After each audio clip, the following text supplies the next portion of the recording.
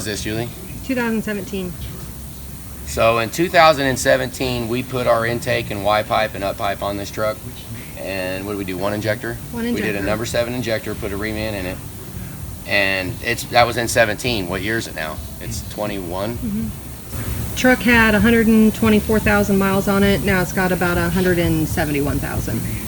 Yeah, so cool. It's back here because he's ready to go ahead and put the other 7 injectors in it. So I am absolutely willing to show you how to do your own bolt-on parts. Now we're going to clean it. If you look at the batteries right here, okay, I don't want to even start the job. Don't even start with the batteries looking like that. See that green corrosion? I mean, none of them are good. So that's the first thing I'm going to address, because I know when we're going to do the injectors, you're going to take the battery cables off. Now, if you got hot water, remember I mentioned to go to the water heater and run a hose up? Now, to clean that off, I know a lot of people will put Coke, they'll put all kinds of stuff on it. They have ideas and thoughts. Now, stand back a little bit and let's just see. I think this water's already hot. If you use hot water, watch what this thing does. Now, it gets it everywhere. Okay, use a little common sense. The alternator, the belt, you absolutely could squeak the belt. Most of the other stuff under here is absolutely waterproof. That's disgusting. Yeah, okay, okay, here we go. Now, watch what hot water does. I'm going to stand back so he doesn't splash the water all over my phone. Now this is beginning. This is before I even touched the truck. Haven't done a thing. Now go look how fast look how good it looks now. Gone. Okay, that's just hot water. So hot water will eliminate a lot of your problems. Now look at the battery too. See, we'll go up. Hang on, I'm going to get it wet. Clean it off. Let's start with a good spot to work. And by that I mean, like, master cylinders always get nasty crap on them. You see this stuff on the master cylinder? You see all that?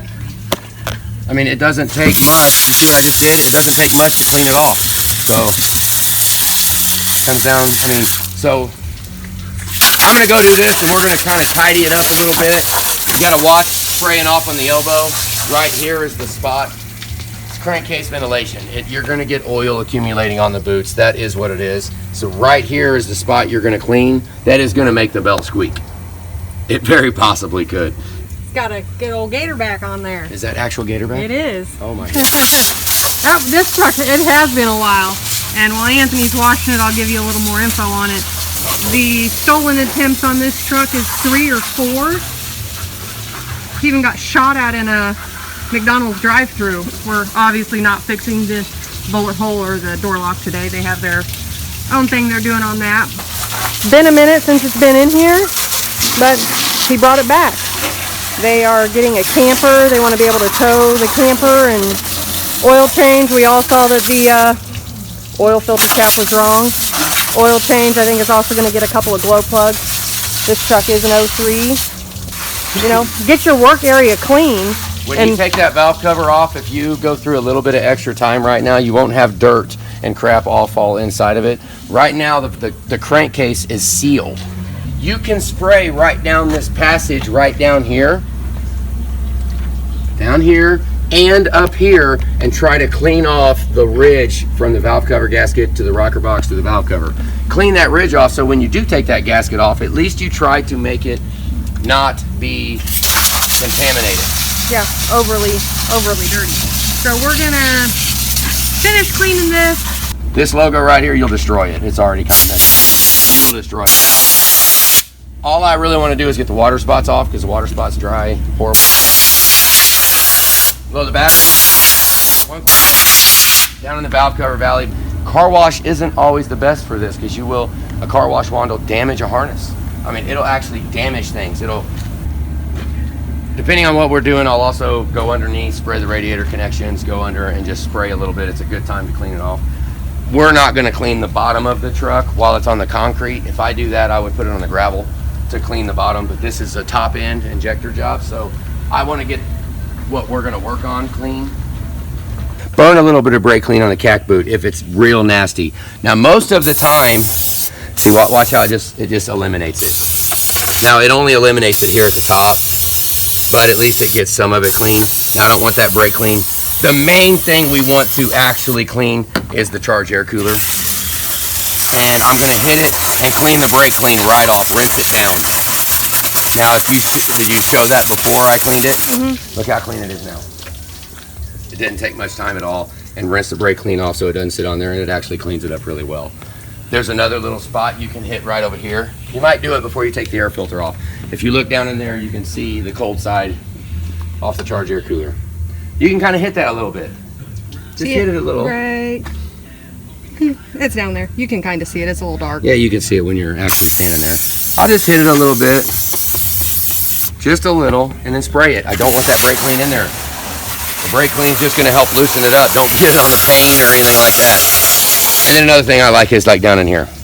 See, there's always nasty stuff in the fenders right here in the line. See all that crap? So, and then sometimes you could take a towel. See this right here? You could take a towel and actually just touch it. Most of the time you just touch it. That's all you got to do. And then when you get done with your truck and you pop your hood, and everybody's like, "What'd you do today?" And you did injectors on your truck and you popped the hood and everything actually looks like it was just touched. That'll make you feel, it makes me feel good to do that. So, yeah, I pulled Julie over here because I had a couple of things. I don't really want to miss any steps. I want you guys to see More everything. cleaning tips. Yeah, because, I mean, this is everything we do. I mean, if nobody wants to see it, then okay, all right, but I'm imagining that some of you probably do. We're gonna put this up. We're done with this for now. I don't want to get too carried away. Just in certain spots. Like I am not going to hit this because I don't want to take a chance on that grease actually coming off and going down on the belt. Because if you brake clean this right here, you will squeak the belt. So I use water only, and then I actually wash the belt off. Now I've been burnt about as many times as I've been saved by doing that, but I just can't stand to let the truck sit there and just almost look withered away. If it comes to the shop, or if we're going to take the time to actually work on it, why don't we just? We're not in that big of a hurry. I mean, I'd like to feel good about what I did that day, wouldn't you? So see how hard this is? I mean, this is excruciatingly painful, isn't it? Just wipe around it, and wash it off, and touch it. I mean, it's taken way longer to video to show you what we normally do than if I would have just went ahead and done it, but then I never would have showed you guys. So we're gonna get this done and we're gonna get it inside. All right, guys. Anthony's just over here getting a spot ready for some parts we're about to take off.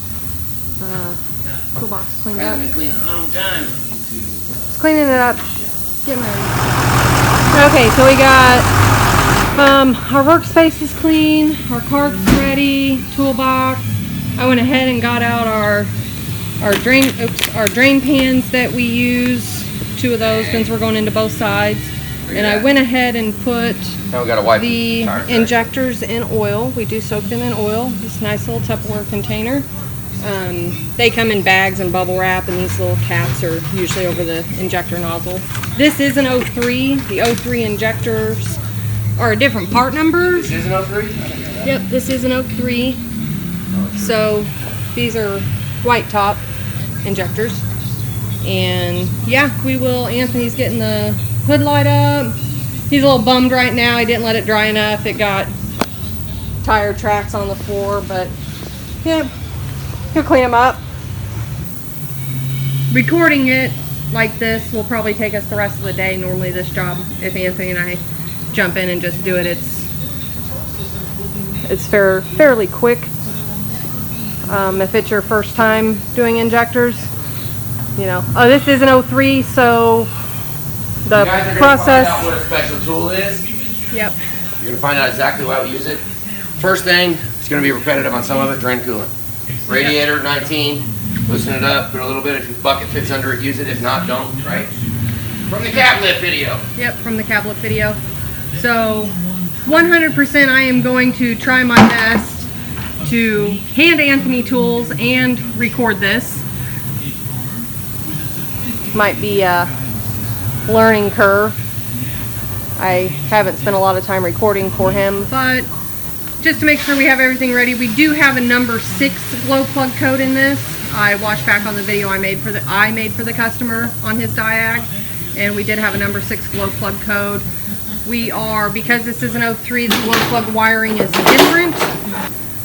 Hopefully not breaking anything with the glow plug wires, and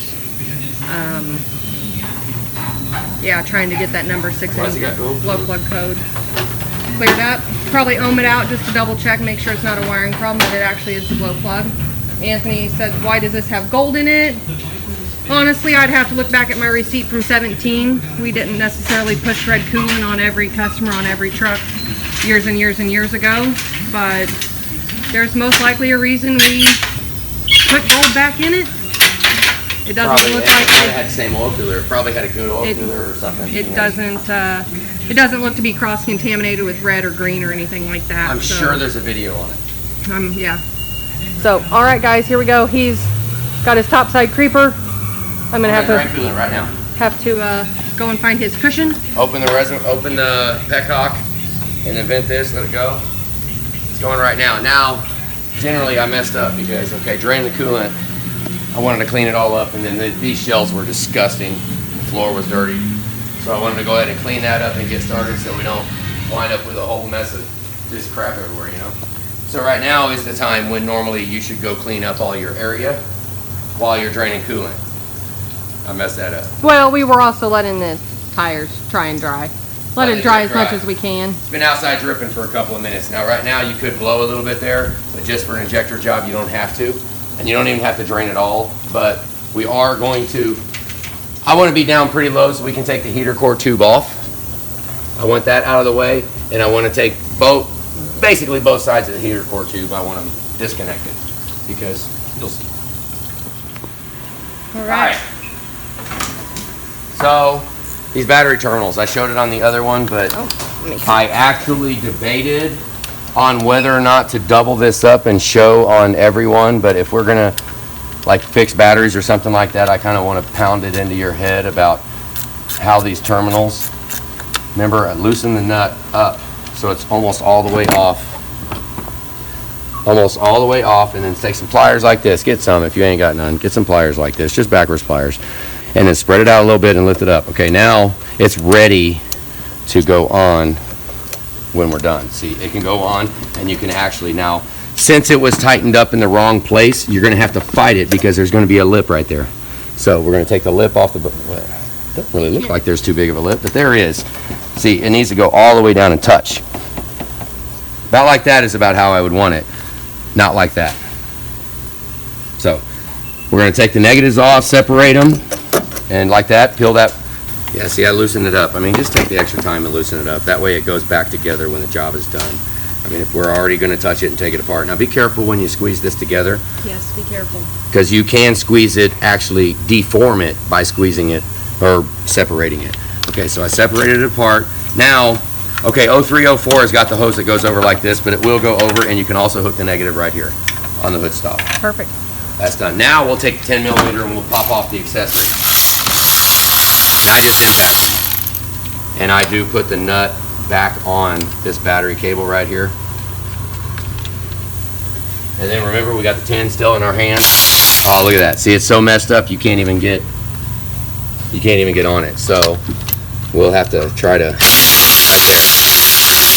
Okay, at that point, just get it off. Just get it off of there, and then now we have to play with trying to get these straightened up, because it is bent all crazy. And the biggest reason for this, guys, and you know if you've watched, but this might be your first time watching, we cannot buy battery cables from Ford anymore. You cannot get them. They say you can, and they're really expensive, but they're $600 or something. Yeah, they're not available. There are a few aftermarket companies. We haven't tried any yet, but let's take care of our battery cables. You know, we've replaced a lot of battery cables. It used to be a $100 bill for the battery cable, and we sold hundreds of them. Yes. Maybe more than hundreds. I don't know. Maybe. But see, you see how long I'm spinning on this? Because if you don't take the time to loosen this bolt all the way up, if you don't take the time on that, man, you're gonna wish you did when it's time to go back together. Watch, separate it just a little bit. You see how I got the nut out? See it? I loosened it up so I can stretch it out. Okay, now that almost looks like a normal battery terminal. We actually might be able to put that back on and it look better than it was when it came in. So we'll do the same thing over here, and when we're doing injectors, it's nice to have the room in the tray to set stuff. So just get the batteries out. Don't try to halfway do it. That's a pain in the butt. Just get both batteries, take them out, because it's only 2 8mm. 2 8mm. Look, this one doesn't even have any hold downs on it. So this one's actually out right now. Look, it didn't even have hold downs. What do you guys think we're gonna do? we need to put hold downs on it to hold the batteries down. So it's things like that why the estimate of however much we tell you it's going to cost, very rarely can it stay there. I mean, unless we just say to heck with it, I don't care if your batteries are bolted down, but we have the ability to get the hold downs to put them on there. Now you have to buy them from the parts store. Get them from the parts store. Don't even try Ford, because Ford, they're such a pain in the butt, and Dorman sells them. It's a battery hold down. We're not gonna, just get them from O'Reilly's. This is another one. Look, that's a new hose. It was a new hose back in 2017. So I'm not gonna garble it up by putting the clamp further down. Broken record, repetitive syndrome. Now this is, now we'll go ahead and get another set of these, and I'll barely put them on. Oh my gosh, you guys are gonna see if I buy a radiator. Grab it just a little bit and cock it. Oh, come on, sideways. There it goes. Oh, it didn't crack. Did you hear that? Normally you'll hear a crack when the hose pops loose of the radiator. Okay. Yeah, when the rubber comes loose of the plastic. And then I will go ahead, just like I said, take these clamps off. That way the clamps, normally, now if it's an old hose and it doesn't look good and there's witness marks and it's all destroyed, I would just move the hose over to here and let it clamp, and that would keep it. But when the hoses look good, I don't want to put lines on them. So we want to be able to clean that and make it look almost brand new again. This is a special tool right here, which we don't even really need it, right? Because the clamp is a little over right here. A lot of times this clamp, especially on early model or late models, it'll be over even more. This is enough. You could probably put an 8 short well on it, on a Milwaukee, and pop it loose. Why don't I loosen it? And then air filter. You guys remember the air filter? Let me go ahead and show you there. Let me show you. It's going to be a long video. Okay, loosen that up. Now, be careful here. Just push in, push it, and put your finger there, and push it out, just like that. Now, 0304 is clipped on the filter, or the dipstick. And down here, filter minder. Okay, first thing I would always do is pull this tab up and unplug it, right? Get it unplugged. And then you can just grab it with some force, twist it around, boom, it's gone. Okay, right there. Now I've got that gone. We'll just set this over here on our shelf with all our Set it on our shelf. stuff. Okay, remember what I said? Put your hand here, put your thumb here, put your hand here, pop it off. Boom, there you go, done. Go up and cock it to the side like that, take it around, and there you go. There's your air filter. It's all gone. We'll get it clean. All right, now don't even think that you're gonna grab the topside creeper and wheel under here. It has probably been 75,000 times have I wheeled the creeper under here and knocked this bucket and spilled coolant all over the place. So drain your coolant and get it out of the way. 'Cause I just about did it just now, and I said, you know what? You probably ought to catch that, because I've done it so many freaking times that I imagine somebody else is gonna do it. Look, there's leaves in it.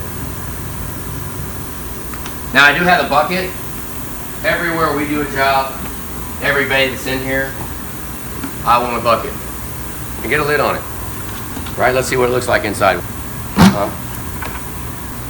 It's clean. Okay. Now I want to put this in a bucket so that more stuff doesn't get on it. You guys ever dug through coolant? Freaking nasty. That's very, very dirty gold. That would correspond with 2017 coolant. So this has been in service for 17, 18, 19. Yeah, that's gold coolant that is ready to be changed. All right, just like in the cab lift video, we're gonna throw a little bit on the cac tube. We're not even gonna take the cold side cac tube off, but a little bit on it during a normal operation of the job is never a bad thing. Okay, Milwaukee, sometimes they get worn out and they like to chatter and they won't work right. The nut driver will actually bang it off. Like, see, it spins, which this one could have spun normally, and yours might spin normally just fine with the Milwaukee. I might be able to reach them. Maybe, I doubt it. There. Throw a foot long and get the radiator, the one next to the radiator, keep it up and down with the radiator. And when you look down this line right here, you watch the clamp, because sometimes it gets really close. Brute force if you want, which would be kind of stupid because there's a lip inside of here, and if it's stuck, if the boot is stuck to the tube, then you'll rip any of the rubber, the silicone or whatever it is, the orange inside of there, you'll rip it. So, you know, we don't have to brute force, just kind of wiggle it a little bit, and the goal would be for that orange to stay in the boot, not to be stuck to that, right? But if it does stick to that, that's actually what you want during operation of the truck, because that keeps that cack boot from falling off. See, this one came out. 03s have got the AC line. That one went pretty easy. Did you see how I did that? It came out easy. Let me know how yours comes out when you do yours, because if you try to leave this boot on the tube and you try to pull it out, it's just longer. It's kind of a pain in the butt. Now this, I'll just pull it down, see if it pops loose. This hasn't been apart since 2017.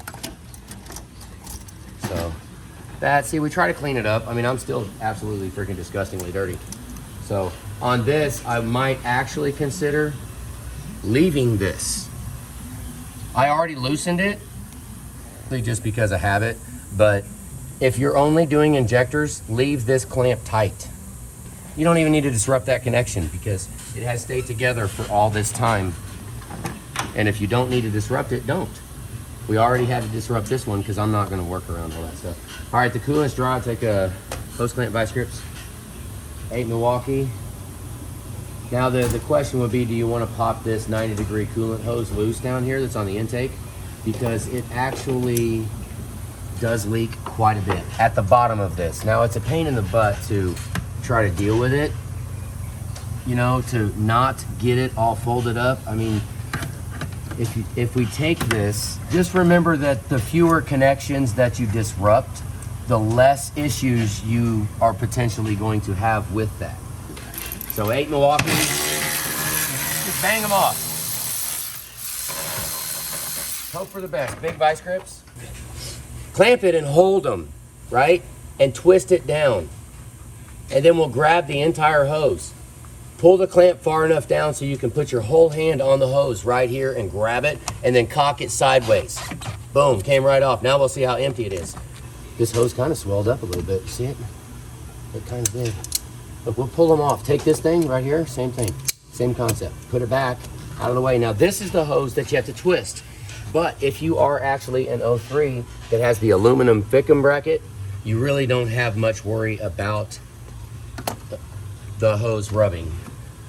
Now, you're doing injectors, disconnect this whole thing. I think I'll let Julie take the whole thing, vice grips and everything. Now, you can put it up over, all these lines are pretty hard. And put the heater core tube, boom, look at that. It's gone. Give me a 13 Milwaukee and a 10 Milwaukee short well. Let's see. Hey. Nothing. Oh, look at that. What happened there? We did this. There's a bolt missing. There's a bolt missing. Them shoddy son of a guns. Oh my God. Okay, we're gonna cut more. All right, we're missing one bolt on the Fickum. It's kind of a drag, but we'll get it. I mean, I don't. Okay, so I've already found quite a few things wrong, and this is one of our jobs. You know, we did this in 2017. Okay, some of these are going to be different. These are 13 for the Fickum. Now, the back one's missing. We're going to have to get that out. I'll show you later what that is. I mean, that freaking drag. This is where a lot of money's been spent right here. You know what I don't even remember if all of the tabs are on this truck, but if you grab the Fickum just like this together, squeeze everything in, squeeze it together, then put your hands upside down like this, hands upside down. Look, the Fickum is on top. Get a light, will you? Grab a light and maybe we can shine it in here. The Fickum is on top of me like this, right? Now I push the tabs right here. See? Remember, I've already pushed it up in there. So now I'm holding it up and I'll push both tabs. Oh, did you see that? Did you catch it? Yeah. You see that? They both popped out. Okay. Now we just wiggle it a little bit. See how hard that was? Look, they're not broke. Bam, look at that. Okay. Let's see if we can do it again. Oh, look at that. It did. Push it up in there. And then do you see? This is 2017. Look, we dielectric grease it. And did you see how easy this comes apart? Watch this. Let's do the last one. Watch it be broke. Nope, they both came out easy. It's really tough to squeeze it like this, okay? Once you get those tabs released, stick your hand up here and grab it. And then wiggle it like that. Did you see how that came out? Now, let's look in here and see how I did. Let's look here. I don't have enough slack. See the tab? Now when I say the tab, I mean that thing right there. See how it's a flat looking foot? Like all of them are there. That is freaking awesome. Heck yeah. Here you go. All right, now this little boot right here. We don't have to take that clamp off very much. I would actually rather not take it off. Now, like leave it on so that it will not come outside the channel, and then we just pull it apart. Let's see if I'm one-handed. But just pull it right here and just pull it and try to pop it. See like that? Just pop it off. I promise you, we have not taken this apart since 2017. So you're gonna actually get, oh, and these brackets, they are kind of a pain in the butt. I really am not a fan of the little rubber grommets and everything that's inside of them. You got a 10 Milwaukee. We use a lot of 10 Milwaukee, 13 Milwaukee, 8 Milwaukee, gear wrench, special tool, stupid long. So we're gonna get this bracket off of here. We just pop the 10s off. Sometimes you might have to have a backup wrench. Oh, I didn't there. So these 10s, if you have, you gotta watch these Fickum brackets. Grab me a 12 gear wrench. Okay. Now. Good. Wait. You ready? Okay, when we take the 10 out on yours, if yours is an 04, even on some of these 03s, go ahead and grab a wrench and put it on the back of the valve cover. How far can you reach? Can you reach farther in there? You need a more cord. Let's stop that, because you need more cord. Okay, if you do have an 04, 05 that has a different Fickum bracket, yours will have a bracket, one here and another bracket. What happened? It gave that little icon thing like it was Okay. Yeah. Go. Okay.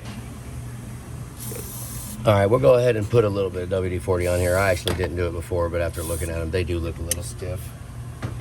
So I would definitely not just bang the 10 on this bolt down here at the back. Put your finger on the bottom and feel the valve cover bolt, and then I would pull the trigger, hold the trigger, and oh, look at that, it spun it. Ooh, so yeah, it spun it, okay? See that? No, you can't see it, can you? Not really, can you? Yeah, see that? It spun it. So have your backup wrench ready, then it's no big deal. That way you don't tear up the bolt and mess a bunch of crap up. I should have, normally, if I wasn't talking a bunch of crap, I would have already had the backup wrench on it. Never would have been a problem. So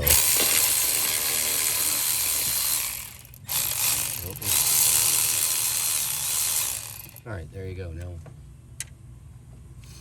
this last one, same thing. Put your hand on the top. There you go.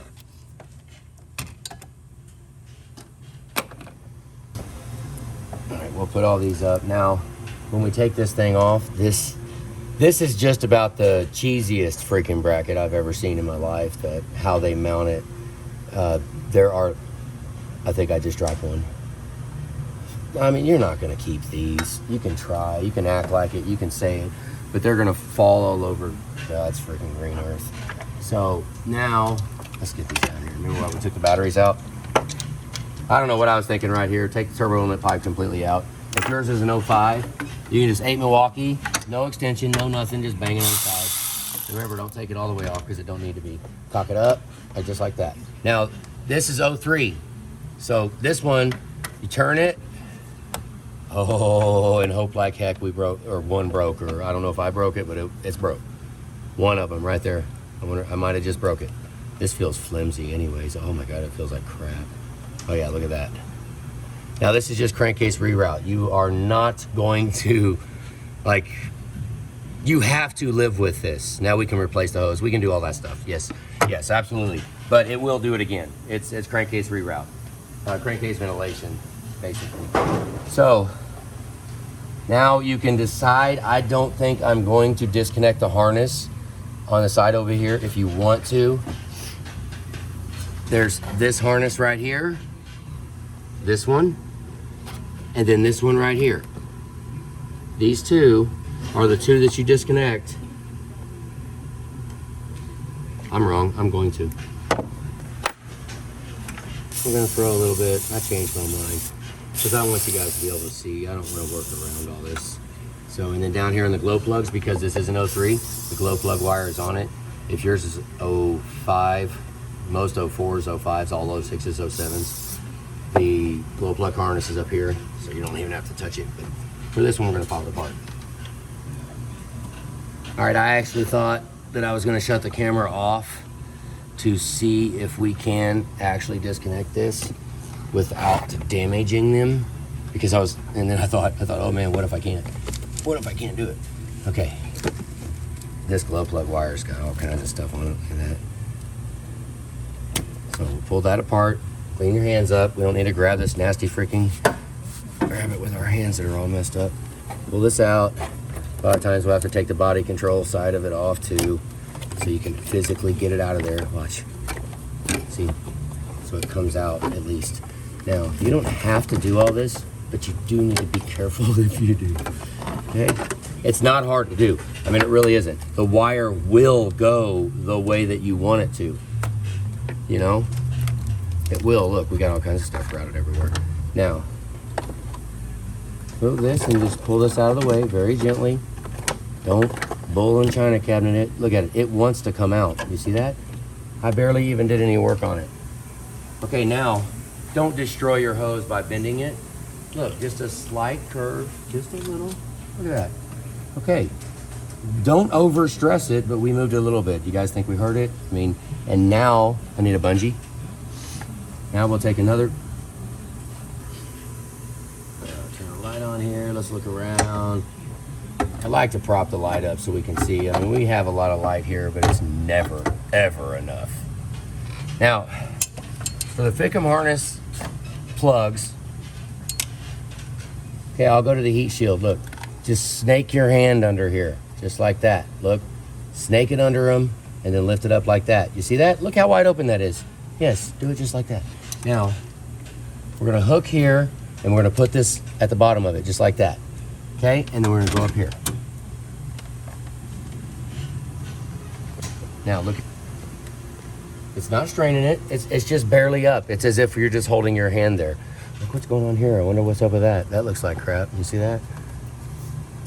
We'll look at that more later. Never had an issue. We'll just look at it later. Okay, don't forget, and you absolutely do have to spray this old girl right here. Let's just do one. Where's the tin at? Let's just do one quick hit, and with my finger on the bottom, and see if this pops loose. Just because if it does, then we'll be happy. Yep, it did. But I know exactly when it does. This oil dipstick too. Oil dipstick. With my finger on it, I know the split second. That way, if it does start to spin it, then it'll either move this with it, or it'll twist this and break it off, or it won't let it come out. On other certain instances, it won't let it come out, and it will strip the threads out of the valve cover. So pull that off. I don't want to disrupt the O-ring down at the bottom. I don't really want to, not too much. All right, let's get okay, 12 Milwaukee. Honestly, I don't even use an extension on it. You need 12 gear wrench for this side too. Here we go. Okay, we actually, look, this must have been a hodgepodge of ours. You guys want to see? I'll show you. Now, when you're loosening up the valve cover bolt, look, I must have taken a stud and ground it off. This was back in 17, because that one, you know, there's long studs, there's short studs, there's a lot of them's different on here. Don't always get that lucky. A lot of times I kind of look for it to come off. That way it's a connection, but it doesn't really matter. The rubber grommets on the valve cover bolts, what I would do is impact it. I'm gonna call it impacting, okay guys, keep up. When I say impact, I mean just pull the freaking trigger, and slam it on the bolt right as you pull, right as you got the trigger pulled. Now, while it is backing the valve cover bolt out, I also keep my finger on the rubber grommet and squeeze on it as it pulls up. Watch. Impact it. Now push on it. See, now it's moved. Bam, gone. Hit it again. Bam. Come on, let's go. Put your hand on it. Let's go, let's go, let's go.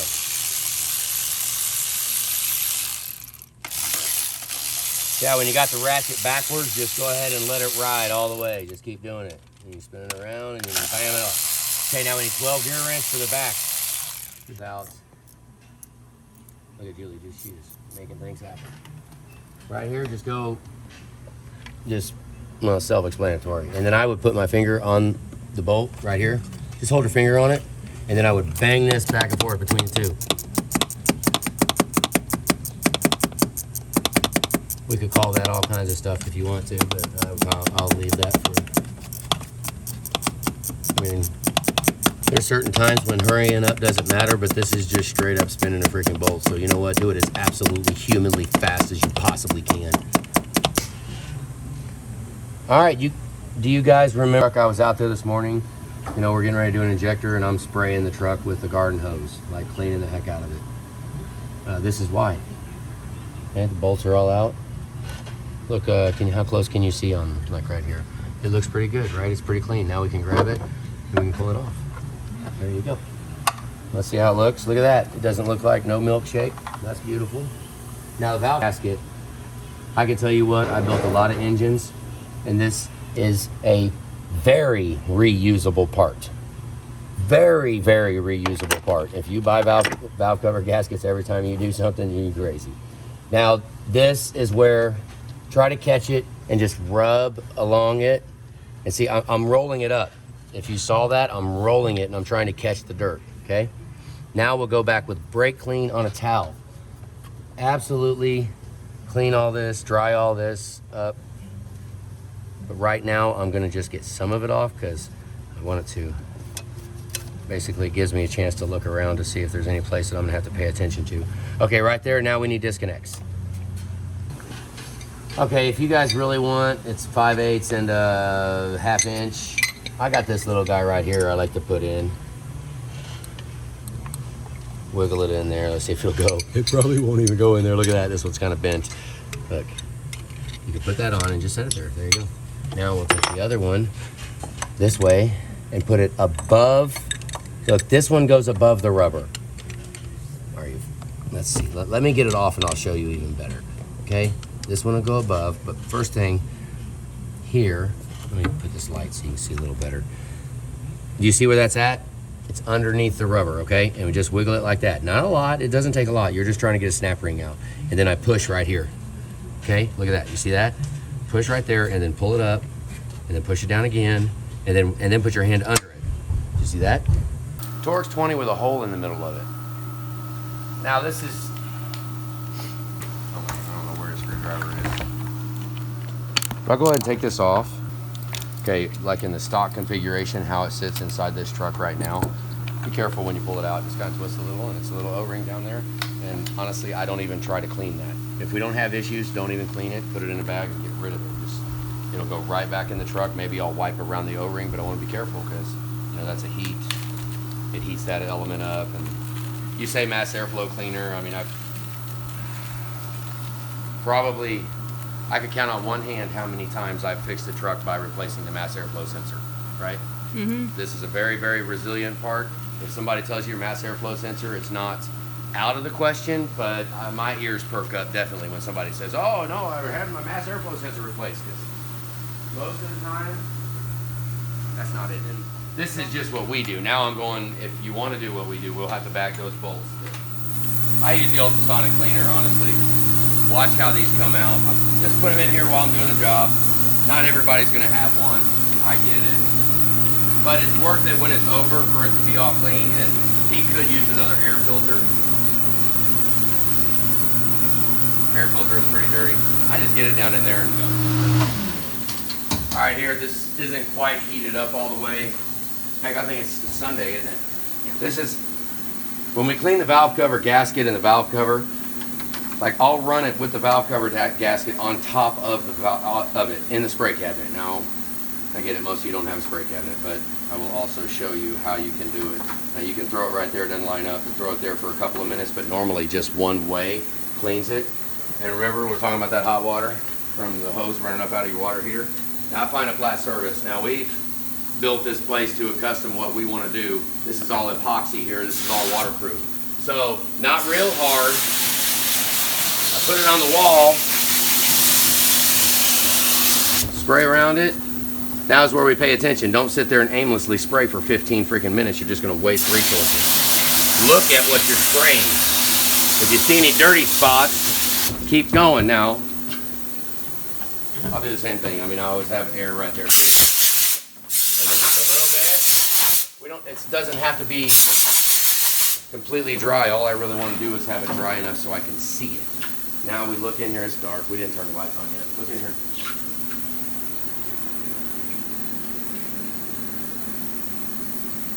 It's perfect. I mean, it actually does look perfect. That's why I said these valve covers, I've built many, many, many engines. I built probably 100 times the amount of engines that the amount of valve cover gaskets I've replaced. Now for me, since we have it, I'll throw that on and honestly watch. It only takes, counting, stay with me, stay with me. Remember, it's been going for quite a while.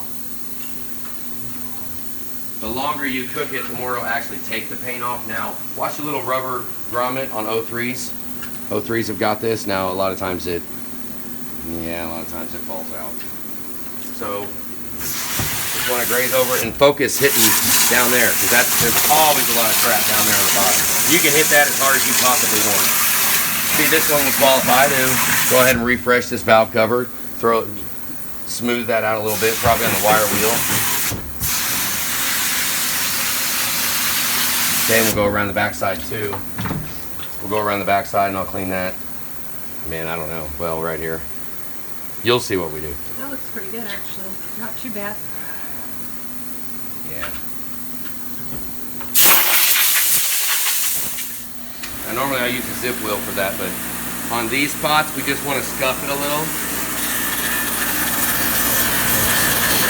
I just want to scuff it, right? Scuff it so that you can't feel the paint line. That way when we paint it, the idea is that we're going to end that line, right? And you won't even be able to tell. Little stuff like that rust spot. See how easy that comes off?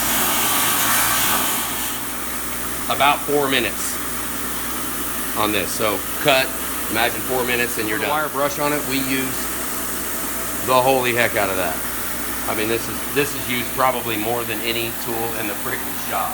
Yeah, we go through a lot of wheels.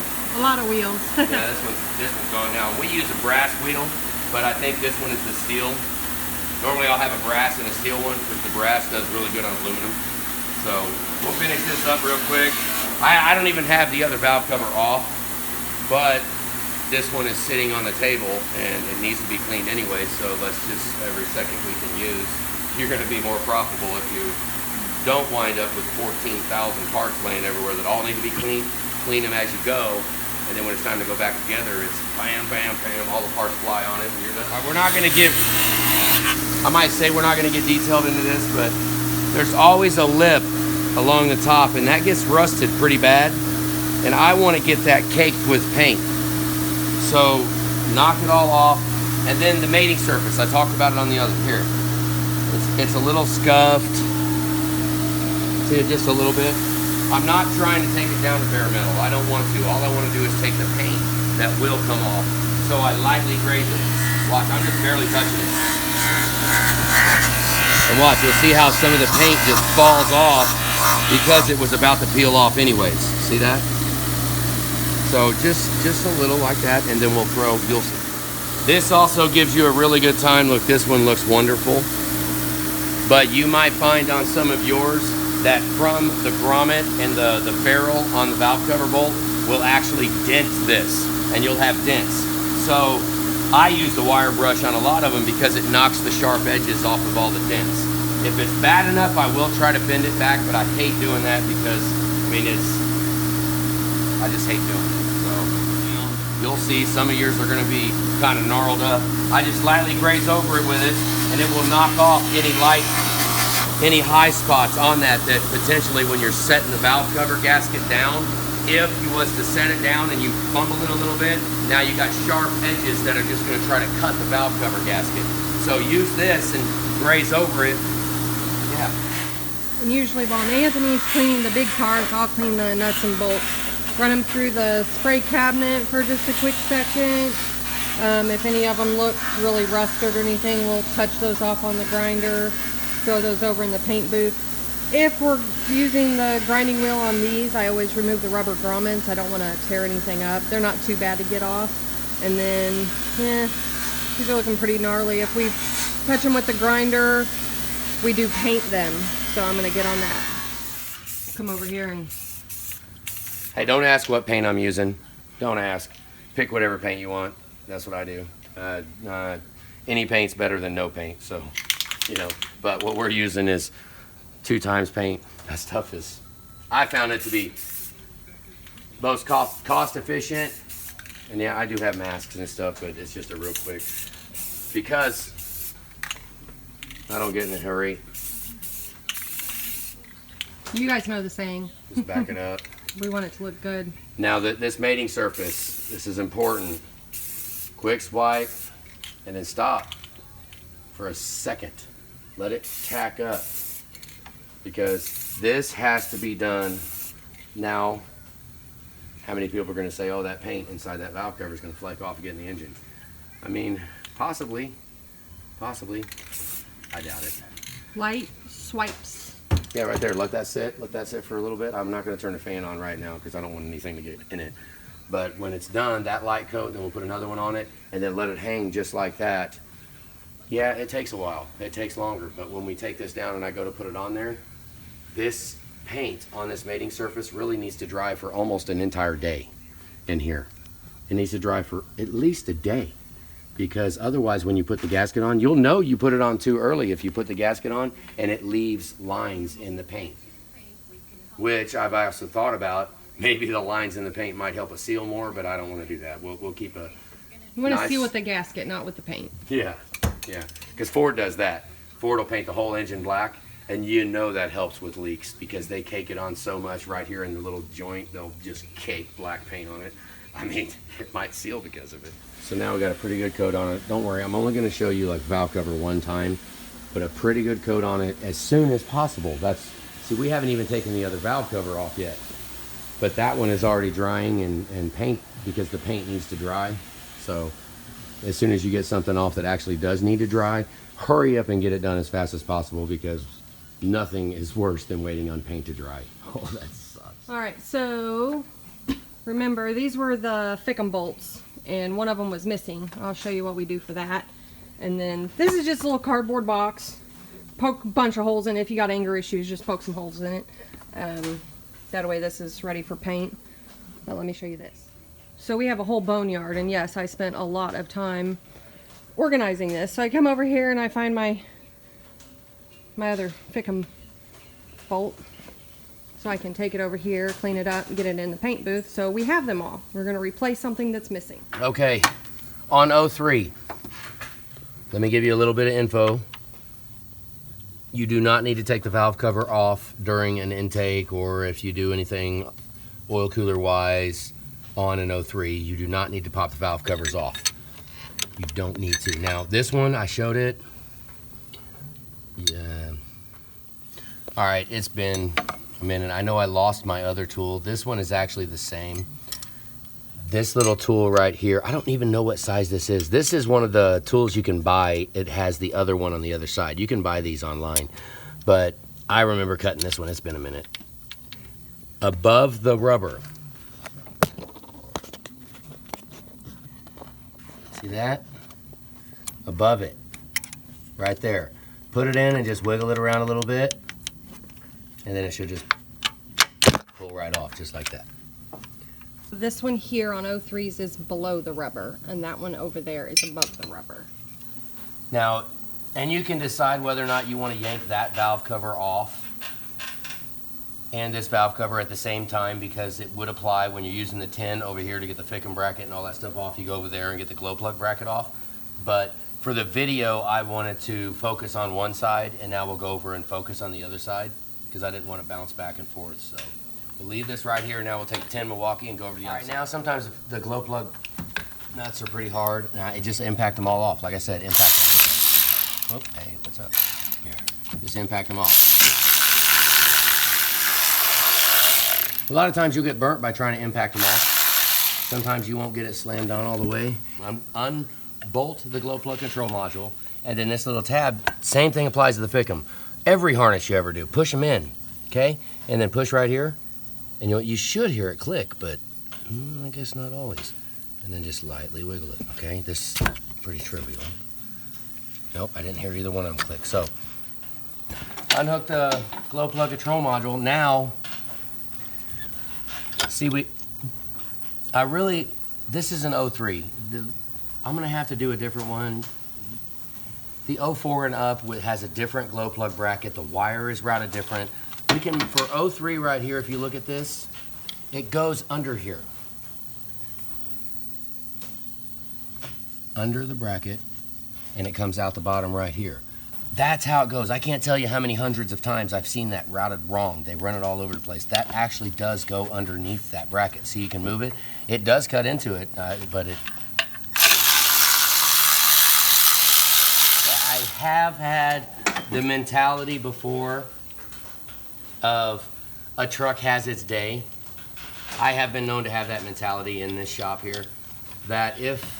Now that we can't leave that like that, but... Normally, like say a truck's been in bay 1 and we don't do injectors, we go back in later for injectors, I normally will not repaint anything that was colored. I mean, this was 5 years ago, the paint's all falling off. See, what's the phrase? There's no warranty on paint. Yeah, that's why, because this was 4 years later and it's peeling off and it kind of looks like crap. So, and I know a lot of people will have 4,000 opinions on paint. Oh, we got to use this paint. We got to use that paint. Oh, this paint has chemical something, something, blah, blah, blah. I don't understand all. I don't really care. Any paint's better than no paint. That's my opinion on it. So, yeah. Okay, we're going to do all we can here. The glow plug on an 03. This is 03. I mean, on a lot of these connections, just spray them down before you even try to touch them. Put a towel over it and then just wipe it down. At least we can try, because this thing was covered with nasty crap.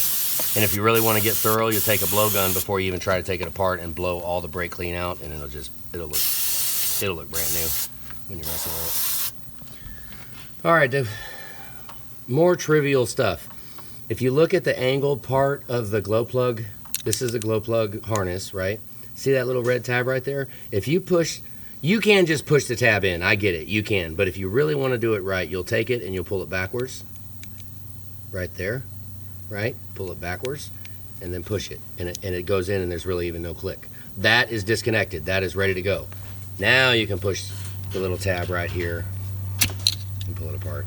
That's when we check, see the leak and there's oil all over it. And there's just crap everywhere. Okay, this will apply to 03 and any other ICP harnesses. If you take, you can clean out 03 ICP harness. You don't have to replace the pigtail just because it has oil on it on an ICP harness. You can throw some brake clean in it and blow it out. Close your eyes.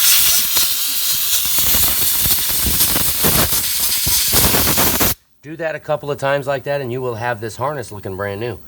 So, and I'm not necessarily for glow plugs, but that's for ICP, because more ICP pigtails get replaced just because they're covered with oil, and that's ridiculous. I mean, only if they're degraded from the oil do we need to replace it. Just because it's wet is no means to replace the pigtail unless there's damage done from the oil.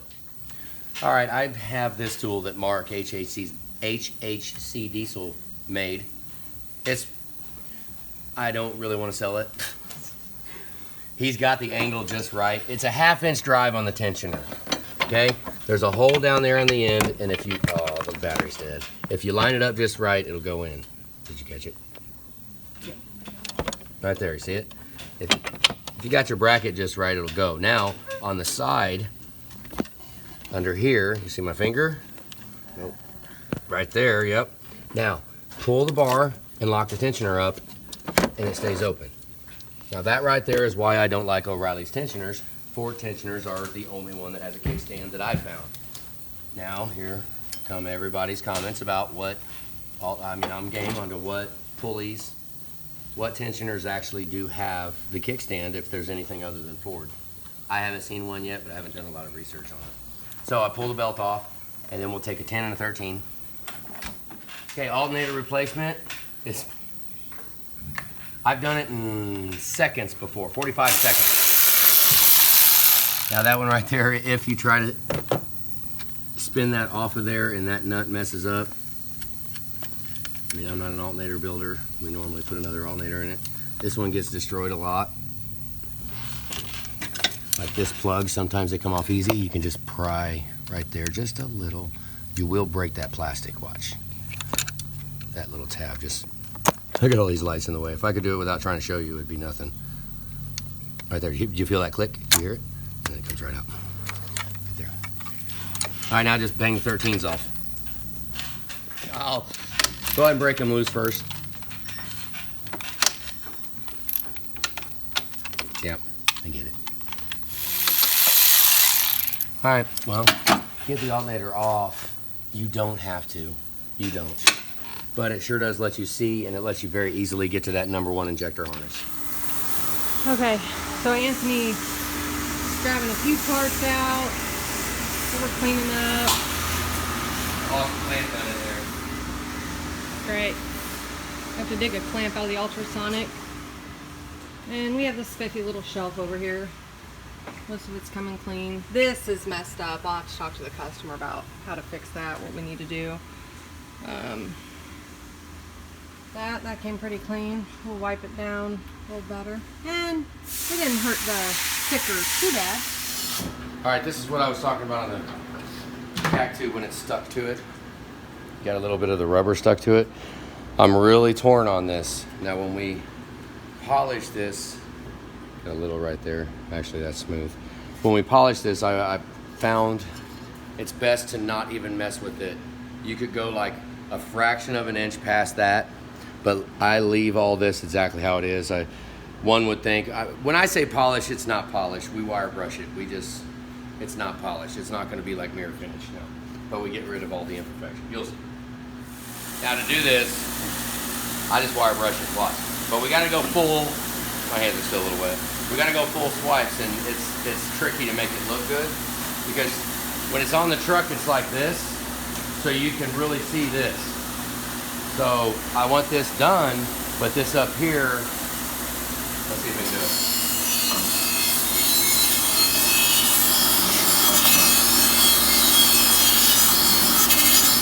Yeah, so maybe it does take about 9 minutes. It'll take longer than 9 minutes. I was being optimistic. So he'll clean on that and we'll keep showing you what we're doing. Now the trick is to get it to turn the corner. We'll go through here and knock it all off and get it to where it's kind of uniform like that. And then I'll have to go down and take the green with the whole thing. We'll see. I like doing this. It's a pain in the freaking butt, and no two will ever look the same. But it looks good, guys. And then we'll clear coat it.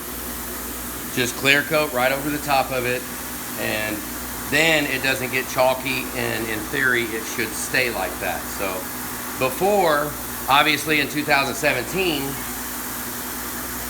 this got painted gray, silver, to try to look like it, and we I guess tried to cheap out back then.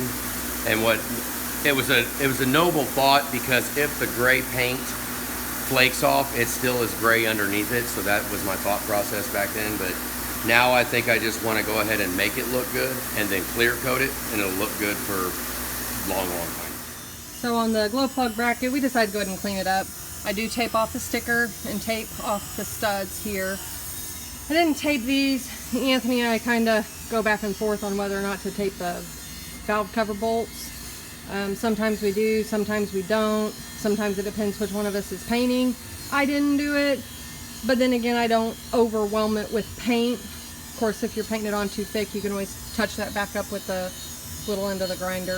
Let's go check on it. Okay, so he's still at it, still cleaning it up. You guys excited to see what it looks like when it's done? It looks good. Okay, this is just about dry. Mating surface around it. Now I still do not want to set it on there. It's not exactly perfect, but it's pretty good. Now I'd like to prop this up so the crankcase breather box can be down like that. Yeah. So prop it up somewhere where you're not going to set it on the mating surface because that paint still is not cured. Normally I'll prop it up in the bed of the truck or something and figure out how to angle it up like that. That way the crankcase breather can drain. Propped it up like this. Just Not barely all set of it your down. customers will have a mower deck in the bed of their truck, but just so it's on a little bit of an angle. See if I can catch it this way. Just a little bit of an angle. Okay, I pretty much hosed Elliot back in 2017 from ever having one that actually would be how I would want it to look by putting paint on it, so don't paint it.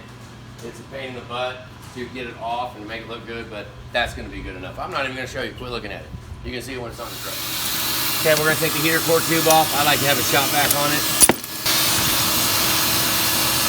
Sometimes this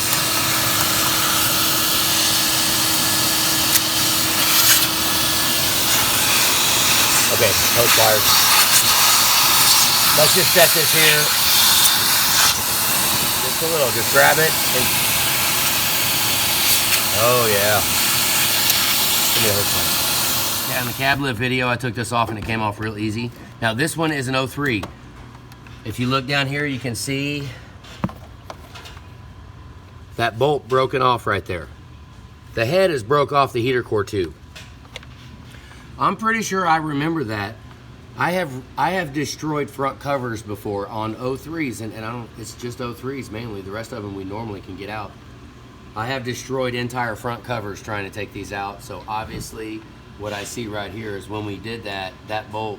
I mean, it's got red paint over the broken part of the bolt. So we obviously just kind of ghetto rigged and threw some paint on this tube while it was on the truck, because that.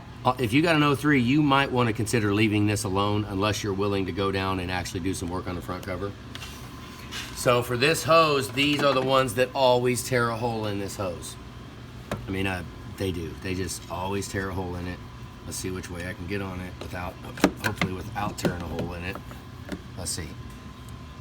Just wiggle it.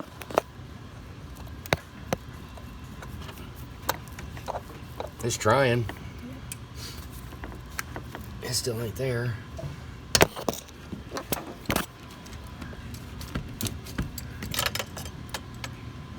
If we're gonna do this, it wouldn't be bad to rip through it at the beginning. Come on, come on. Wiggle it side to side until you hear it crack. And once you hear it crack, just grab it right here and put a finger on the bottom and a finger on the top and just pull it. See that? See how it moves? And this one's nasty. It's pain in the butt. Okay, now we just take the shop vac very carefully. There's always going to be some.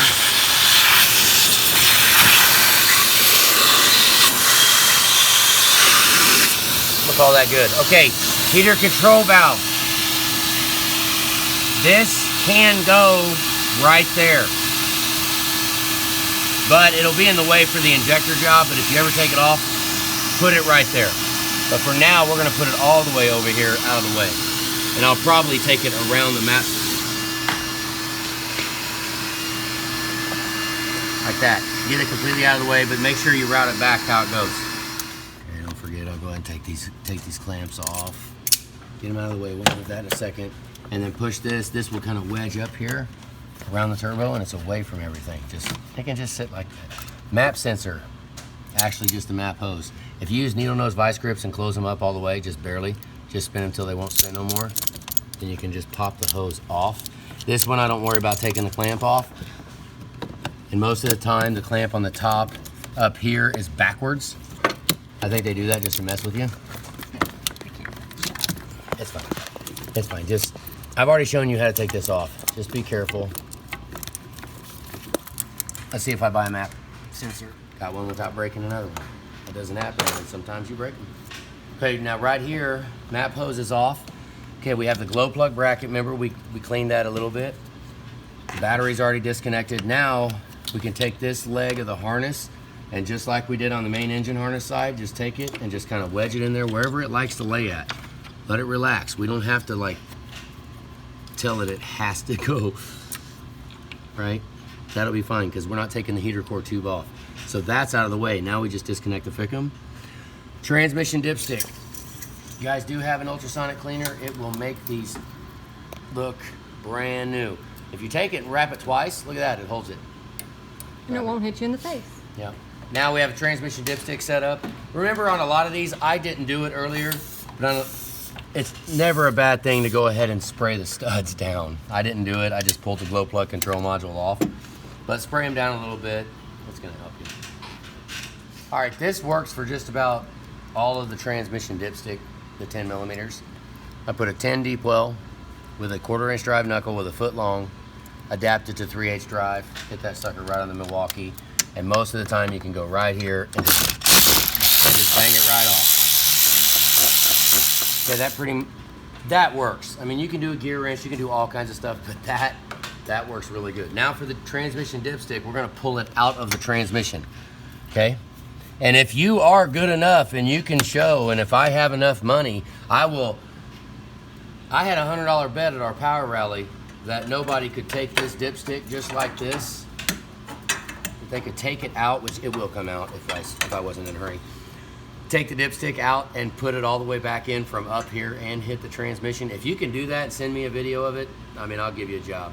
Because I think I've done it once. No, I don't know if I've ever done it. I don't know, but just to be able to hit this right here and to go right into the transmission and get it in the hole of the transmission and on the stud at the same time without having to go underneath it, if you can do that, then you deserve every dollar you make in your life. Now, I missed the step on the other one because we're using the FICM harness. Now, I would take a little brake clean and just spray the connection. If I can get it in there. Just spray it and kind of clean it out. Wouldn't hurt right now would be a pretty good time to spray the rocker box cover too. Just to help, because over here it's kind of hard to spray to clean up. But we'll spray all these down just a little bit. Try to make them look good. And then I'll lightly blow them off.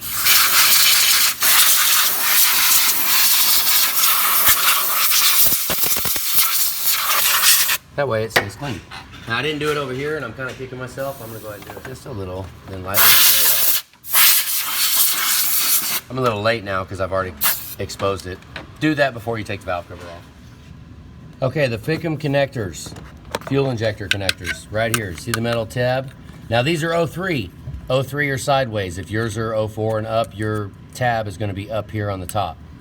So you can just, I'm trying to do it with one hand. Okay, we'll go to this one to show you.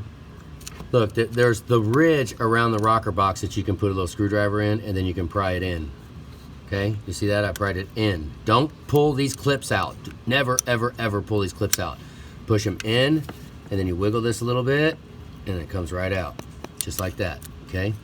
Do that on all of them very gently. Just push it in and pull it out. All right, makes sense. Okay, I didn't touch the harness on the other side. You really don't need to get the valve cover off. Now, your truck should have two push pin retainers to go on the valve cover studs right here. If they're not on there, I put them back on if they're not on there. But that causes us to have to take the FICM harness loose, get it out of the way before you take the valve cover off because of these two push pins. So just pull it out of the way just a little, just like I cringe when I see people pull stuff as tight as they possibly can and bungee it over and it's stressed and tweaked. Yeah, we just barely move it so it stays. It's not even really affected right now. Okay, I already showed you on the other side to have your finger down on the bottom of the rubber and pull it up. But as I impact these off, remember what I said, impact. Impact is pull the trigger and slam it on the bolt. That's how I take these off. All right, I was taking them off and I figured, like every job is different, right? This thing looks like crap, so I'm not really gonna worry too much about the paint right now.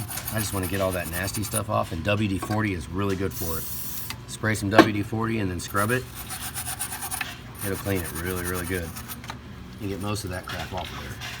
Like I said, it's not a beauty contest, but at least we can try. And you notice when I'm doing this too, I'm doing this when the truck is dirty, right? There's no valve cover, clean. Look at that, it's all dirty and nasty. So if we can remember to do that while you're taking it apart, then you don't have to worry about getting all this crap, see everything that came down, on the clean valve cover when you put it back together. Arguably ready to put back together. She's kind of a messy little girl. Okay, the main pain in the butt is behind the oil fill tube. Most of the time it can reach. See, it don't that time. Now, if you're gonna do that, it'd probably be better put a 1-inch extension on it, really only for that one. And then you can use the Milwaukee all the way around here and just pound them on. Just make sure the grommet comes loose. You will strip that bolt out if that grommet don't come loose. See back there at the back? I just go for it. Now we've got one more at the very bottom down there that you can get with this all by itself. You just go down there and you just, right there. I didn't even see it. Now touch it. You can get both hands on every single valve cover bolt. Okay? You can do it. Sorry you guys can't see it, guys. It's a hard shot to catch. You'll see it. But you'll feel it when you try to do see it. Now right here you could go, maybe sometimes you can get the transmission dipstick. Sometimes you can get the valve cover stud that the dipstick's mounted to off without any special. Now don't pay attention to that. I see right there because I'm trying to video. Normally I would not let it bang like that a couple of times because that tries to strip out the bolt. Don't do that. Make sure hopefully when you're doing it, you're not videoing it so you can focus on it and just do one thing, and you put both hands on the Milwaukee and you get it lined up and pull the trigger and bang it on there, and I mean, you'll be amazed. It's wonderful. So now these last two at the HVAC box is a 12-gear wrench. If you don't have a 12-gear wrench, don't even try to do this job. Just run down to the store and get one before you even think about it, because don't use a regular ratchet. Works if you put it upside down, put one finger on top. You need a flash on. Kill it. Go ahead and kill it and turn the flash on. That way they can see it. Just like that. Put it upside down, put your finger on top of it, and let her eat. And now is when you can do it with one hand, if you get good enough, and you can just swing it back and forth. See, my other hand's not even being used. Yep. So you're only gonna get them broke loose as much as, until the ratchet won't spin no more. And then I put one, see my hand on the bottom, and I got one on the top. Just spin them by hand. These two you're gonna take out by hand.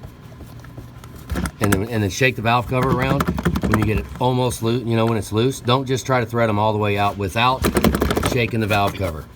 You shake that valve cover, it pops the grommets loose, everything pops loose, and everything is just way happier.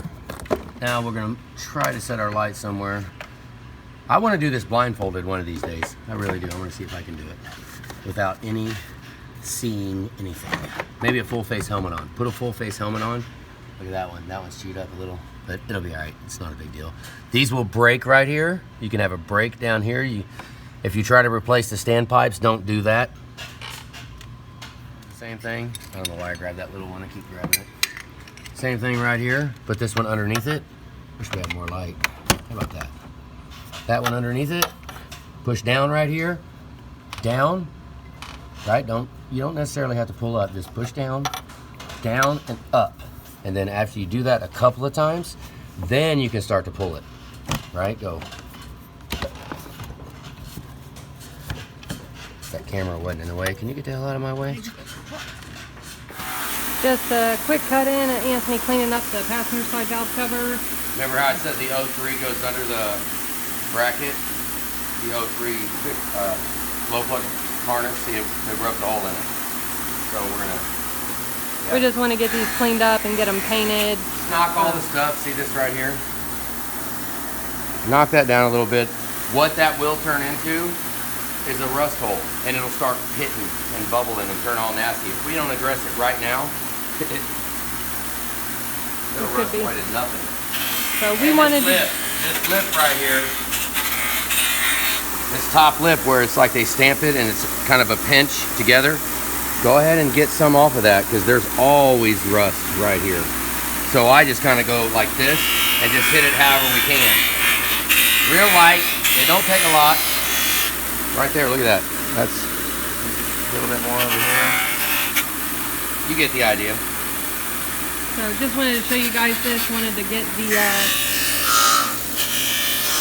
get this part of the valve cover done so it can be drying. Getting ready to pull out the injectors, but wanted to have this over in the paint booth and drying. Once the injectors come out, you put the other ones back in, right? That's the thought. You're not going to be able to do that if you don't have all your parts ready. Get everything all ready so that when we put the ones in, bam, bam, bam, and I go. Okay, yeah, I do this. Okay, now, you don't have to get all crazy. Put the tape along the line of the sticker and along the line of the sticker, and then right here, just peel it back. Look at this. Peel it back till it gets to the sticker, and you don't have to trim it. Then you can just, of course, make that look a little better. You get the idea. Just peel the sticker back, peel the tape back till it gets to the sticker, and then you don't have to worry about cutting it. Okay, if I'm actually fighting it, then we'll go ahead and put another piece along right here, right? But I'm not going to do that. You can do that, but I'm just going to take it and pull it back.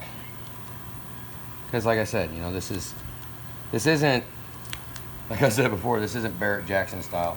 This is cover it up, keep the rust off of it, do the best we can. It's probably not going to be perfect. I could make it a lot better. That screwdriver. Just push it up there so it's on it. That way it doesn't look so cheesy. So there you go. All right, we're going to show you that kit, that Lyle kit that we have over there. I use the other one, but I'm going to try and get this one off with this tool right here, because if that is the case, then you can get that kit. Okay, what we're going to say is that's what I did. If you want to get that Lyle kit, go show them. Just pan over there real quick. And close the lid and show them the kit. Close the lid. That will do a lot of stuff on this truck. And it looks like it might possibly work if I cut this off, which I probably should go ahead and cut it off, but let me find the other tool. Okay, 565 thousandths. I don't know necessarily. 565 thousandths is the size of this tool. So I don't know the part number for it, but this will, same thing. Put it above the rubber on there, and then it, honestly, there's really not much to see here. Let me, and then drain it. See where it's at right there? Above the rubber. And it's 565 thousandths is the U shape. So now we'll go over there and grab that oil rail drain pan. Now those pans right there, O'Reilly sells those pans.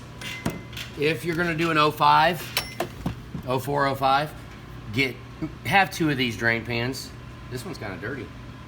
Have two of these drain pans so you can put one oil rail in one side and the other rail on the other side. Since we are doing an 03, then drain this one out. Since we're doing an 03, we can put them both in the same side. Both 03s will fit in there. You just got to be really careful not to mess the nipple cuts up. Yeah, and I have two out in case you wanted two. Okay. All right, right now you can decide whether or not you want to impact them off or if you want to crack them loose first. Now, depending on how they look, yeah, I just impact them off. Now, there is a point where you could loosen this in reverse torque sequence if you really, really wanted to shut the naysayers up.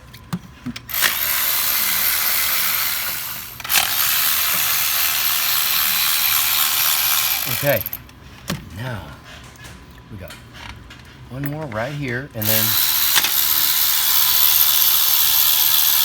now we've got the two. You guys know that special tool? This is the whole reason for that special tool right here. Okay, now if it's an 03, you've got the 8mm. If it's 04 and up, you've got a T30. It comes with them on both sides. Now this one, this allows you to get that, just crack it loose. Now if everything is good with them, then you'll just crack it and you should be able to hand loosen it from there. So now I'll go over here and I'll crack this one too. Okay, right there. Now let's see if we can spin it. Yep. Now these, you're gonna do these by hand every time, even on 05 or any of them.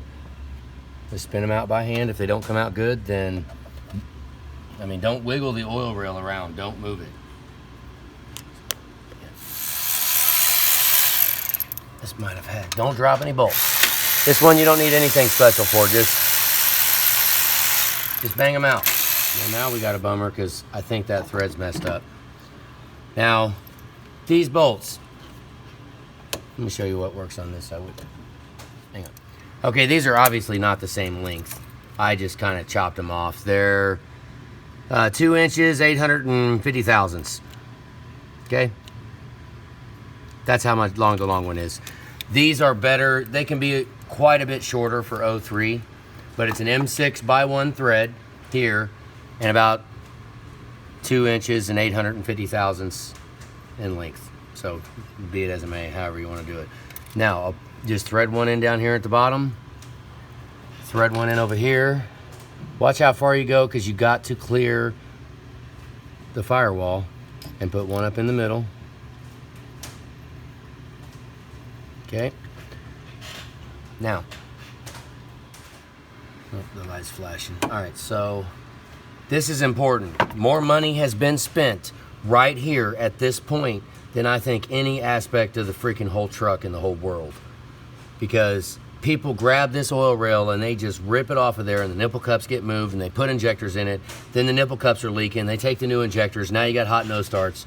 Be careful. This thing needs to come straight off. Now, 03s, you generally can just pull them a little, but just pull them off because they're just a little different. Now, I'll put it, you see where the screwdriver's at right here? Yep. Now, I'll turn it sideways. Right there. Okay, I kind of might have marred a little bit of that. Just a bare. I mean, I just barely turned it. Now, we'll come to this side, and I'll just barely push it up. Just to cock it. Right there. Okay, now come back over here and pop it up one more. Okay, you see how little I moved it? Now I'm holding it straight. I'm holding it from wiggling side to side. Now we're gonna go up. Ooh, it's still a little tight on the back. Now let it sit right there. Okay, come over here. Look straight down in there.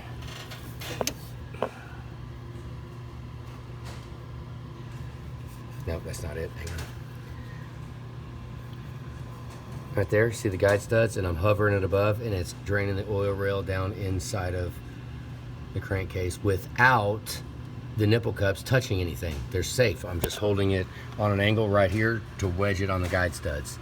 So when we do that, then we'll pull this up, and a lot of times it won't fit because your guide studs are too long. Now hold it on an angle. Oh, look, I just made a mess.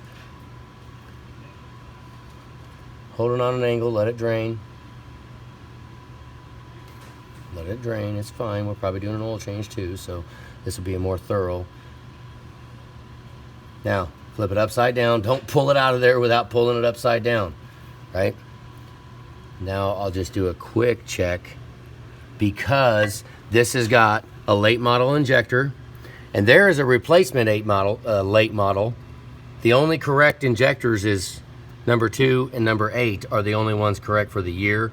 Now, with that said, you can interswap them. I've done it before, but those are not the ones that are actually Ford sells for this truck. So that is a factory installed late model one, which means a used injector got put in right here, or an aftermarket one, I don't know. But that one looks like it's a Ford reman from an 05 and up, 04 and up. So we'll take this out. Carefully, I like to cover it with a towel. That way, you know, no stuff gets in there. It doesn't have to be, just cover the holes. That's good enough. Beautiful. Now for the other side. The other side's gonna be a little trickier because these guide studs, I have different ones for this side. Micrometers over there in the battery tray. These will be pretty easy on the 03. It's when you're doing a passenger side on an 05 and up that these are just, I mean, they're almost just barely long enough. And that is pretty much 30 thousandths shy of 2 inches. So that is by no means some scientific measurement. I actually just cut these things off. And people have asked a lot, well, do you want to sell them? No, I mean, if I did, it'd be like $200 freaking for about 60 cents worth of bolts. Just this, the same thing, M6x1. And I like to try to triangle it, one at the bottom over there, and one at the top over here. Just so we have as much area. And you can thread it in, honestly, on this one. I'll thread it. It's a pain to thread them in too far when you're putting the oil rails on an 05, because these are almost too short. That's why I cut little hex heads in the top of them so that I could put a wrench on it. Because sometimes I mess up when I put the guide studs in with no oil rail on. Sometimes I'll mess up and I'll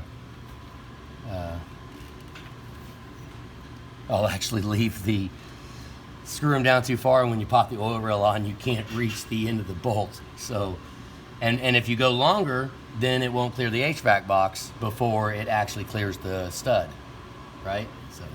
Yes, and it's a very tight space back there, guys. I'd love to get in there and show you. Maybe once he gets the oil rail off, but it's kind of tight. Yeah, I mean, you can see it then. I actually got a bolt here, I forgot. Camera in there. I can try. I must have only pulled one off. No, stop. Hang on. Get a light. That one's dead. Okay, same thing. We'll just try to hold it. And, I mean, if you can get two people and you pry on both sides at the same time, then more power to you. That's awesome. But normally, I'll just take one side and lightly pull it so it cracks, just like that. Barely move. And this one, it doesn't take a lot, so you don't really have to pry on much of anything. But we have to watch actually making it cock sideways, right? I don't take this lightly at all, because a lot of money has been spent on nipple cups being screwed up. So I would normally want to go back here and just pry it right off the back, like I did on the front. See that? Just a little, right there. Now I could go ahead and pop that right there. Now it's completely free, okay? And it's on the studs, but you can't pull it up too far because you'll come off the stud. You see?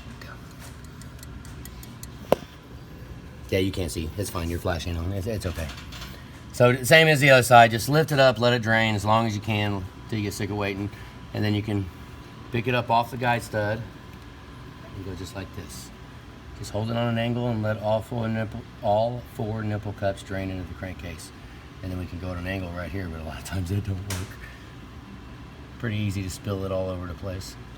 Okay, once again, upside down and pull it out. Pull it out upside down. All right, when you pull these guide studs out, look, I grabbed one. Right here, right here. Grab one and do both hands, okay? Every time, keep one hand on it. If that guide stud falls out and goes down the oil return paths that are in the cylinder head, that guide stud will fall all the way down and go who knows where. It will. So every time you turn, make sure you always have a hand on it. I put both hands on it. You drop that sucker, you'll be sad. We'll do the same thing over here. Just here. It looks all dark. Then I put my hands in the way. Okay, sit those down. I'm serious, you'll be sad if you drop that. You will be sad. Okay, now we're gonna go ahead and pull these plugs out. What I'm WD-40? It's right there. All right. Under you. Okay. Now for this, I will go ahead and just hit a little, because that's normally what I would do. Cab off job, I would brake clean and then blow it off, and then WD-40 and then blow it off again. But right now, we'll go ahead and put WD-40 inside all the plugs. But we're not taking number 7 out, are we? No, number 7 is staying. Okay, look, you can tell somebody's been in here, right? They've changed this one, and and that one. Yeah, that one's that's an actual 03. Because factory, if these were factory, 03s would be turned sideways. But any other ones that are not 03s are not turned sideways. They're going to be up and down just like these are. But the fact that these are up and down mean that it's the wrong means that somebody been in it. It's a pain in the butt to get the crooked ones out, to get the 03s off, but you can do it. Just kind of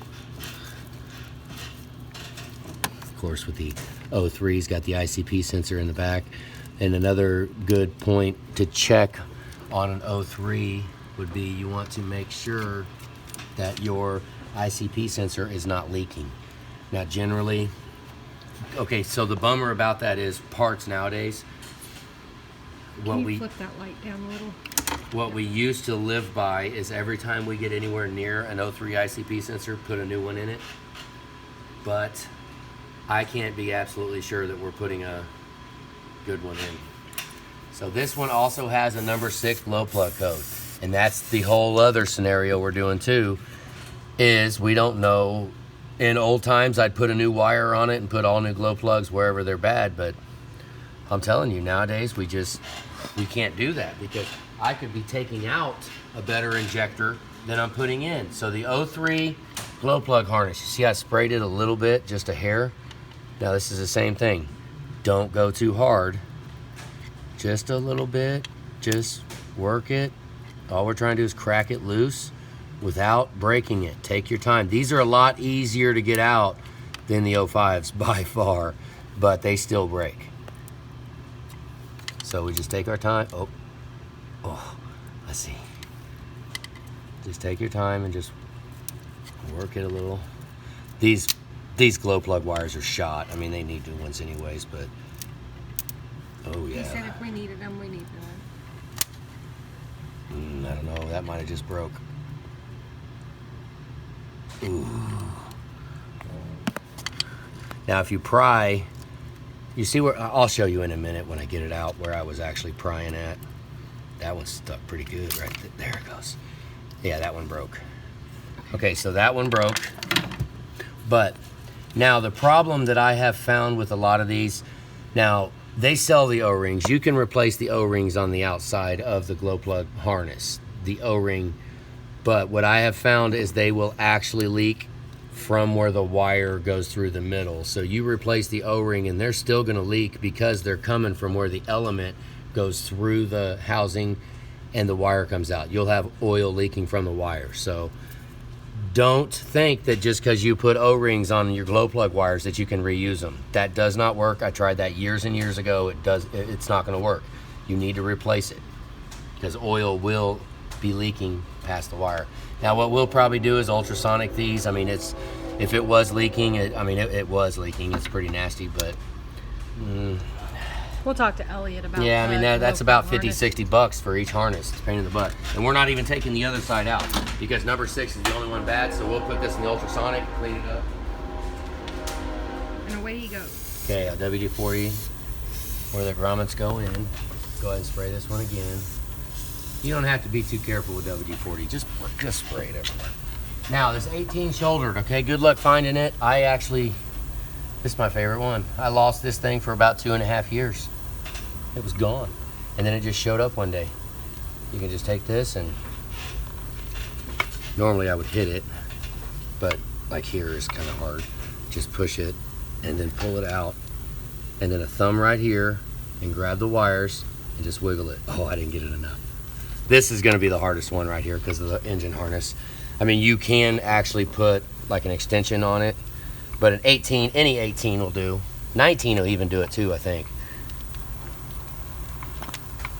There. Okay. Now do that. Put your thumb on top. Thumb on top and just lightly grab it by the wires and wiggle it and push it out. Now push it out and leave it just like that. Now these, there, just press on it. You can squeeze here. You can squeeze here with your finger and then squeeze that, squeeze it together. Same thing here.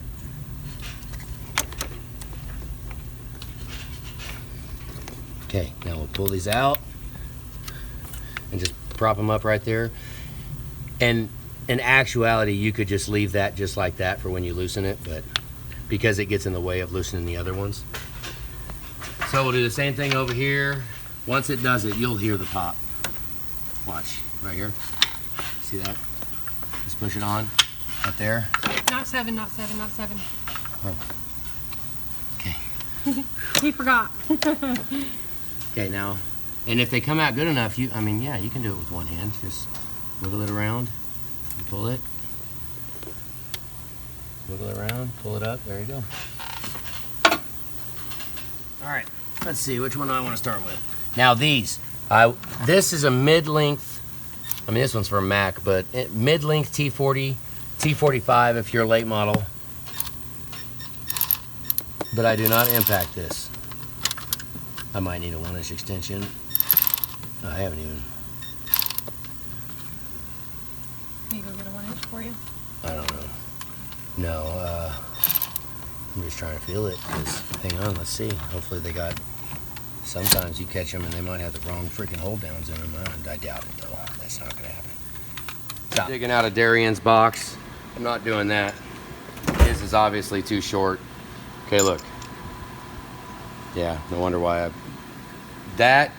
if you don't have that extra length right there, you're gonna hit on the wire loom just like I was doing right there. So this is the right, let's measure it.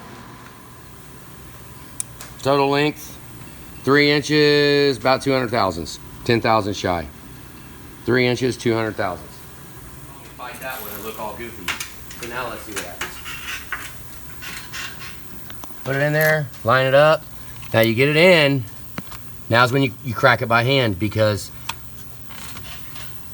now is the time when you decide if you need new hold downs, okay? If that bolt is really loose and it comes out easy and the tip of the injector, if it's burnt, but if the bolt comes out easy, one of two things either happened. Either they did not tighten the hold down enough, which you can't live by that. If they didn't tighten down enough, then the hold down is still fine. If they over tightened it, then it stretches the bolt and it allows the injector to get pushed up and burn in the crush washer.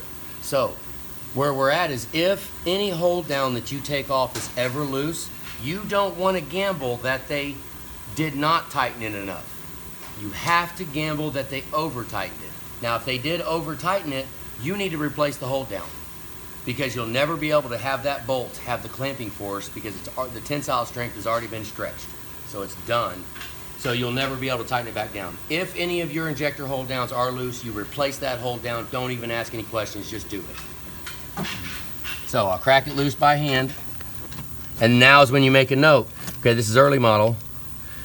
We're gonna go, I mean, I put 25 foot-pounds on all of them. That one's pretty tight. See, do it by hand. Then you can spin it out and then you'll see it push itself out of the bore. Okay, now from that point, you grab, you need a flash. From that point, you grab the bolt on the hold down, okay? Come out carefully. Look how I got it. See how I got it right there? That's how you grab it out. Bring the hold down out with it in one shot. And then before you take it out, pour it out. So then we always leave them together and take it over. If this is horribly charred, put a new hold down on it. And you're gonna have to clean the heck out of the bore, because the bore can get the crap beat out of it. You'll spend hours and hours trying to clean the bore. We'll show you that here in a minute. But now, generally I'll go backwards. If you take the one out, this is where it's nice to leave the wires hooked, to leave the wires inside, because they get in the way. I just kind of got caught up and went and did it. I'm on good right there. Don't ever impact these off. Crack them. That way you can feel it. Those are freaking tight. Okay, number two. This is number one, isn't it? It's my first day, guys. Those do feel tight. In here that the rocker box, the cylinder head actually isn't messed up.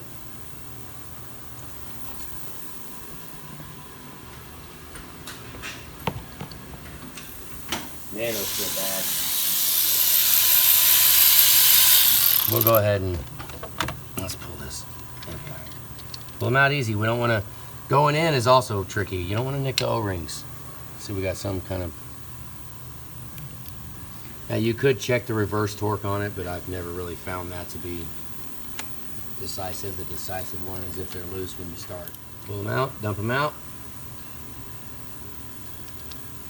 Last one. Now hold it here, okay? Hold it on there. These, the early ones are $25 a piece, aren't they? Yes. Yeah, these hold down clamps are $25 a piece. Make sure you're on the bolt. Don't strip it out. If you got an 05 and up and you got T45s, they're only like $7. It's ridiculous. So hold it right here and then just crack it. Okay, come down here and look here. Look all the way in right here. Now this will show you how much longer that, this way. Right there, see how much longer that is than the wire loom? You want your socket to go above the wire loom. There's just enough room. There's not enough room if you have the socket part of it down here where the wire loom's at. There's not enough. You're gonna rub on it and it's gonna affect your tightening torque, right? Because you're also overcoming friction of it rubbing against crap. So make sure you got the right length. So, all right, now look at that mating surface where the rocker box is. Now, I don't spray it. I actually spray the towel. Get the towel nice and wet with some brake clean. And then, look close. This works wonderfully. It will actually almost eliminate everything. But the good time to do this is after you got the oil rail off, injectors are out, and then you can go around the entire thing and clean it up and it will look at it. It's phenomenal. It's ready to install. So do that to both sides. Just take your time, go around it, and just by hand with a towel and some brake clean, spray the brake clean on the towel and scrub this rocker box and make it look good. Now hopefully you don't have any big gouges that cause you to want to possibly, this wouldn't be bad to very, very lightly zip wheel, very lightly, just enough to take the left residue from the old gasket and stuff off of the grease and crap. You can do that, but I try not to. He's working on the other side back there. I'd show you this. He's got that. Just get all the witness marks from the old gasket off. Once you do that, if it wasn't leaking before and you got all the witness marks off, chances are there are no gouges big enough to cause you to have to zip wheel it. As long as you don't put gouges in it while you're taking everything apart. But some of this you're just gonna have to elbow grease it. That's what I found. And don't spray brake clean on it. I wouldn't do that. Look, it works great to just go around it and clean it. See that? All right, when you're gonna take these glow plugs out, I mean, on this side, it's 10 with a 1-inch extension, just like that, and impact them out. Just impact it. Just spin it, just slam it on. They're 14 foot-pounds, that's it. They're not very tight, so. And then a little screwdriver, some freaking weight right here. Pull it out, and then we'll test that here in a second. Okay, now is where we take a little screwdriver, pick like almost your best one. Just wire brush it down a little bit, make sure there's no burrs on it. Make sure you rub your finger on it, it's nice and smooth, right? All right, let's see what we got here. It's a home out of glow plug, just go on the threads and on the end. There you go, nothing. Okay, bad glow plug. Cool. 03, CD12s, they are different. Yes, please do not put. You can put the 05s in here, the ZD13. ZD. What? Yeah, ZD13. You can put the ZD13s in an 03. You can do that. You put a ZD12 in an 05, they're longer. They're too long. So, and another thing, little stuff, okay? Don't rip it to get the glow plug out of the package. You could wind up with a piece of plastic covering one of the ends. So just take a razor blade or something and cut it so that you pull them out. I mean, they're cheap, but they're also really fragile. I say that because, you know, they all freaking go bad. Now, no big deal. We'll just go down, and you honestly don't even need a tool to drop it. Just get it down to where it's close, and it never hurts it to just push it down in there and rub your finger on it just like that. Just kind of wiggle it around and it will seat itself right where the threads are set. And then we'll take a 10. I don't really need a tool, but that's 14 foot-pounds. See, I'll just take it, you can't, and just spin it in by hand. Just because we're doing one. Now normally I'll use the DeWalt. 14 foot-pounds. I don't even know if I got enough room to do this like this. I think I need a longer extension for this. Let's see. All right. We'll grab a different torque wrench and set it to 14. If I could get all these lights out of the way. I'm serious, I'll do it. This, with the torque wrench this long, I used to have a shorter one because glow plugs are not real particular on their, right there. 14, you're good. All right, we'll do, on the injector bores, I would go from the inside, take your finger and just go in there and wipe it. Watch it, there's a lot of stuff. It might, we'll get the shot, let's get the shot back. Actually, you can shop, there's, let's see if I can get it out of there. Just clean the bores up, just run your finger up in there. Up there, not much light, but you'll see the little lines, and it actually, very rarely does anything ever leak from here, but what happens is it just makes it harder to get the injectors in and out. Oh, and in a perfect world, you can clean this ridge out too that's around it, but that is not ridiculously important. That would be something if absolutely gets done if we take the rocker box off, but it won't be detrimental. It won't hose us too bad by not doing it. Just clean a little bit of it. Just pay attention, clean a little, and generally things will go good. Now we'll try to clean the glow plug bores out too. Just kind of, and I do this before we clean the injector bores. Okay, we want to knock as much dirt off as we can before we actually wind up with a clean injector bore, because I don't want anything else falling down in there once we clean them. So I didn't take the other side glow plug wires out. You see that little dirt right there? I can wipe. See, it's going away. Let's just try to clean it up. Okay. All right, well, I use a phone. I use a phone because I can't see that freaking well. Now, remember that screwdriver? You got to be careful with this. If you don't feel comfortable doing this, don't even attempt it.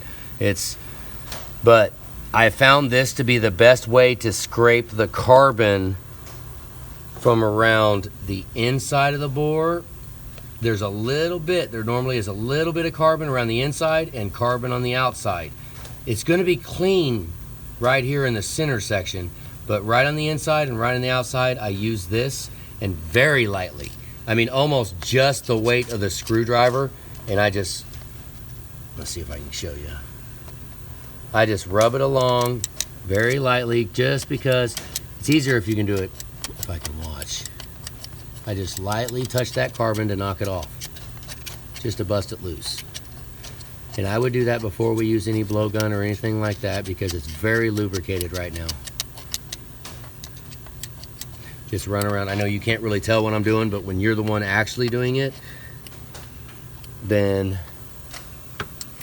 you just look around, just look at each one, and you'll see, and just very lightly touch it. All we want to do, we're not trying to scrub anything, I just want to get all the raised carbon that is on there the heck off of there. Like right there, there's a pretty good shot of it. Let me see if I can focus in on it. Yeah, right there. Okay, see the carbon ridge on the outside, and then there's a little bit on the inside right there. We just want to knock that down a little bit.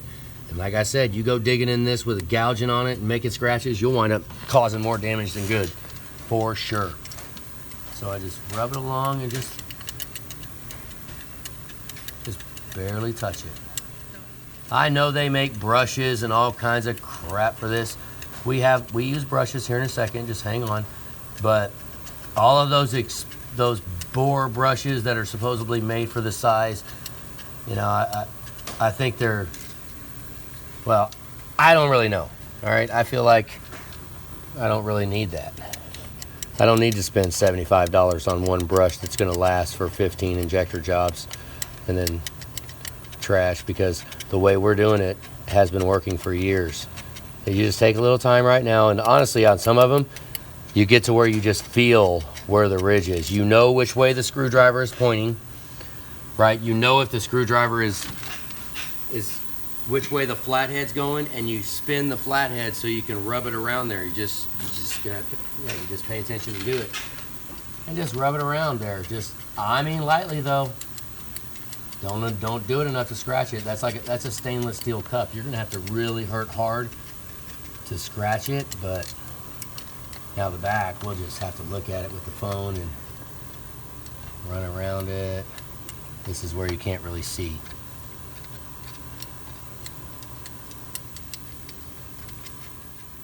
can't see too well on this side, but No, I'll try. just take your time. Take your time. Like I And said, don't scratch it. And it's best to do it before you blow anything out, before you do any blow gunning, because there's all kinds of oil and fuel down in that bore, and that acts for lubricant and cleaner. You know, if that fuel's down there and you're rubbing it, sloshing it around with that screwdriver, moving it around, it will help to clean it. And then when you hit it with the blow, we'll see. When I hit it with the blow gun, you'll see how well they look. But I'm not even looking at it. From this point, I spray WD-40 down in the bore. Here's the brush. I use this little guy. And then have a drain pan here. We got a mess going on here. Have a drain pan here to clean it off. And then just throw it in the bore, just like that. Throw it in there, and then through here, through the rocker, you can spray some on it. I normally do it faster than that. And then just rub it around, clean it. This is a nylon brush. I think this brush is from Harbor Freight. Just a Harbor Freight kit.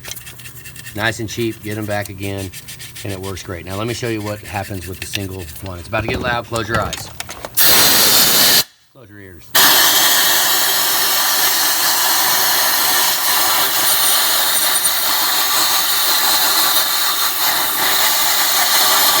Don't forget to blow the feed hole out. Injector hole down. Now we'll look down in there, see how that one went. How close can you get? Here. Covered it up.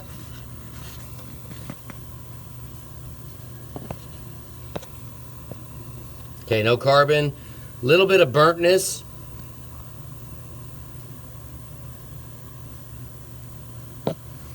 Right here, you're gonna have to change your angles because the light reflects off of all kinds of stuff, and you'll think you see something or you don't see it, and when you need to, and so just look at different angles. But that looks pretty good.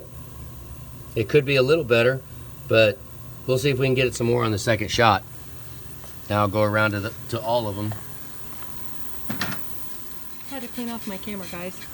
Okay, so the main thing going to be to clean off where the O-ring seat at is what I mainly work towards. You might get a little bit of scrubbing on the bottom where the crush washer's at, but I'm mainly just rubbing it up and down and going around it, trying to clean the surface that the O-ring goes. Now, we'll hit it.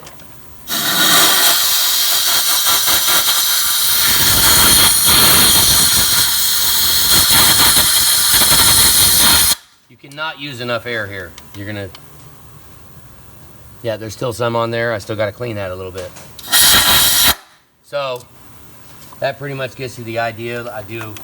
That's how I clean it. I mean, and I know they make brushes that go down in there, and supposedly, I mean, I just don't want to be married to having to order a brush from California or wherever it's at and keep those in. Maybe I will get them. One of you guys want to, if you guys believe in those, then let me know. And maybe I'll try one. But right now, this situation right here, how you just barely touch it with the screwdriver to knock the carbon off and then nylon brush the rest of it.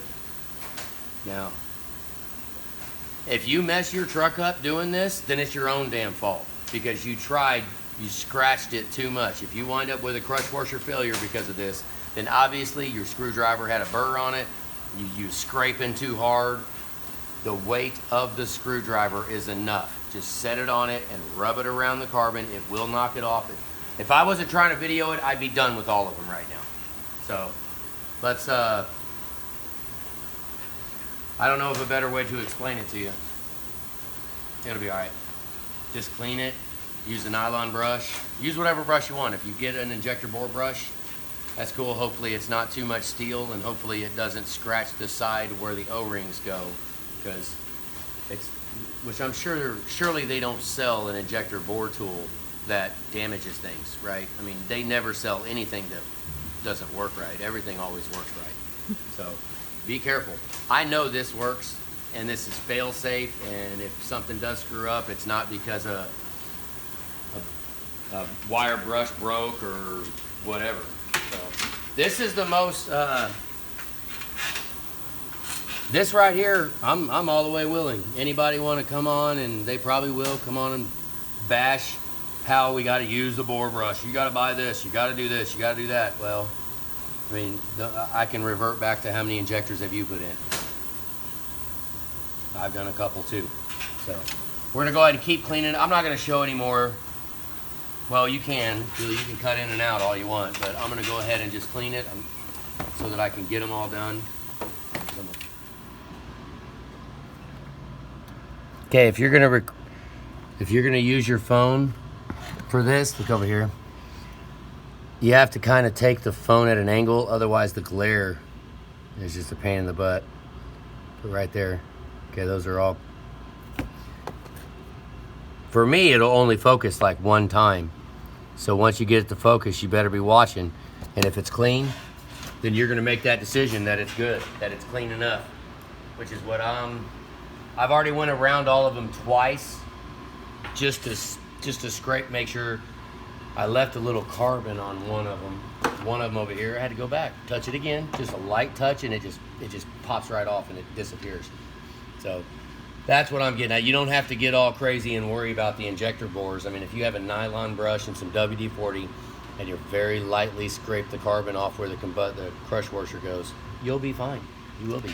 Now, don't forget to blow out the injector hold down clamp, the bolt hole. Don't forget.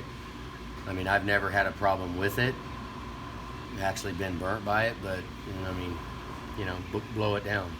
Blow it out, because it does make sense. It could hydro lock in there and you could act like you're tightening up when you're actually not, and it's just pressing against the fluid that's in the hole.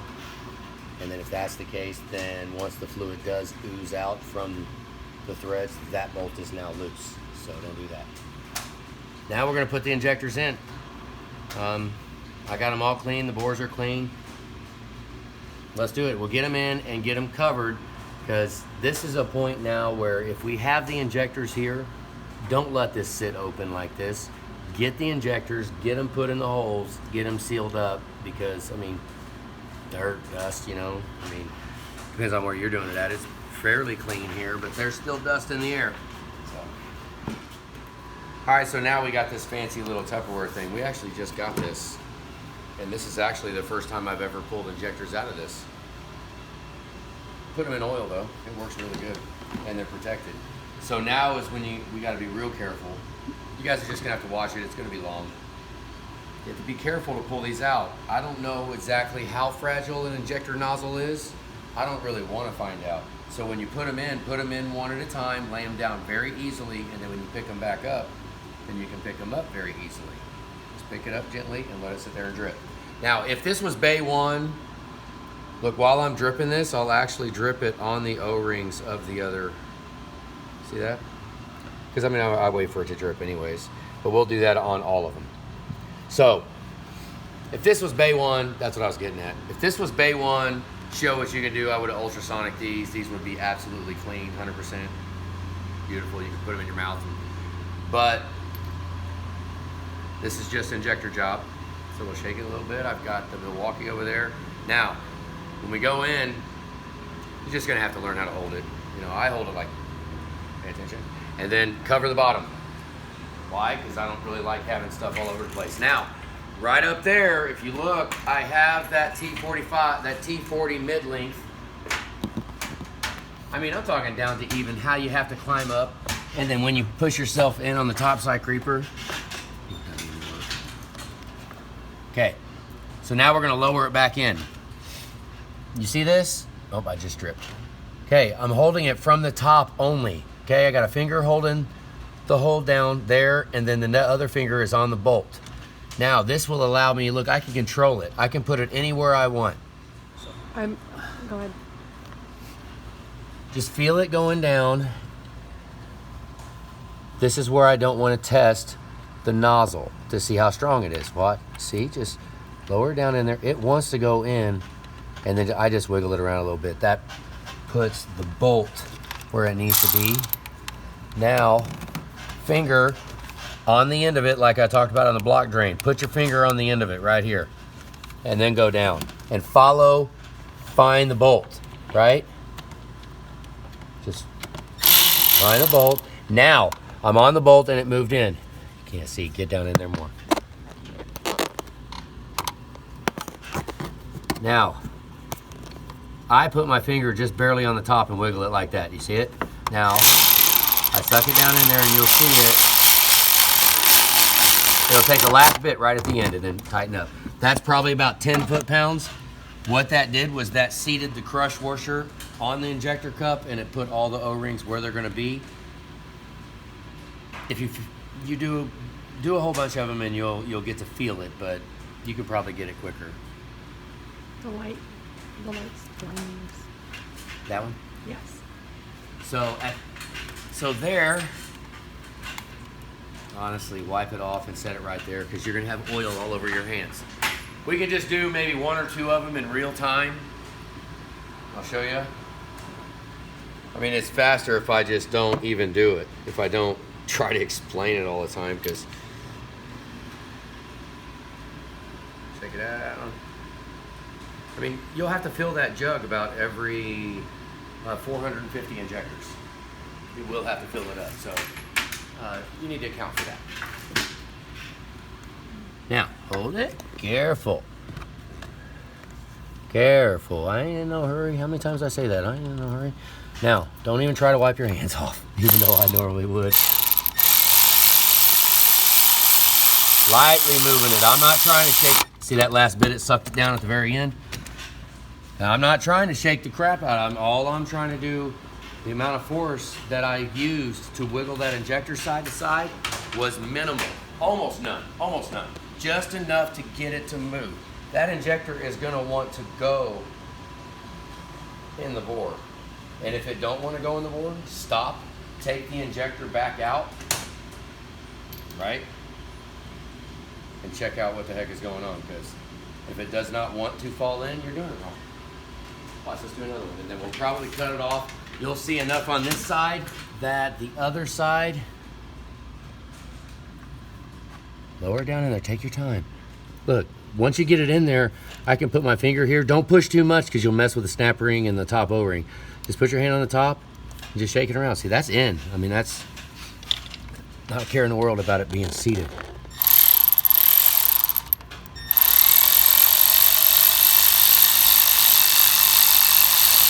Right there. Okay, now those are in. Now, I make a point to leave them unplugged. Do not put them through the rocker box until right as you torque them. Otherwise, you put them in the rocker box and you think you're done. And now you just burnt an injector and who knows what else. So we're gonna throw the other 4 in on the other side exactly the same way. Just climb up there, get comfy, figure out which way is comfy, because these are $250 a freaking piece. So if you go fumbling your steps over here and you drop it and then you decide you want to put it in, yeah, I mean, I'm only telling you the stuff that I have actually freaking seen happen, okay? So if I've seen it mess up in one way, I'm gonna try to keep you from making that mistake. So let's put them the rest of the way in. We'll be back in a second when it's all done. Okay, over here on the driver's side, I know I said I was gonna see you in a minute, but I just keep thinking of things that I wanna tell you. So on the driver's side, you got enough room. I just leave it in there. Start at the back, leave it in there, and then you can work your way forward. It's so much common sense that. Same with this one. When you have enough room, when you don't have the HVAC box messing with you, just leave it right there. Because even though I ain't in a hurry, let's hurry the hell up. Good. This one had, and broken record syndrome, this one had injectors done on these 3 sides, and I don't think, see if it nicked an O-ring, no? I didn't go all the way, the crush washer didn't even touch. All the O-rings kind of went in a little bit. It just, I don't know if it was the bolt hole. Let's blow the bolt out. You know, this is one of them times right now. If it doesn't go together right, then pay attention and know to, hey, hang on a second, something's not right, something wasn't right. That's what I just had. I just had that moment right here, and hopefully, you know, it doesn't cause us to screw something up. So, all right, number 4. I'm gonna try it one more time without the injector in it. Look at the threads. Look at the end. There's a little bit. You can't see that, I guarantee it. A little bit on the ends are messed up. Honestly, what sucks is, you know, anybody would think, oh, well, you just had your hands on it, that's your fault. I get it, and yeah, I'll take responsibility for it. But I'll tell you what, this had injectors done in it right before we saw it. And I don't, how's that look? Does it look like the right size was used on it? Closer. Nah, you can't see it, never mind. Her arms ain't long enough. Just want to see how the bolt feels going in it. All right, at this point, I'm not doing it. We'll run a thread chaser down in it. Pause it. We'll try to run these tap. Try to clean them out, keep them clean. Sometimes they get nasty. Look, that's got stuff still in it still. Probably go back and wire brush it, or maybe just, I mean, a lot of this stuff, just a little freaking toothbrush. Just pay a little attention to it and it'll make you happier in the end, because if you try to run that in there when it's gummed up and an injector hold down, I don't think I've ever helicoiled an injector hold down. I've never. I don't think so. So clean it up. We're gonna run this in the head by hand first. My hope. Let's go look. Let's go look real quick. My hope. Now watch your eyes. Is that I can thread it in by hand without dropping it down in the engine. But thread it in by hand at least. Like that. Oh, relax. I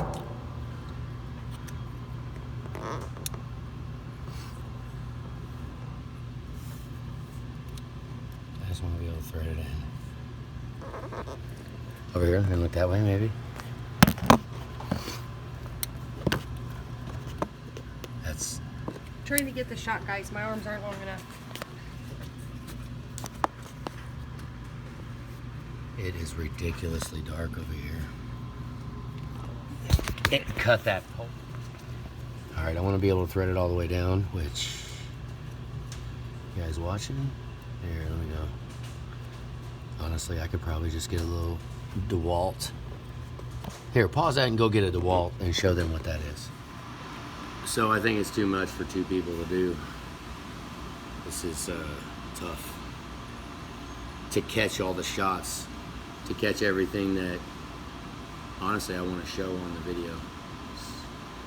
So, goes back to what I was saying, I want to slow down. Let's,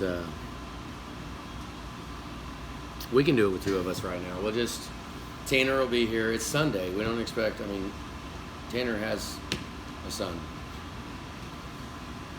So I can't expect him to be here today. We'll just suffer through this today. We might go ahead and let it up. I could just be more detailed if Julie could be doing what she does and I could do what I do, and then Tanner knows that he could catch it. He could catch all the spots. So hopefully we caught them all. Let's just, I guess we'll just keep going. Huh? You want to keep going? Yeah, there's not much left to show them here. Well, putting it back together, whatever, we're only halfway, because we have the same amount of stupid detailed steps for the other half of it too. So the hold down, look at this kit here. Let's show you the kit. Why is it Mac? Everything's Mac. We don't even have a Mac guy. Thread restore kit. Get one of them. But the other side of that too is if you see that tool out, then, which one was it? If you see the thread restore kit out, then just shut up. Just back up, go away. Yeah, that's the other one. Where's the one that had the burr on the end? Did I set it over here? Yep, right here. You got that T40? No way, that's not it. That's Golden Drive. No, that's not it. Maybe he left it up here. I guess we don't need to waste that much time. We can kill it until later. All right, over here we'll take the M8 by 1 1/4. I'll just try to start it a little. That way I can clamp it in the vise. You don't want to go too tight. It might.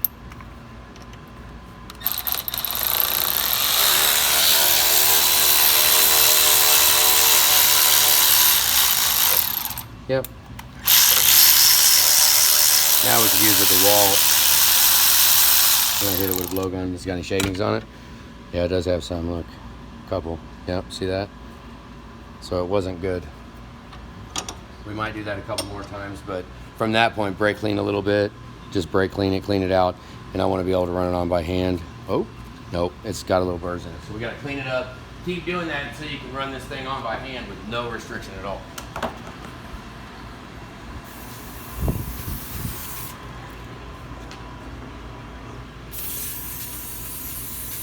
Don't smoke in the trash can.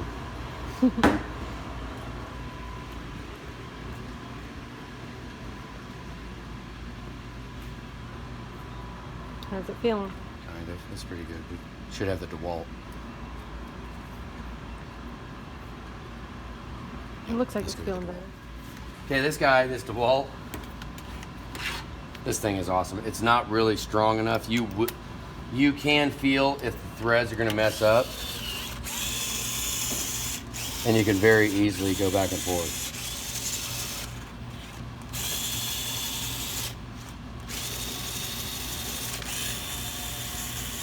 Now remember, we're doing this because this sucker's $25 freaking. So, I mean, I've got a box of them, but, you know, I have a box. If we can, we like to keep the customers. Unless it's absolutely trash. That's what sucks. It doesn't take much. See how it feels. I mean, it's just the end. No, I guess it's... It looks like it's threading on pretty good. Yeah.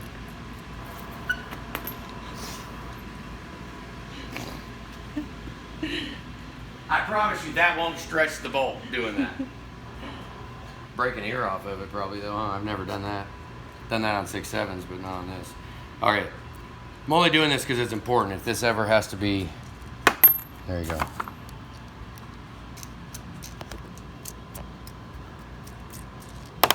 All right.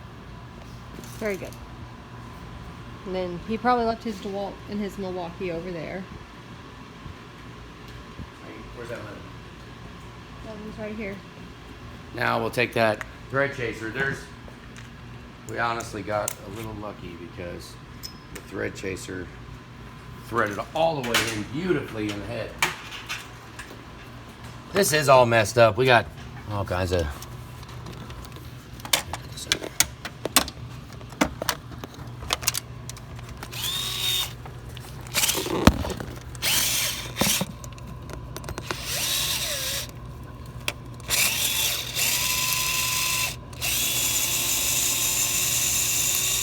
Oh yeah, that's beautiful. Yep, good. We got nothing wrong with the threads. It was just the bolt.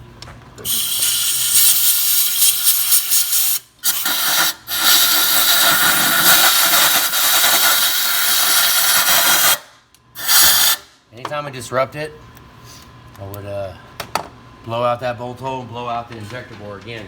Every chance you get, because if you get too much fluid, you have to blow into that cylinder. And I found a blowgun. Don't even mess with trying to suck fluid out of the cylinder. That's freaking idiotic. Well, I did that for a while and I was idiotic. Just take a blowgun and blow right down in the cylinder.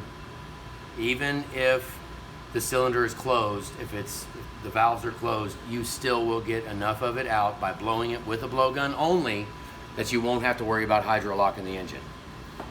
Now, you got to remember the engine's at an angle like this at the back, so if you pull number 8 injector out first, all that's going to drain down in there. If you pull number 3 out and then number 2, 4, and then, you know, if you pull those out, then you get a little bit in each cylinder. So, but it doesn't really matter. I pulled number 8 out and let all the fluid run down in there, and you just hit it with a blowgun. It'll blow out everywhere, and then it will allow the engine to fire without hydro locking, because if you do not get 7.3s are the main ones, but you can hydro lock this by the excessive amount of fluid that leaks down inside of the cylinder. It can, and then you go to crank it over and it'll turn for like a quarter of a revolution, if that, and then you'll think the freaking starter's out or battery's dead or something's freaking wrong. So now we're gonna get back to putting the rest of them in. Let's see how it goes. Now you can switch your ratchet over and go this way if you use Milwaukee. Let's see how it works. Oh, that's much better. See how I'm barely spinning? I'm barely even in it. And then when it goes down, the O-rings start to catch, then it sucks it down in. That's the only time it really has.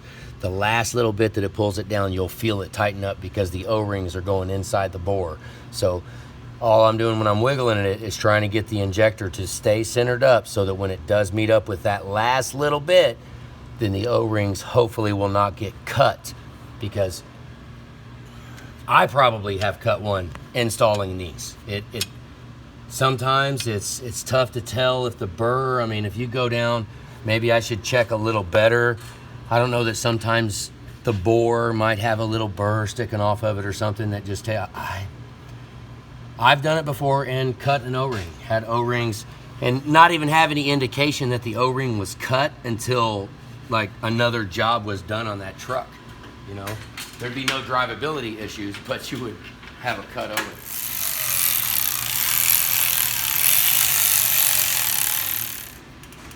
Okay. We're gonna have a pretty long cut here. We're just gonna put them all in real time. All right, put your finger through the hole right here. And then have your little oil can, put some oil on your finger and rub it around in a circle. You can call it whatever you want.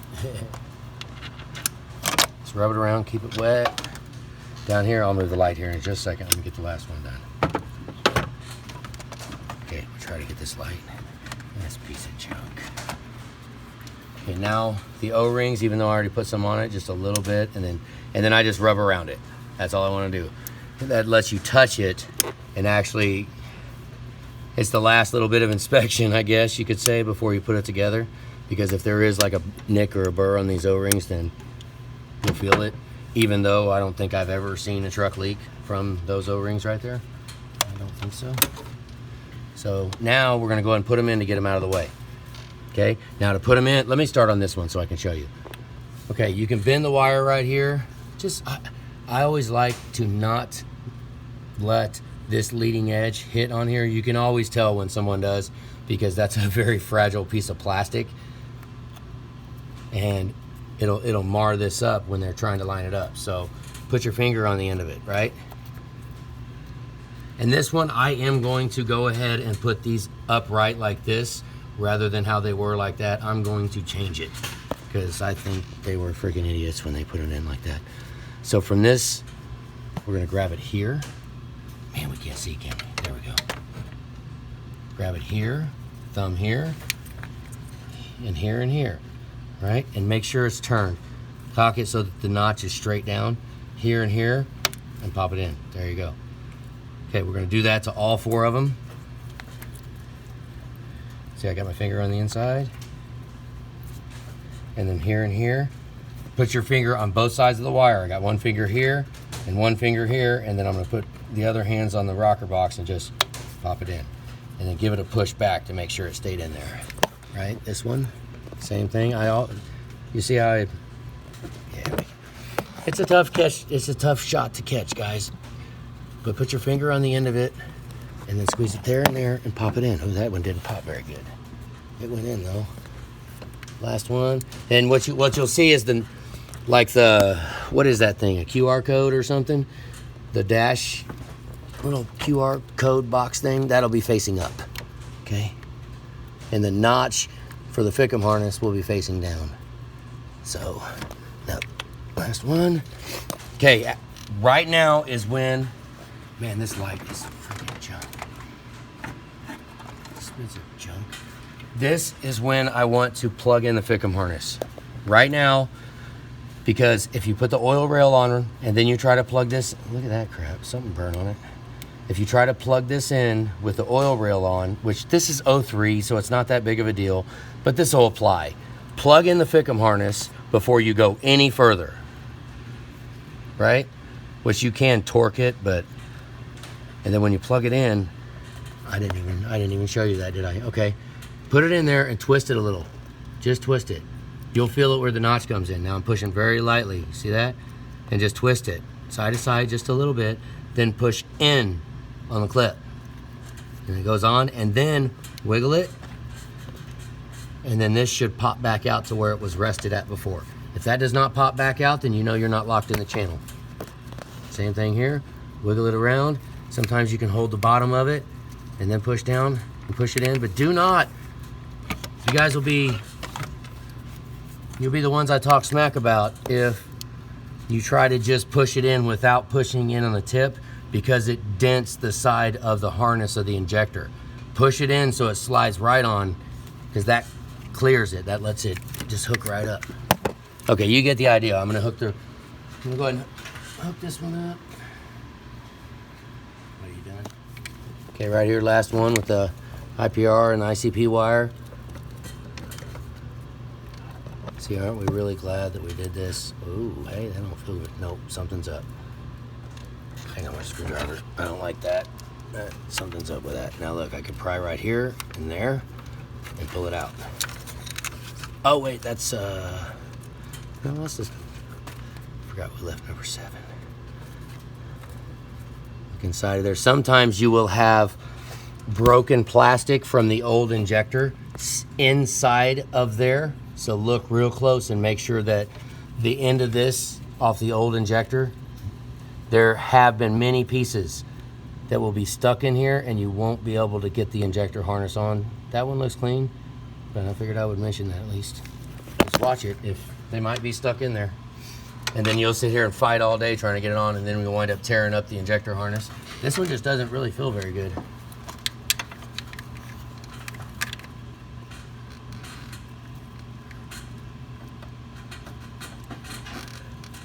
Come on.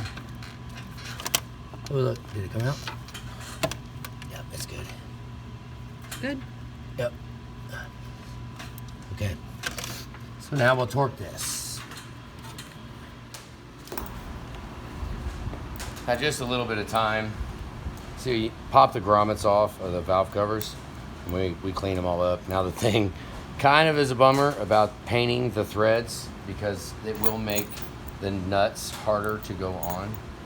So, you know, I like one of two ways. Either you can look at it as a little bit of Loctite, but those bolts never the nuts never come loose hardly ever off there anyway, so we don't really need it. Honestly, that's just us being lazy. So we just... Because a lot of times we do tape them off. Sometimes we do, sometimes we don't. I think I said that earlier. Yep. I try not to get... But it'll be alright. I mean, Try not to get too insane with it. So, well, let's see. All of our injectors are in. Anthony was doing a final inspection. He's gonna... Oh, now, yeah, there's all kinds of different numbers that I just do 25. And it is kind of a pain in the butt to get lined up. So, just because of this torque wrench now.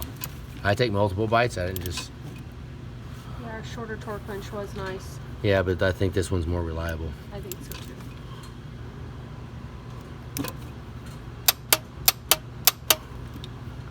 Now, just figure out how your torque wrench... Everybody's torque wrench. These lights are a pain in the butt. Because normally we wouldn't have this light. It's more no, so you guys can see. Yeah, so you can see, because I don't. He can see just fine. Get this out of the way. Put this back down. Relax. This light. And trust me, we have heard all kinds of stories about people dropping their torque wrenches, using an inch-pound torque wrench instead of a foot-pound torque wrench. So just make sure you have a good torque wrench. I mean, this one ain't like no wonderful, awesome name brand right home to your kids about, but no, it works. It does work. Get this light out of the way, guys. You get it. Just take your time. Figure out where you've got enough swing on the torque wrench. Like right here, see, you can move this up a little and you can get under it and get a little bit more. But just take your time and make sure each bite that you've got, that you're paying attention to. See, like I'm trying to get that last click, but it won't because fuel filter housing. So we'll go ahead and get it tightened up, get it pushed in, and then just take your time. Now I'll get that second click. See right there? Yep. Now pick it up. Right there. Now we'll do one more click back, and then I'll torque it right here and make sure it's good. Now this one, pretty easy. We can go all the way opposite. So this one's nothing. I always make sure that you push here. Here, I can give you a little bit of light. Stay there. Now it's in the way. I always push on the end. Go back a little, see. Push on the end of the handle. Okay. All right, that side is done. Now what I wouldn't mind doing, not gonna hurt my feelings none, to go ahead and double check it. This will cost you a lot of money if you screw this up.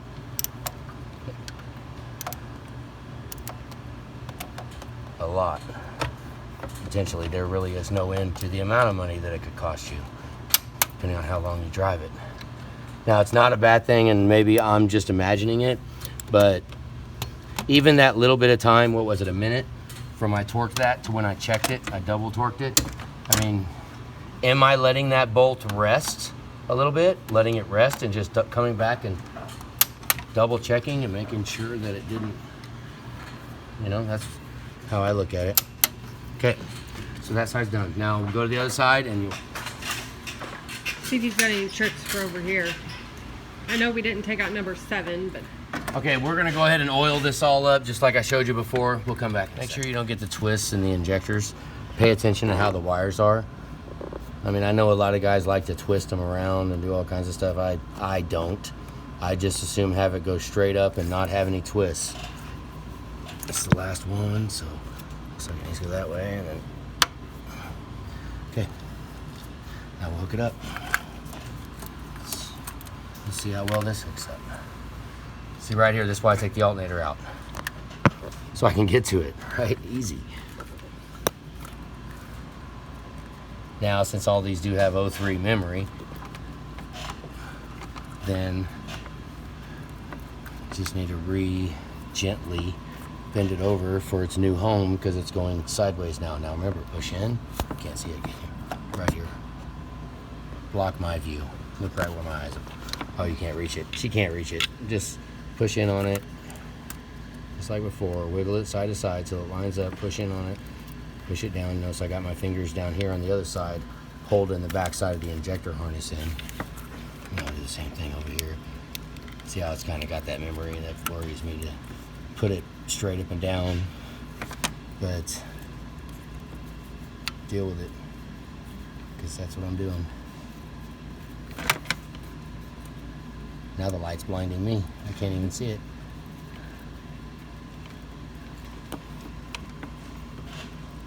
I mean, look at that better.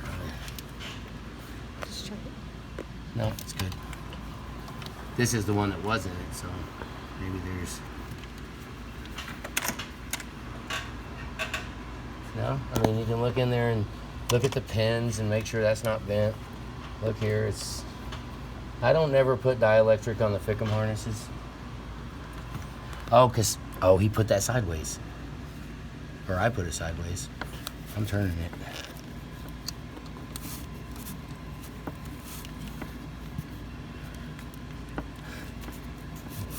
Except I turned it the wrong way. Here we go. Yeah, now look at the wire. Oh, you can't see it anyways. Yeah, I can see the wire until you put your fingers in the way. Yeah. There you go. I was trying to put it on wrong. It was twisted. And since I want to make it uniform, so all of them are facing that way, like all the late model ones. So those are plugged in, and now we will torque them. I wonder how many times people have stuck the torque bit into the top of the injector right here, trying to get it in there, and they probably go in and hit the top of the injector, and yeah, number 5 is a I bet that's happened before. It's kind of a tricky shot to get. Hang on, yep. I'm gonna have to remove this wire, remove all this. Let me just stay out of his way, guys, once he's... You'll feel it, you'll see it.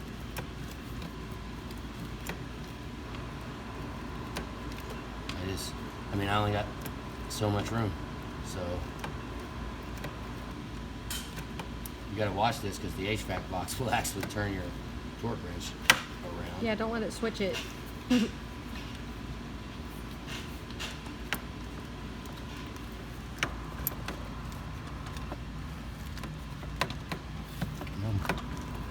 go a little bit more. There you go. One tooth at a time. There you go. Let's see if I can't get that.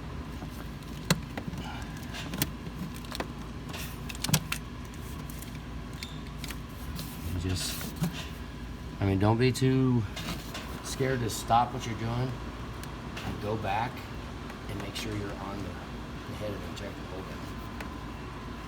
See, like right here, this is hard to do because it's not grabbing that last tooth. So I'm gonna go ahead and change this. I don't, what size do you think that shank is on there? I don't know. He's gonna change something. It almost clicked. Try to get that last click out of it is what I'm trying to do. I gotta hold the ratchet while I spin it. This light's really good on my knife. Bear with us. This would be if it was actually a late model, then you don't have this AC line right here. Yeah, it's extremely in the way. You don't have the AC line. If the AC line was gone, you could just torque all these, no sweat, but it just complicates it. So, come on. And if it won't line up and the teeth basically aren't right, then just pull it off and spin the ratchet, right? And then try it again, because a lot of times that will move. I'm gonna move this light so I can actually do this.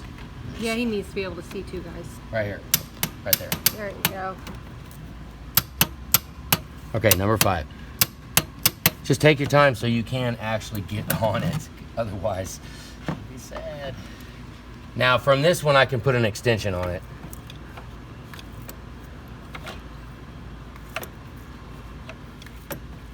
I'm not gonna though, I guess. Watch this harness. Come on, give me that other click.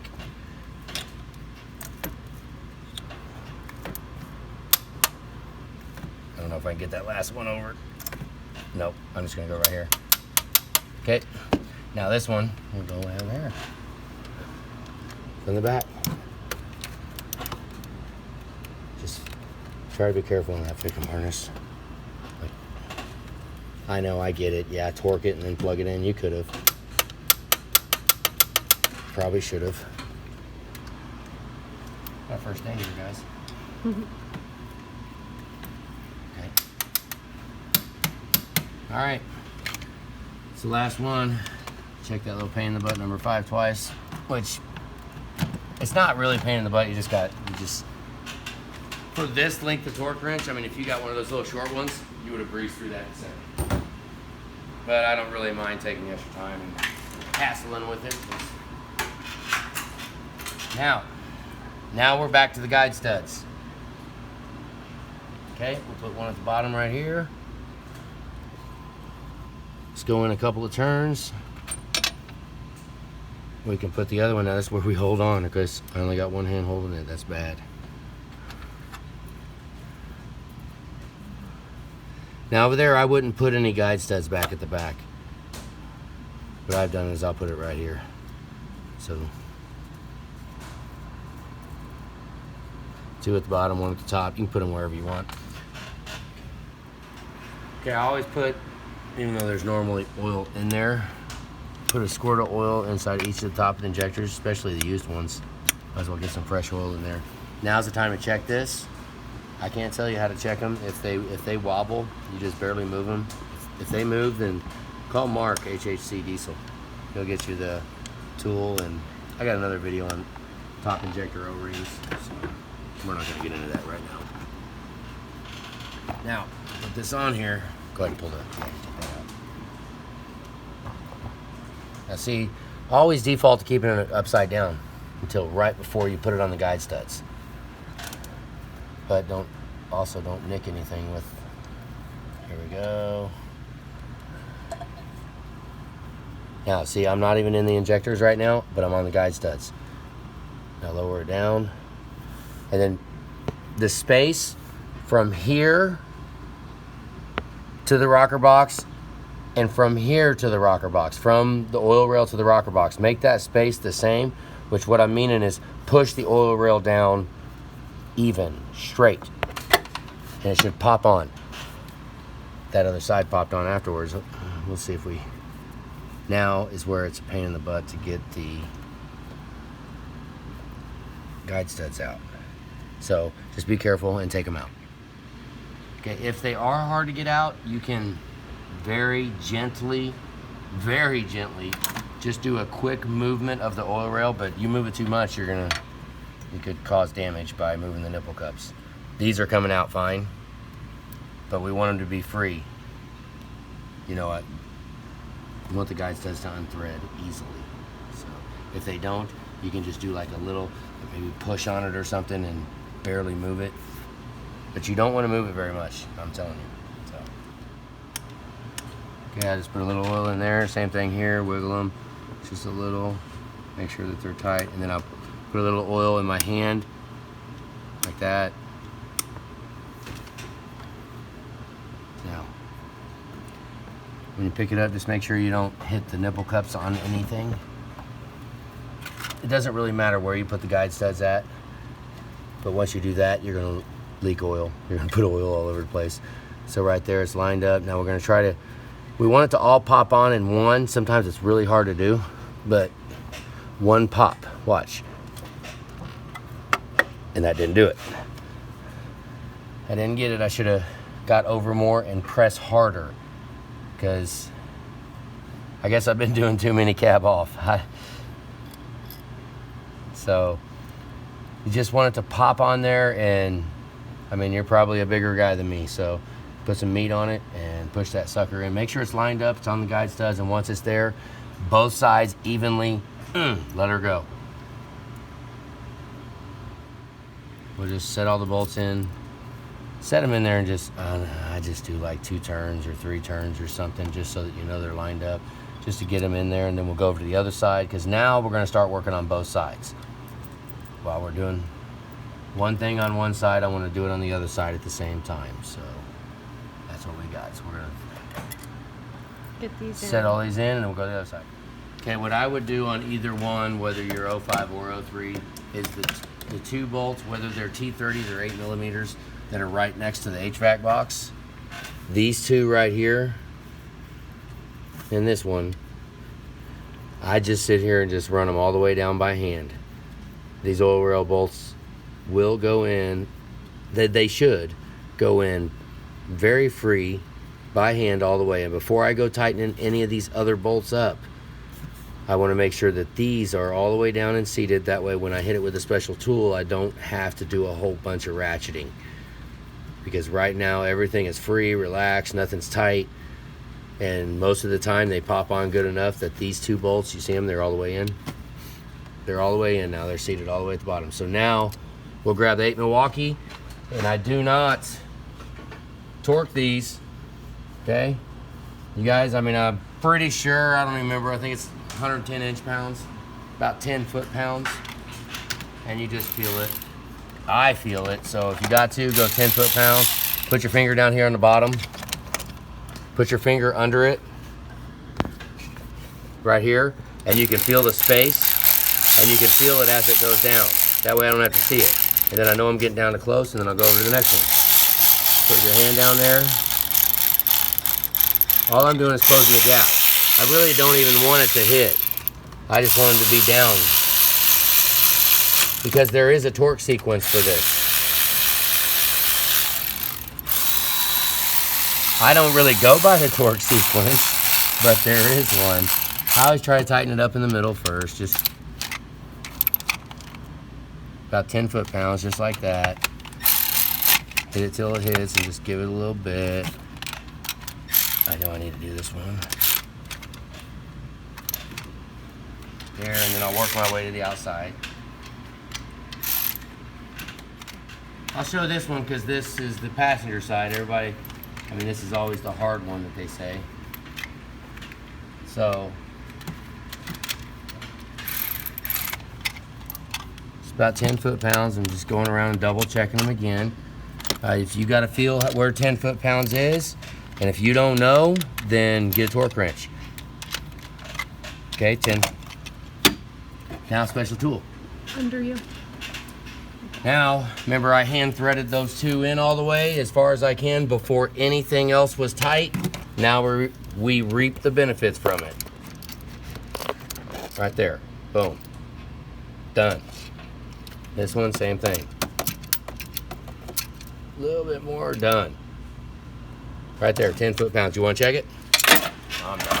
I'm not gonna. So, same thing on the other side. We'll tighten this side up and we'll move on to the next one. Okay, so we'll put a little oil inside of this and on there, and then the O-rings inside of there. Throw a little oil all over everything. Now this one is the one that's kind of pain in the butt. Well,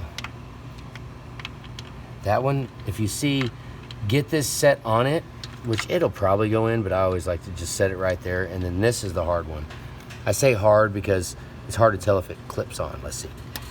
Oh yeah, I heard that one click. Okay. Sometimes you can't hear them very well if they click on. And you want to kind of make sure that it clicks on. I'm all right grabbing it and shaking it a little bit. Just seeing if you can get it to come off, and then last ditch effort is to push it back on a little bit. Right there. These are, I mean, they had this area of the plumbing kind of figured out for 03. I mean, we never have, hardly ever have issues. We have them breaking. We have some stuff happen, but we hardly ever have issues. Now we'll do the same thing over here. Oh, let's put that, look, our line moved. Show a little light. Try.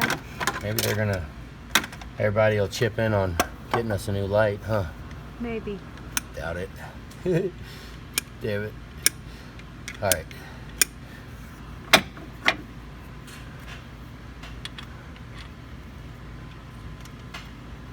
Now, click this one. Oh, man, they both clicked on good. Thought I heard it. Look at that, though. That's all bent down. I probably should have bent that up. It's not really going to affect anything, but just me being picky. You could turn it around that way so you can't see it. Turn it around sideways so you can't tell us there. I must have been from... All right. Okay, there you go. That's oil rails on, injectors in. Now I take a little bit of oil, put a little on my hand, and then I rub the surface with clean oil. Touch it. Now I know a lot of people might not feel this way, but I like to put this gasket on with it not being bone dry. I like to rub oil around the mating surface. Do the same thing over here. I just put a little in my hand and then just touch it.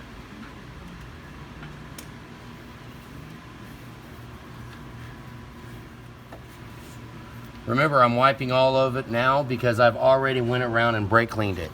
Do not forget to brake clean until right now to clean that surface. That'd be a drag. Right now it's all clean and all I'm doing is rubbing clean oil around it so it's got a little residue of oil. Now we'll put the valve cover gaskets on.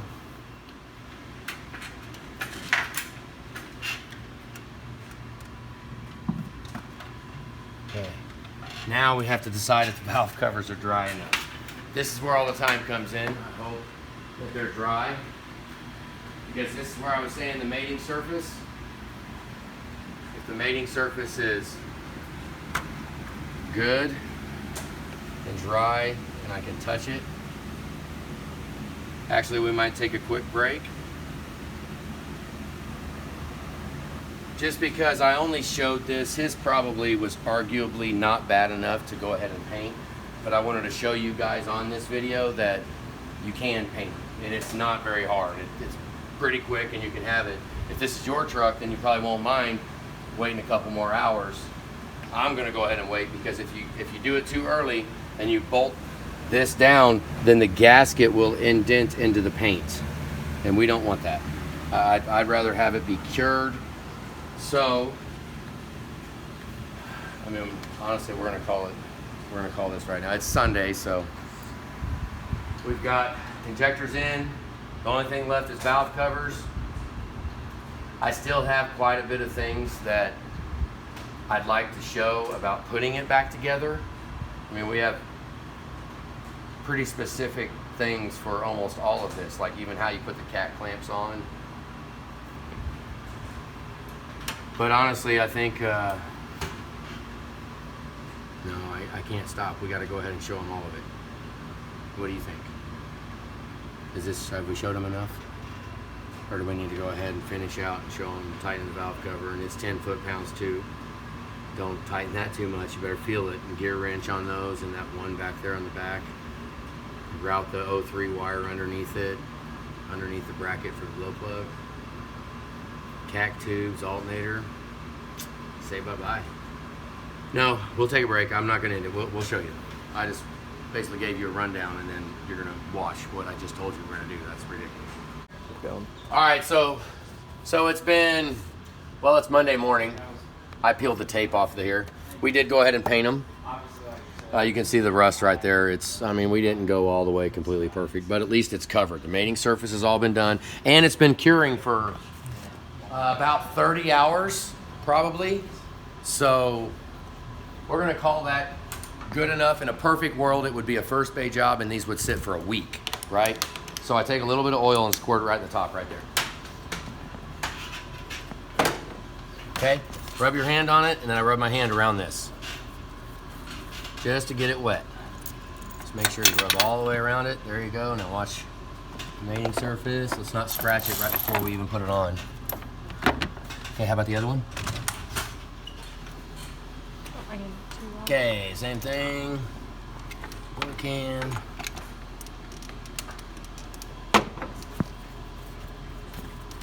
Now I know what Brad said, that Detroit or somebody says they want all gaskets dry. I have not found that oiling this. Obviously, I think it helps.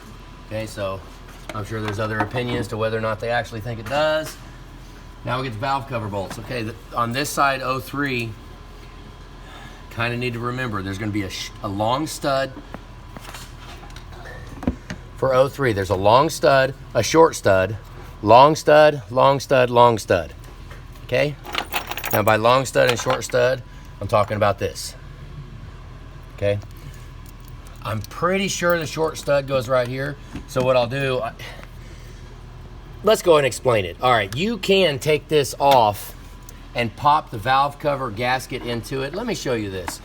I never do it, like never ever. Let me come down here and let's show you.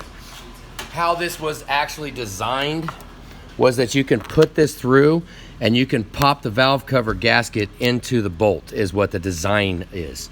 It never works like that because they pop out of it, but figured I would show you that. You see that gap right there? There's that gap in the valve cover bolt. See that indentation? That ideally is supposed to pop through the valve cover bolt. So basically, don't even mess with that. Just shake the valve cover and the valve cover gasket around. Let me put it on carefully. Shake the valve cover and the gasket around a little bit and they will line up. This first one's a little tricky. I mean, we always want to make sure that they get lined up. They're a little greasy. I got oil on my hands. This long, I think the long one goes here, I'm pretty sure. The 03, it's been a minute since I've actually done an 03, but we'll try to go off memory. Here's my thought on, normally they are long valve cover studs on the oil dipstick, but on the 03, it doesn't have the big push pin for the main engine harness. Some of them have a push pin on the main engine harness that goes over it. If you have a push pin, then put this as a long stud. Oh, you can't really see it, can you? Okay, that's good, but put that as a long stud. You'll just play them around. If you put one in, there's nothing saying that you can't move it around and move the stud and the bolt, and once you figure out where they all go. But the biggest thing is right here to feel it and get the threads to line up, right? Feel it, kind of wiggle it around, just use your hands. Huh? Let's put this right here. Maybe this will be good.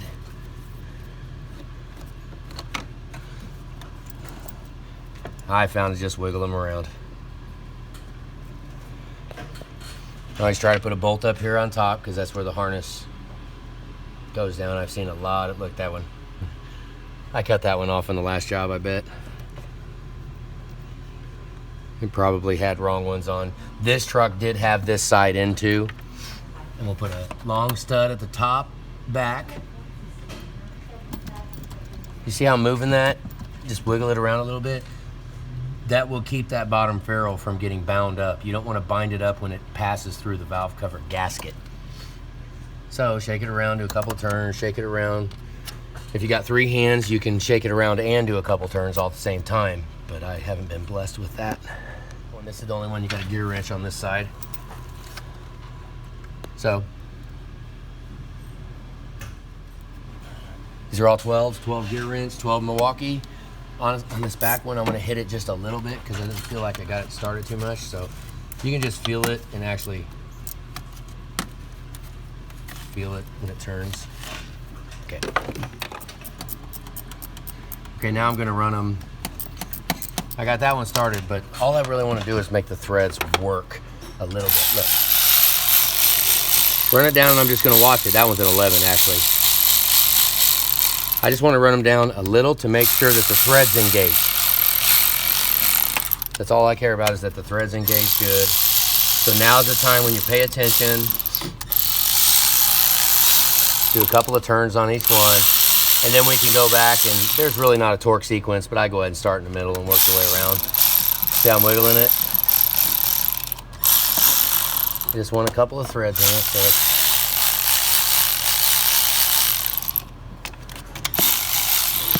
okay, now shake it around. It should still be free, and really everything is lined up, so we can go with Titan. Now this is 100. Give me a 1-inch extension. I really don't want to scratch it. I don't know how I forgot this one. Where? Here. Okay.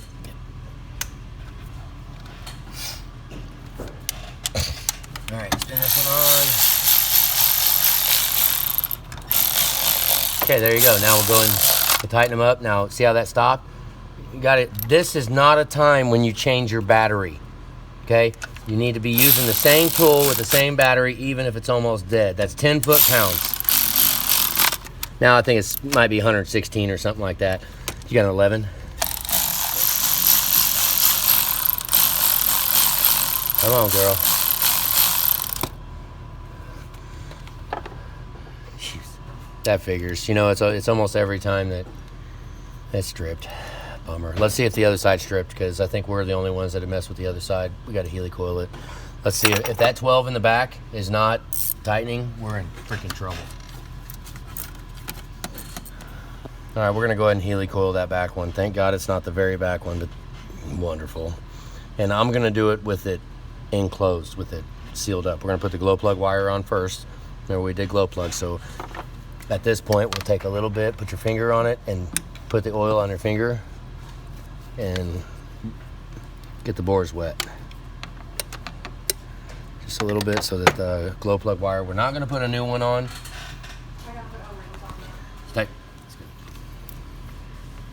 Okay, once again, I'm gonna opt to not. You might bang on me. These glow plug wires on this side are ridiculously easy.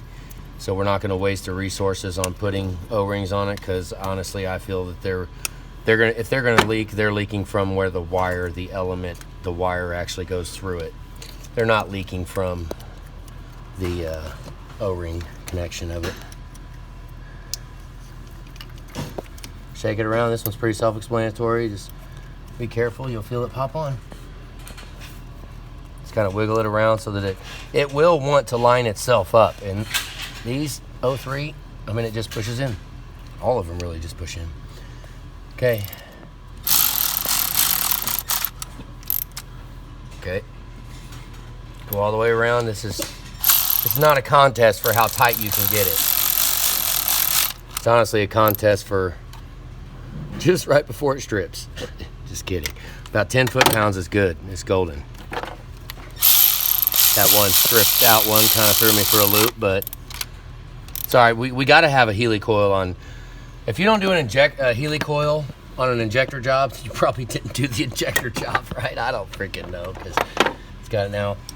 On some of these, I wouldn't mind just putting a wrench on it. And, oh, I never even got that one, did I?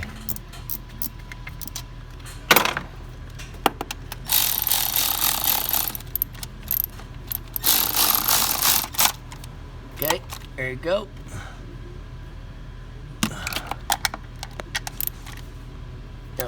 All right, that's all done. All right, let's go down in here and look at the hole. Look, there's like no threads on it. Let's fix that. Okay, while she's doing that, we'll come over here. She's getting all of the, everything ready. Everything ready. Oh, there goes one. Okay, these two need studs, but these two can be short studs. And it's different since it's an 03, because normally, come on, hang on. Had a heck of a time finding it. See, I'm moving the whole valve cover, kind of just, because these should pretty much want to thread in by hand almost all the way. You should be able to spin it a long ways. Long enough that that valve cover gasket gets lined up with the ferrule on the outside of the bolt. So, two short ones here. I put the short ones here. If you're a late model, they're all the same length. It's only really on 03 that has short and long studs. That's it. All the rest of them, the studs are the same length. I'll put a short stud down here. We can put that one. I don't really like it up there though. It's too long. If you do it right here, then you have a deep well that you have to run. So, see right here, we can actually think about what we're doing. We don't have to put a long stud somewhere where the wiring harness will rub on it. So I might just go ahead and change this all, because it's nice to put a short stud down here. If you put a short stud on the transmission dipstick one, then you can use a short well on the transmission dipstick setup. If it's deep well, then, or if it's a long stud, then you have to use a deep well. Okay, these in between the box, you just have to, I put one hand under and one hand over, and just use, come on, back up. Put a hand under the HVAC box and over, and just spin it like that by hand. Just like this. Or, actually, I guess not. I'm using only the bottom, my bottom hand.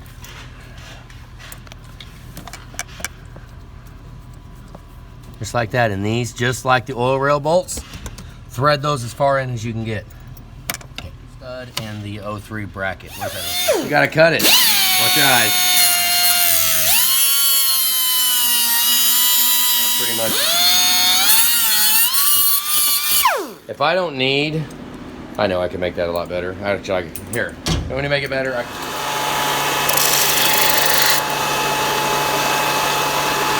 Hope the vice grips are deep enough.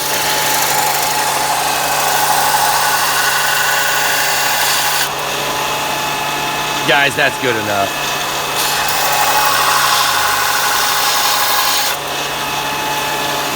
You know what? It's a bolt. Might as well wire brush it off. Probably a million freaking degrees.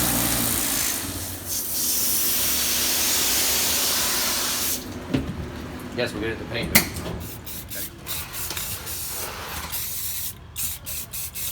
It's not auto body. It's done. Here you go. This is gonna be risky. I hope that you guys can just wing this, because ideally you would take the valve cover off, right? Oh, the drill's not even tight enough. I know you can't see very well.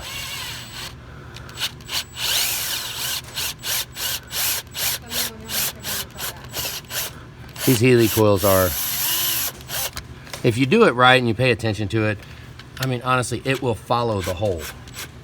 So yeah, shot back. Blow gun.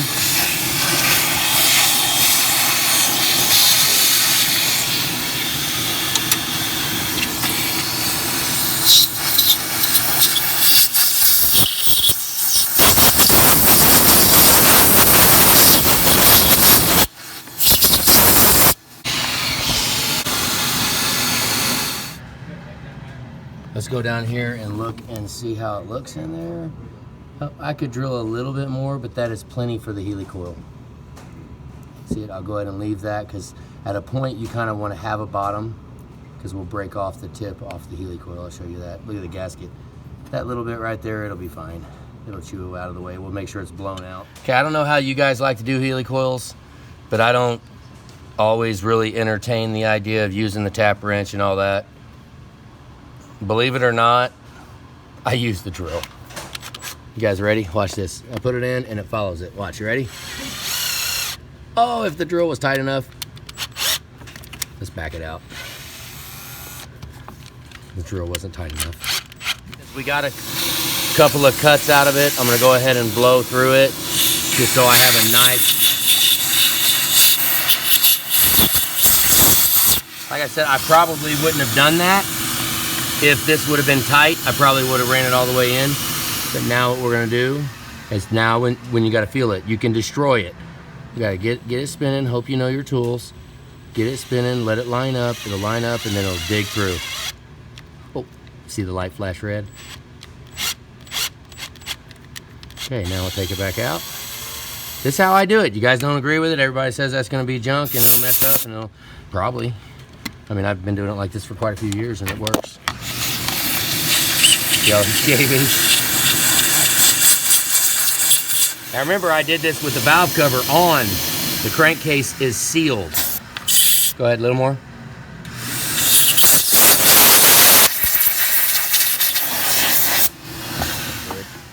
Now I'll try to put it up here. Now I want to feel it when it starts because this tap will cut the threads and mess up all of the drilling that you did. There you go. I think we're good. One more blowout. Ready, Shopback?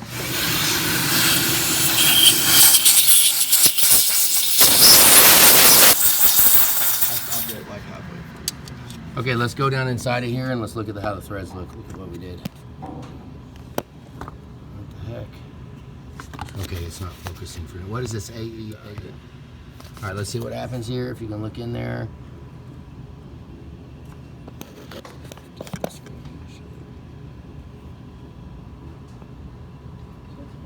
Come on, focus. This light.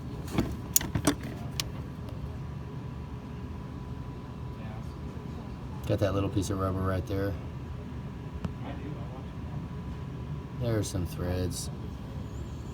A little bit, but I'd like to get that piece off of there because that actually kind of hurt. I'm using the screen now as my inspection.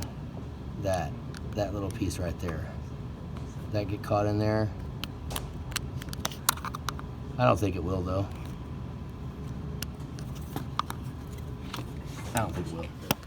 Okay, at this point, I don't know if I'm gonna have enough room to do this, but I'm gonna try it. I use a drill for all of it. Make sure that's spun over so it's engaged on it. There's a little lock on the bottom of the Healy coil that goes over and it catches it. So we'll make sure that's over. Now it's real easy to get this side. Oh, I'm not gonna have enough room. Oh, yeah, I will. Oh, just barely.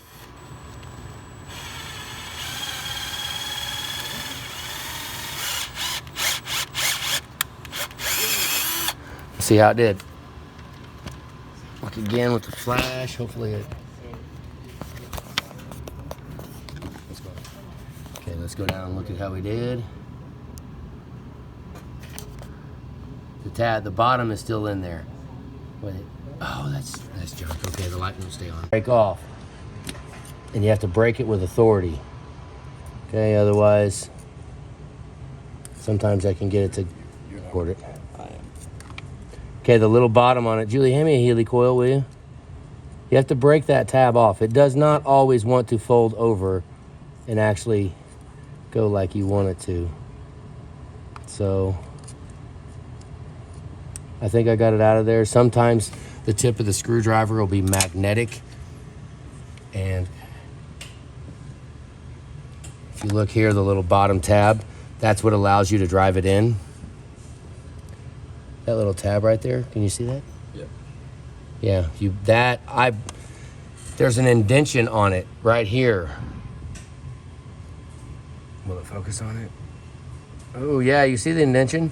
The little indentation. That indentation is designed to push down on that and it will break that off. I'm not gonna show you on this one because that one's still good, but. So run it down as far as you want, and then I take a screwdriver and go in it and tap it and break that end off of there. Got a blowgun?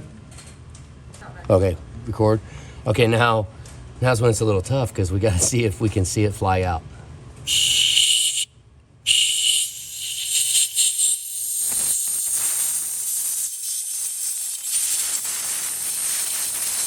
Give me a bore scope. It's on, it's not booted up yet. Okay, look down in there. Okay, I got it.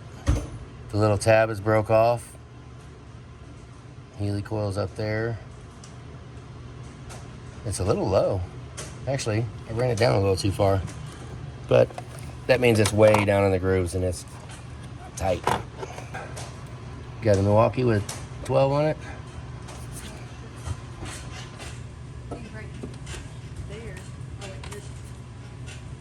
Okay, let's see how it does. I'm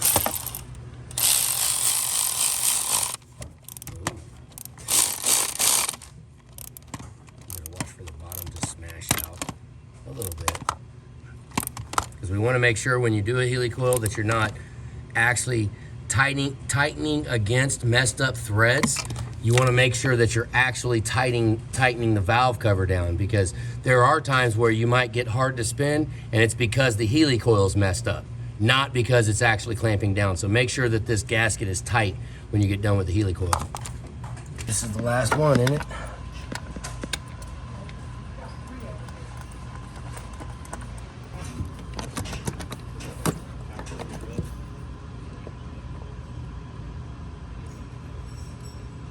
I don't like that. There's got to be something in it. Okay, we'll find out. Now is when you find out if all the other ones are tight also. Just want to go ahead and do the 1 inch.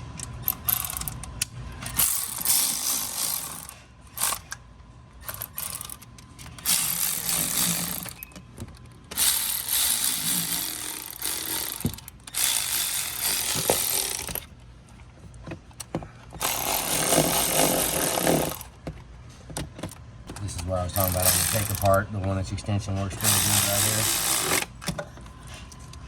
But it doesn't work for anywhere else. Do the 1 inch, and now we'll just work your way around. Take your time with these. Like I said, I would buy a Milwaukee. If you're going to do a job like this, just go buy a Milwaukee. That way you can do it exactly how we're doing it. So again, I'm trying to just go down a little bit so that they... Let's see if I can get it in there.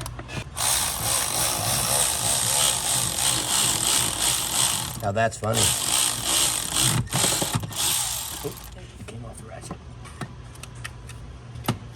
Okay.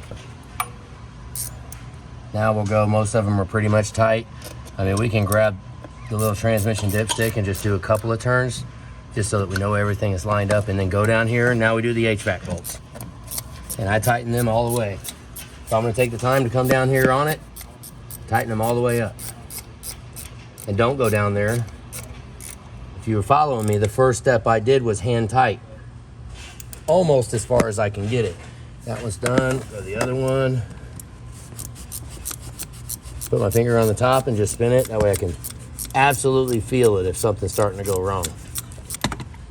Okay, a couple hits on the back one. Now I'm just gonna work my way around and tighten them all up. So you guys can do the same. 10 foot-pounds, do not kill it.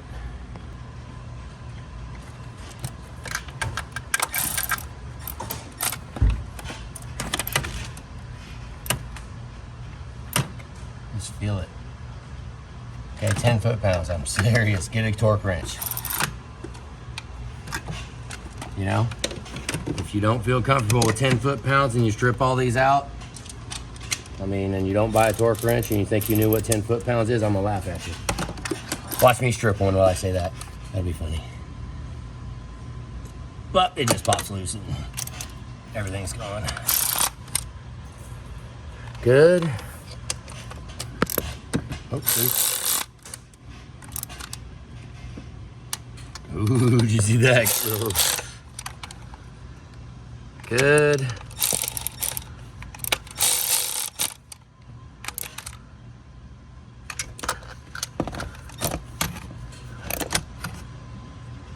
And there you go. Valve cover's tight. Can I just put the light down there so you can see at least? Oh no. Can't even That. I don't even know where the fuck it's at. That right there. I don't even know where the fuck it's at. It goes on that stud right there. Okay? It goes on that stud. And it also goes in a hole in the transmission. So if you can hit it, that's a $100 bill right there. If you can hit the train, you're going to use both hands though. Well, I don't even know what fuck it's supposed to go down there. It's going to suspend itself. Look, you're going to completely suspend itself like that, and it goes on the hole, and it suspends like that. So right now I'm feeling the bottom Had a transmission put in it. and trying to feel where the hole is on there. It's not very profitable to try and do it like that. Yeah, go down there and show them what they're doing, Senior. I have no idea what I'm doing. Here, you have a better angle to show? Probably.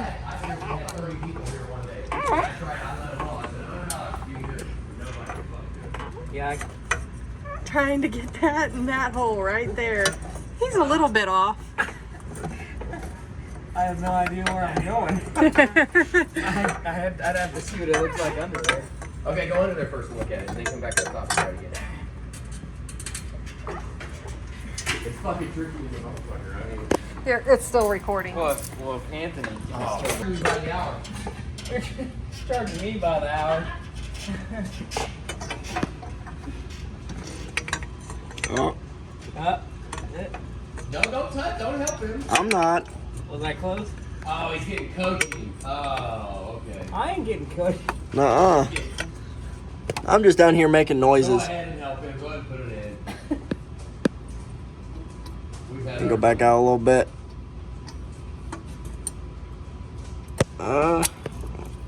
That in? Started in it. There we go. We got 4 hours of work on that.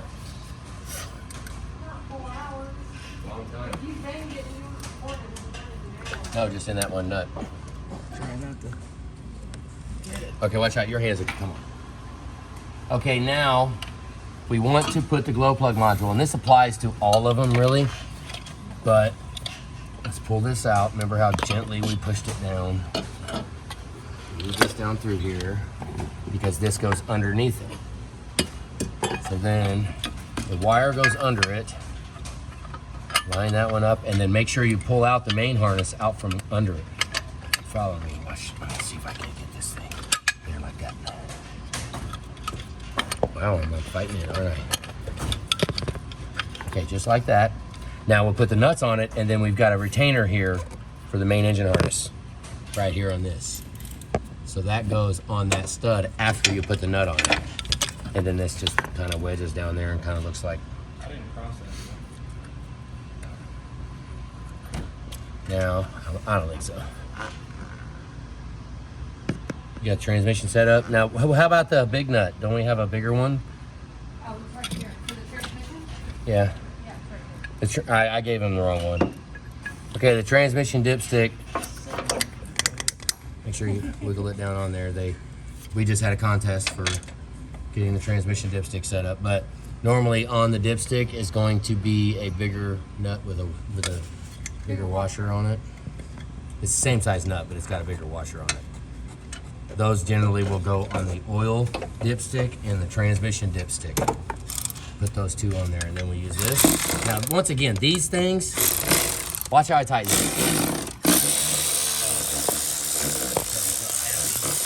This is where the paint comes in.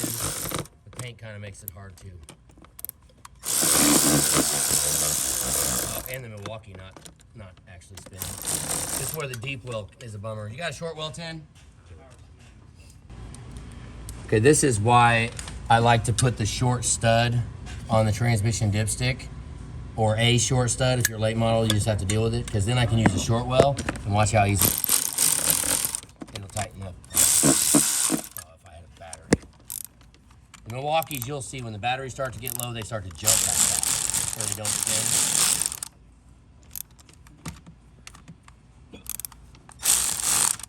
That's also a good indication for when you need to tape off the valve cover studs. Right? Oh, I just dropped it. But there you go. These don't need to be that tight. Right there, honestly, that was too tight. You put your finger down there on it, you can feel when the socket is going down to the bottom. Right there, just barely touch it. They don't have to get really ridiculous. We did clean up the glow plug module. I never put dielectric on these. Maybe I should, but I don't. I only put dielectric on the Fickum. Why?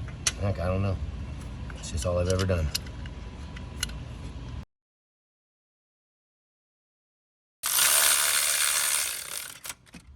Not too tight. Oh, hey. Oh, great. Okay. There's that. Now, glow plug. And there should be a push pin to actually hang off this valve cover stud. But it looks like it has since ceased to be anywhere. So, we'll put the glow plugs together. Remember, we cleaned these out earlier. Snap it together. Pop that in. Now there, oh, yeah, there it is right there. Okay. Push pin right there. Oh, hang on.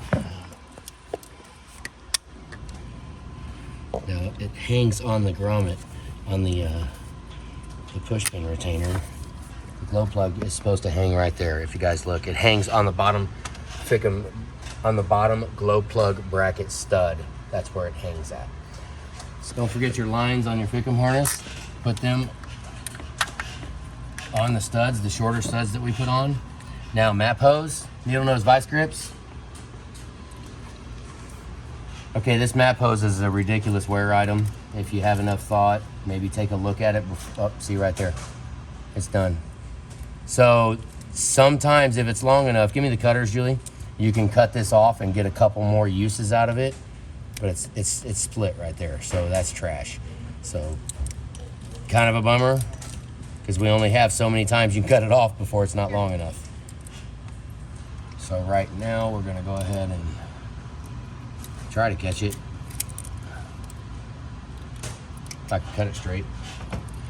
Now we'll just see if that is long enough. I'll start at the top. Yep, plenty long. There you go.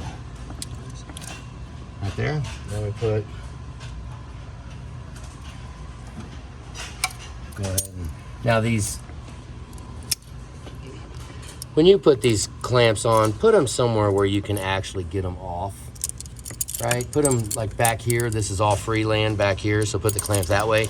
And this side, you'll notice if you took your map hose off, you will notice that this one was backwards. From the factory, they actually put the locking tabs on the back side of the hose. I mean, freaking genius. Yeah, why not? We might as well. So map hose is on, installed. We refreshed the end of it. Now we're ready to put the heater core back on. Give me the big vice grips and the heater core clamp. Hang on, let me make sure. Go ahead, kick it on. All right, now, really don't mind. I'd rather go ahead and line up the old clamp. Remember we took the clamps off, right? So, I don't know if it matters, but if you line up the witness marks of the hose clamp, now this freaking 03 has to,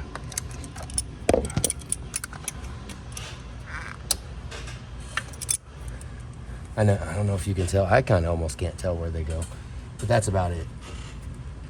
Wiggle it around a little bit. I mean, every connection we do could leak.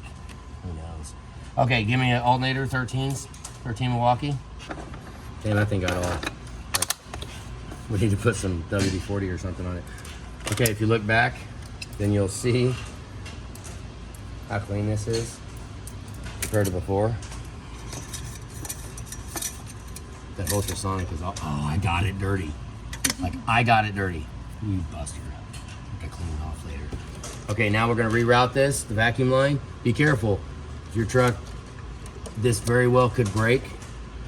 So when you put loops in it, just make sure you pull them back and just be careful. This line is broke. It will break. So very carefully we'll pull it. There it goes. You're not gonna force it to go anywhere. You're gonna have to let it go. See how that just kind of just fell down, and that's right where it likes to be. So don't try to force it somewhere.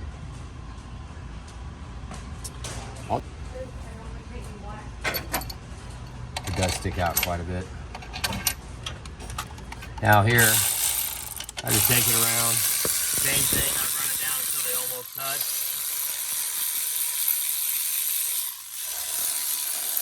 And then I'll just grab it here and shake it a little bit, bam. Now this one's about 30 foot-pounds. There are certain things will torque, and there are certain things that it's just a waste of freaking time. So, make sure that clips on. Pull the 10 off. This is a 10, those are 13, so for an alternator you need a 10 and 13. And a lot of times this thing will get chewed up and burnt and messed up, so I'm gonna get it as far as you can, bend it back. And right here, when you hold it, you can actually hold the lug over, because I've had these come loose right here, so I put a lot more than 10 foot-pounds on that nut. And then at the bottom here, you can pull the rubber boot. Got a screwdriver? Pull the boot off and make sure that it actually goes around it all. Right, it looks like I'm missing a little down here, but it might be burnt. Sometimes it will melt itself to the, here. It did, it's melted to it. So I think I'm gonna let that stay melted right there underneath it. At least it's around it on the outside there. So that's done. Now for your belt, remember I didn't move a lot of it, right? Just be careful how hard you pry it across the ridges, you'll rip a ridge off of it. Okay, so from here, if you got big old muscles, you can grab this sucker right here, just grab it and pull on it. And it will unlock the tensioner. Run your hand around here, make sure they're all on there, but you know, I probably don't have that kind of muscle, so I'll use the tensioner tool. Push it down in there. If I can find it in the dark. Ready? There. Okay, tensioner's tight. Now look around, make sure the belt's all on the pulleys, and we are good to go. So right now, on this side, give me some brake clean and let's clean this out. Remember, I did not loosen the other clamp. I did not pop the boot off of the turbo. I didn't break the seal. This was probably a new boot install. I took the bolt loose, but I did not move it. And it's actually stuck. Is it? No, it's not stuck to it. Never mind, we'll take it off. We'll take it off. If that is stuck to it and you think long enough that you do not loosen it because you're not taking that boot off of the turbo, then that's one less step that we had to do. So you only have to get the tube off. You don't have to get the boot off the turbo. So we'll brake clean it real good, make sure it's as well as we can get it, brake clean out the boot. We want it as dry as possible. And down here, charge air cooler too. Get some brake clean. Let's get some brake clean and clean the boot, the connection for the charge air cooler. This is the only one we took off. We didn't take the other one off. And while you're cleaning, I mean, you can clean the turbo inlet pipe housing. That one's always nasty. Just wipe around that while you got brake clean in your hand with a towel. And there you go.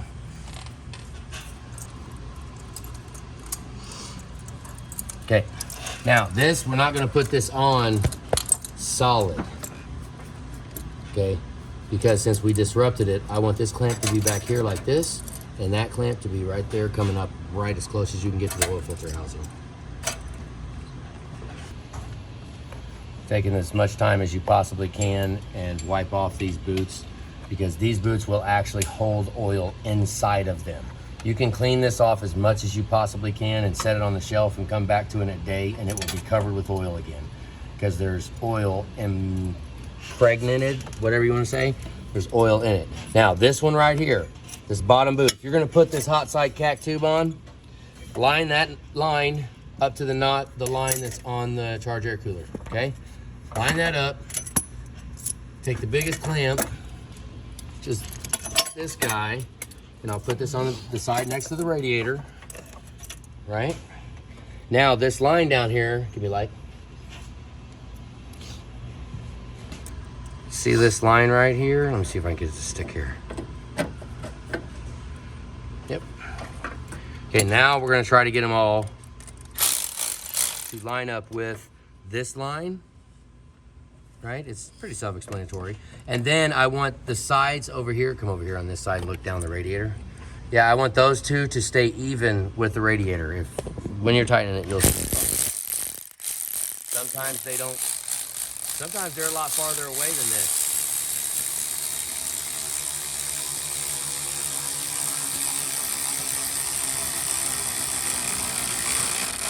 So how tight are you gonna go with that?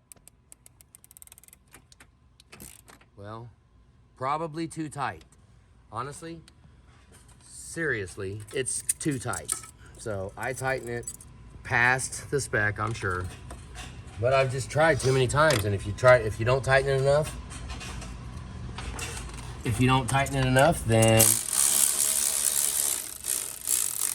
okay, I just want to get some spins going on this. Now, you got a tube? Okay, now this boot down here is all the way tight. It is attached to the charge air cooler, set, done. That's where it needs to go. This clamp is done for operation of the truck. Now, we'll put this in. Now pop that in there, pop this here. Now this will decide what angle. Remember, I did not tighten this boot yet. So, with the angle I'm showing right here, I need to turn this boot up a little bit like that. So, okay, this reveal right here, when that thing pops in and it rests, I want this reveal to be the same, okay? And sometimes you'll have to twist the entire boot this way or that way because it will move this angle. That one is set full time. That one's done. Now, all we're gonna do is adjust this one, and then we tighten this one up when it needs to get there. When it gets to where it needs to be, so this reveal is good and everything looks good all the way around it, then tighten that one, and you're all good. Okay, we got this angle set. Now,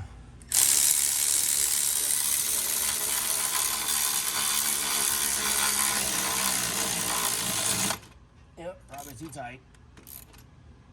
I probably put it to about, I don't know, 25, maybe 30 foot-pounds, not quite sure. Just tight. Try to get it to go with the line.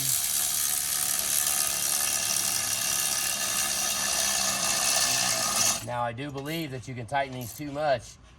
I really do. I think if we tighten it too much right here, which I know I've been accused of doing, then I really think down here, you can actually clamp the tube and make it a cone. And then you'll kind of hose yourself. You'll never get the boot to go back on again because it will constantly blow the boot off because the end of this tube down here is a cone. You'll never get it attached on with a cone. Now right here, I'm just trying to keep it straight. Now, depending on where the tube is, okay, right now you can fight this over and over and over again because if this tube is coming in at any kind of an angle, this clamp is gonna follow the angle and you will not be able to keep it with the white line. The only way you will keep it with the white line is adjust the angle that the tube goes in while you're tightening it up. See it moving? I'm not down to the flange yet. No, I'm not down to the flange yet. And I remember I showed when we took it apart that sometimes if this clamp, sometimes you just fight it and it's not, to get it to straighten up. See, like right now the angle's that way, so I need to push the tube that way as I tighten it up. So this takes a lot of time. And I want it to be straight, so I gotta push it like that and then tighten it. Which, let's see how that works. No, it still moved it.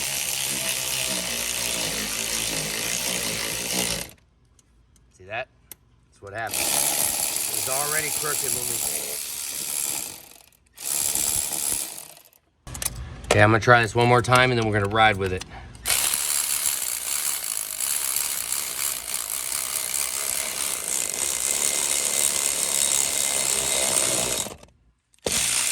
Oh, it's moving. Yep, that means it's gonna blow off. At a certain point, just replace the boot. Because this is such an imperfect, stupid science right here. Jay does a lot of welding for us. This setup right here would be awesome to have band clamps on. Have V-band clamps on it. Connect that charge air cooler with a V-band clamp with one. I mean, we could put a flex joint in the middle of it for all I care, but these boots are just, they're so imperfect. I mean, that looks like crap. I am not gonna leave that like that, but I am gonna go drive it and I'm gonna blow that boot off first before we decide to go ahead and put a new lower boot on it, because that's probably what the end decision is gonna be, is a new boot right there. But we'll go ahead and go destroy that one before we do it and make sure that it won't hold. So, yeah, you on? Mm-hmm. All right, remember my bungee I put up a long time ago? Now, for this cheesy 03 bracket, actually, I don't wanna do the bracket yet. Let's go ahead and route this harness back where it goes. Now remember how easy I took it out? Okay, it's gonna go under the coolant line and under the power steering lines, right? So we'll try to find the end of it and put the coil in it so we don't break it and fish it under here. This is mass airflow. No, that ain't, that's the hot line. Let's move this up. You just kind of wanna weasel it through there, take your time, because it will want to fall where it needs to go. Well, as long as I can get the plug through. Right there. Okay, just like that. Pull that through. Kind of a pain to mess with it right now. You can't really see squat, can you? Right there. Now, hang on. This line, air filter minder. Now, we'll push these down. Let me get some better light over here. Yeah, okay, right there. Now, this actually goes down. Remember, we took the transmission line out. Now, why they all are like that, I'm not exactly sure, but it tends to. There's enough space that this goes underneath the transmission harness, and it actually goes under the battery tray also. A lot of them I've seen that they'll be on the side right there.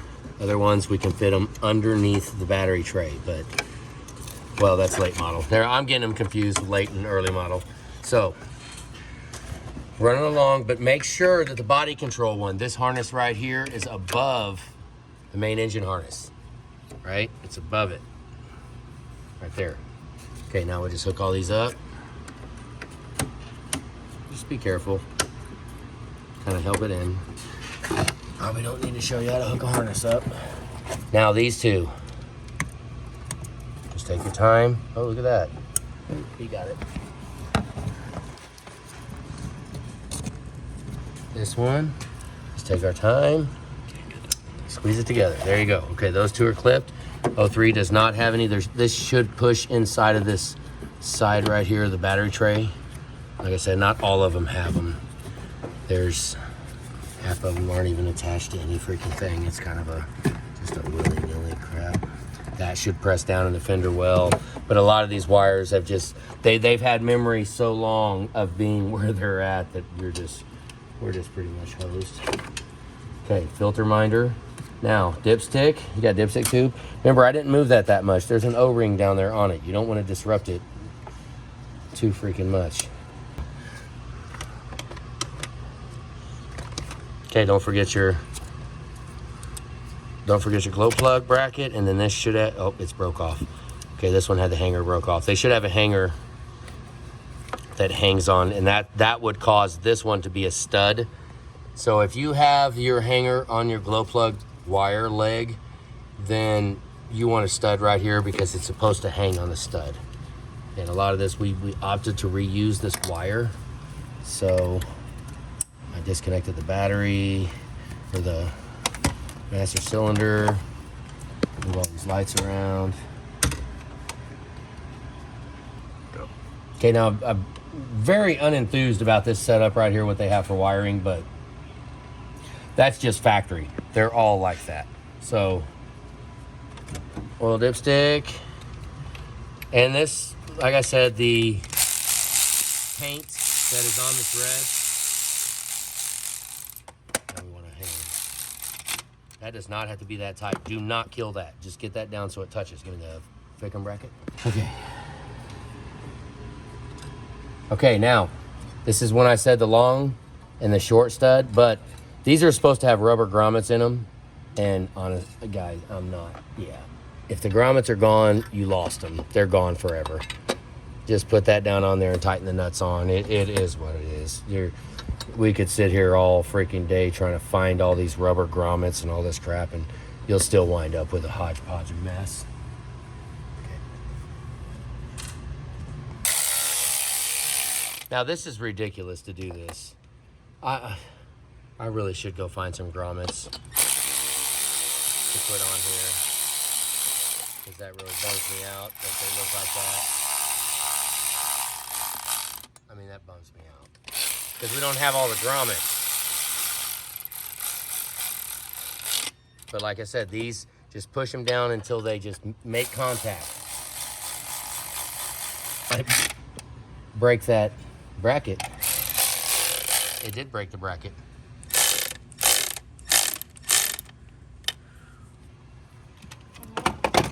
It broke it. Think you need one more? Yeah, we need to put those grommets. We need to space them out more. Because I did crack it. Been a minute since I've actually done an 03, I guess. But I am going to put the bottom grommets in. We found a couple of them. Julie's over there in our boneyard right now looking for them. Put your finger on it when you pull it out, and you don't lose it. Okay. Now we did crack this. Here, put a little crack in it. That freaking hack done broke my stuff. What we really need are the grommets on the bottom, at least. That's really all we need. There's a grommet on the bottom for the spacer. But we don't even need that one. We really only need it here. That will space the bottom out and they'll be good. Let's see how many more we can find. I'm gonna go ahead, I found a bigger grommet. These are some that we had in our boneyard. I don't have a lot of them, but I think I really only need them at the top. So I'm gonna put those there to space it out. Ideally, we would have had all these, but this is an 03. There you go, that spaced it out enough so everything can make contact. All I wanted it to do was make contact and be touching without hitting down here. So now it's clear.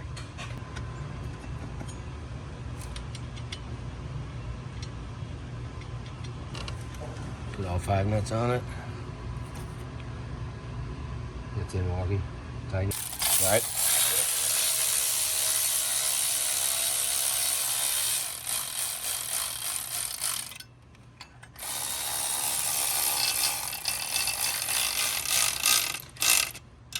There you go.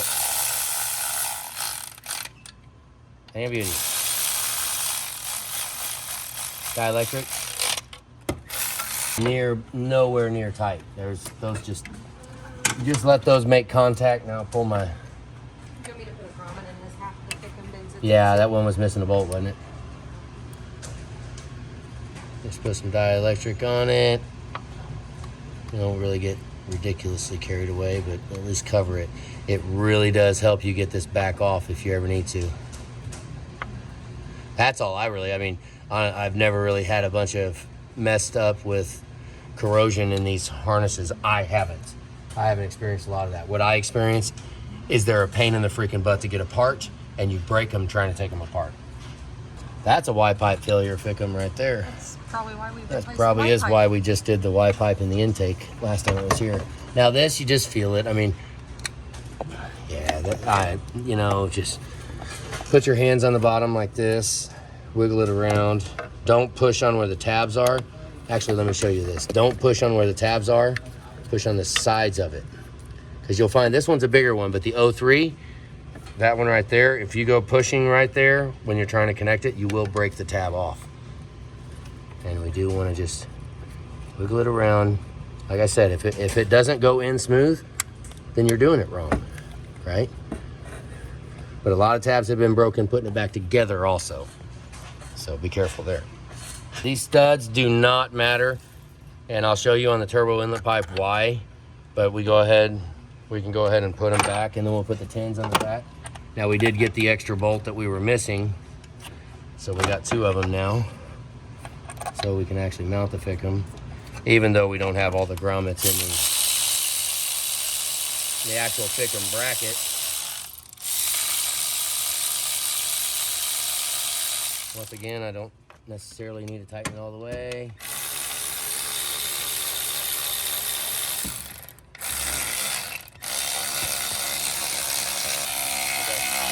Now once I get them all tight, once I get all the threads almost engaged all the way, I don't want to tighten it. See, these are all loose. I just want to do that last little bit to tighten them up. You don't have to, don't run this one all the way down when this is just barely threaded on and tighten that one up. Don't do that. Run around and make sure they all got threads on them and they're all engaged, and then you can put them on. Okay, we're going to grips in the smaller clamp. I don't need to put it together yet.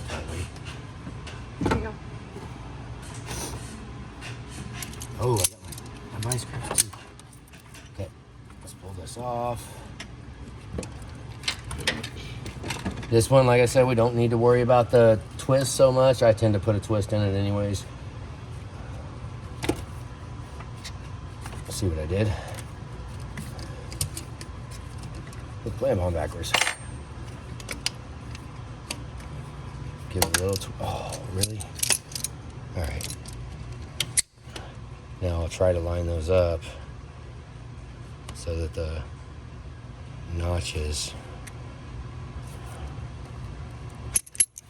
let me move that again, that's nowhere near it. Can you shine a light up here? Maybe somewhere where I can,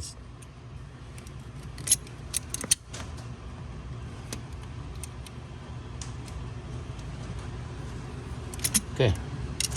All right, right there, good. Going. Okay, now for the crankcase vent tube. Once I do a lot of it like this, just put your finger down in wherever you're oiling, and just oil it up, and then put a little right here, and then use your finger to rub the oil around it. Okay, now that tube is pretty much messed up, but I think we got a little more life left in it before we need to replace this tube. 03s are a lot easier to put on than all the late models, because this just pops in. To take it out, you turn it 90 degrees. To put it in, you just put it in. 8 Milwaukee. Okay.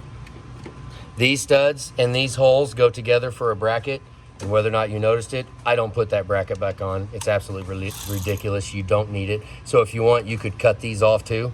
And normally we cut this off. We'll cut that and completely eliminate it so it's smooth with the side. I didn't do it on this one, but just figured I'd mention it to you.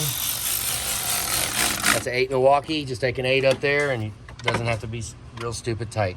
Now, I actually mess up a lot on this. I think it goes like that, because a lot of these are different. I think it goes something like that. It does not line up. Okay, this line and this line does not line up. So we'll leave that just like that, popped on. Now the big clamp with the degas bottle. Now this clamp, when you hit the clamp on the other one, now this is kind of dangerous, kinda.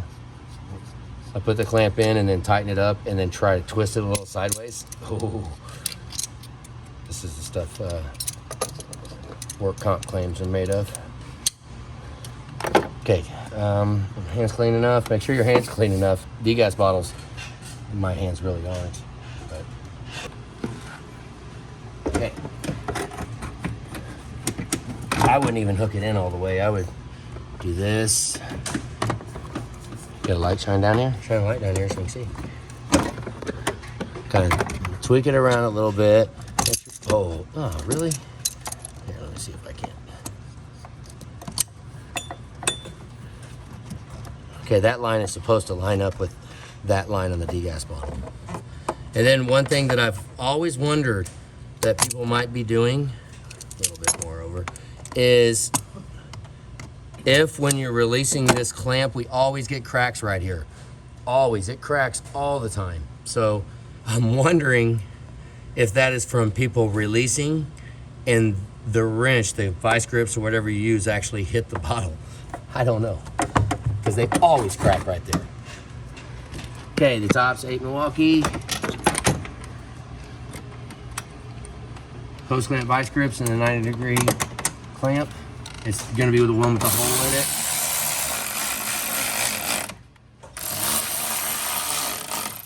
Those don't don't have to be too tight. That thing's holding the bottle on there. Don't get. All right, this one's actually supposed to have a different clamp. This is the only connection right here that takes, if you have the clamps and one of them has a hole in it, then you know that that one goes right here. And if you have one and has a hole in it, then you'll know. But this one doesn't. They must have already been swapped out. Now you want to come over here when you put that on. When you put that on, and make sure that this bolt, that the clamp does not touch the hose. See how much far away I am? That's golden. Go out and look at your truck and see how close it is right now. How close is to there? Because we have sold a ridiculous amount of these hoses because it's rubbing on that and it rubs a hole in it. So you want it to look like that when you're done. Long ways away. So I don't understand how they get to rub on it, but they do. All right, guys. This goes in, and I know that we're good to do this. We're putting a filter in it, but if you come in and you get a full set of injectors and the job involves me to take the filter off, and this one is, right, this is a Fram or whatever it is, power core. It says power core on it, but the blue ones are actually the good ones. So if it comes in, don't balk at the air filter replacement. Yeah, don't do that, because we're gonna replace that and put that air filter on. Right? Okay, this is that T20 security. See how clean that looks? The whole housing, it looks pretty good. And this, I don't really get too carried away tightening it up. All right, we're gonna show you guys how to do this because I've seen them wrong all the time. This sealed edge, right? It's got foam on it that is designed to seal, because anything past this is a clean environment. So that's where this goes. Okay, the one that goes to the engine goes on the sealed side. Now, where I'll show you where most of them get messed up, he only had 2 clamps. Do we have another one? Now here, you can put like a little bit of grease or even spray some WD-40, but you don't really need to. Just set it down and push it on there. See how that went together? Okay, now you clip that. Now it's the other side that's the trick. That one's pretty easy. It's the other side, because the notch, you put those in, and then this has to go on the outside of it. On both sides. See, that's not really, this actually was not right when it came in here. It wasn't right, so it had memory of being wrong. Right there, that's it. Okay, here's one. Damn, that's dirty. Well, I guess maybe we can clean it later. Let's see if I can. I bet you it's down underneath. I bet it's underneath there. When we do cab offs and they're missing ones, we find a bunch of them down the bottom. So that's how you put it together. Make sure that the housing part of the truck goes over the lip of the air filter. It is in it, go look. I guarantee it's down there. It's probably both of them. Both of them are probably down It was down here by the cab mount. there. Just one or two? Just one that I see. Keep looking here, let me clean that I'll up. take that over there too. Oh, I might need a lot. Now, since we have all of them, we found one of his and one from a boneyard. I mean, that way you've got all your clamps. I mean, why not, right? All right, so we lost one. So we gave one to the cause. Air filter in. Now there is a boot. There's rubber right here. Like, there's like a rubber that goes on the cowl. That is why it's so hard to get in, because this horn right here is supposed to go inside of the rubber. The rubber rests right here, and it's supposed to let the air grab in. Well, in turn, it makes it kind of hard to get in there. So you just kind of have to grab it and just kind of wiggle it until it goes through, and push this up at the same time. And then it all just kind of pops in the same spot. See that? Look. See that notch? Make sure that goes down in there. This will go in this hole right here. If you're an 05, it will go in this hole. There's a hole right down here. It'll go in a hole right here. You'll see it. So, okay. Special tool. We'll tighten this little girl up.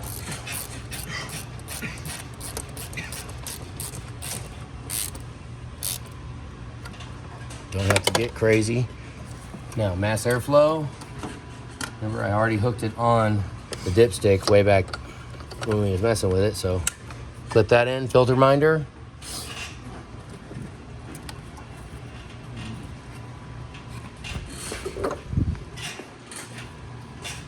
Now you can spit on it if you want to, but most of the time they just go in.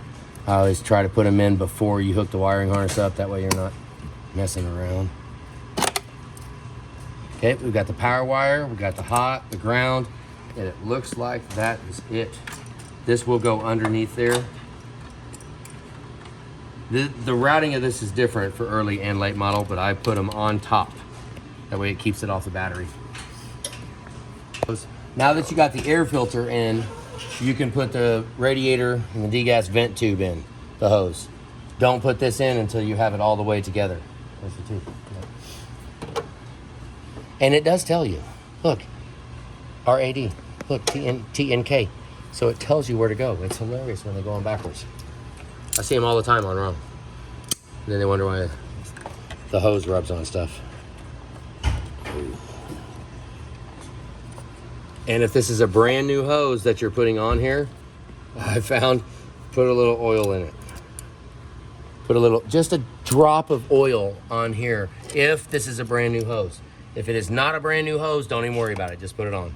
But if it's a brand new hose, I'm telling you what, you'll get it about halfway on, and then it'll lock, and you won't get to push it no more. You break the freaking nipple off trying to push it on all the way. So if you have a brand, is that backwards? So I'm saying, if you do have a brand new hose, put a little oil on it. Too much. Okay, it's supposed to not touch the, right there. Put the batteries in. It's time to fire it up. Honestly, let's go. Yep, we'll do the first drive. Hey, did we get hold downs? Okay, right here, this is this same thing here. Yeah, we gotta clean that. Don't they make a tool to do this? Yeah, I know, we have them. Sometimes I just don't like going the easy route, I think.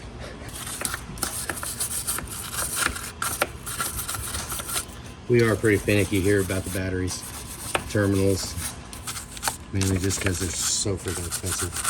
The terminals are like that. Look at that. How come this made it all the way to right now without being cleaned? Probably because I didn't clean it. We didn't clean it. Nobody cleaned it. Okay. Just knock as much of it off as we can.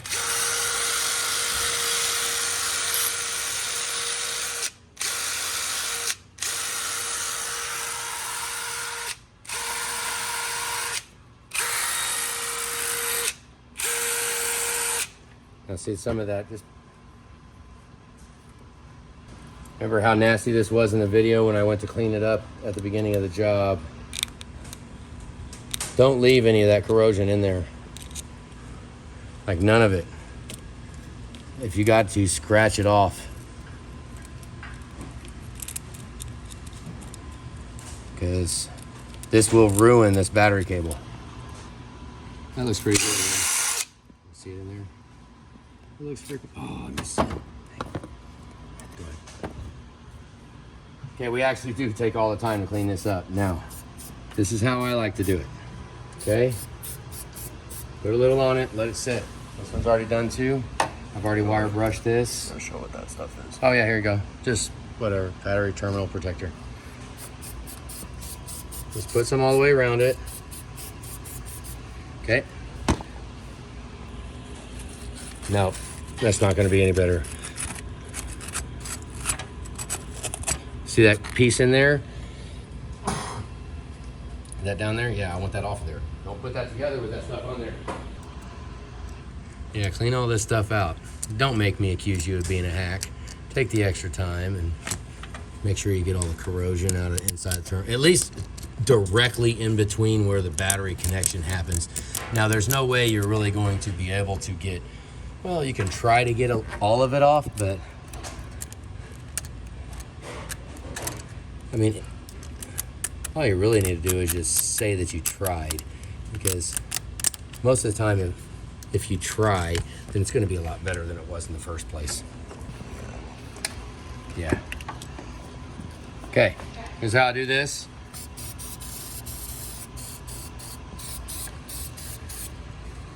I wanted this stuff, I think it gets better if you shake it.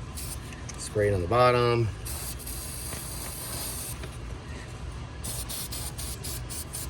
Just want it caked.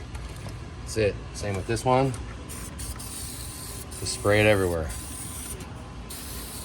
The bottom, spray it all over. And let it sit there. It'll get a little bit of gumminess to it. I just spray down the side of the terminal, hit the bottom of it.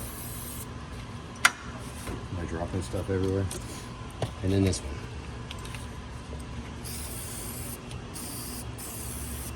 Spray down in there. It's all the way around. It's not a beauty contest. We want it caked. Oh, get it everywhere. Okay, right now, which ones we hook up first? We hook the positives up. Go ahead, hook the positives up. Remember that one was bent. It was actually completely freaking destroyed is what it was. It was, I don't know, hopefully we can even get it to go down even all the way.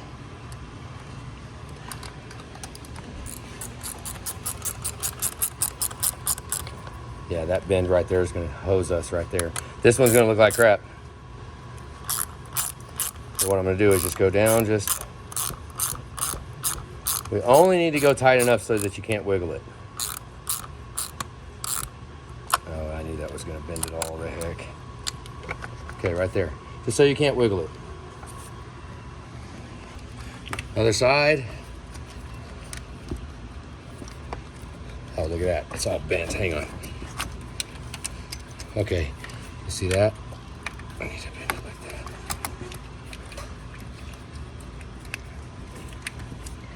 That needs to be out. There you go. Okay, that looks like that's about as far down as I can get. At least we have a bunch. It's sticking above right there. Yep.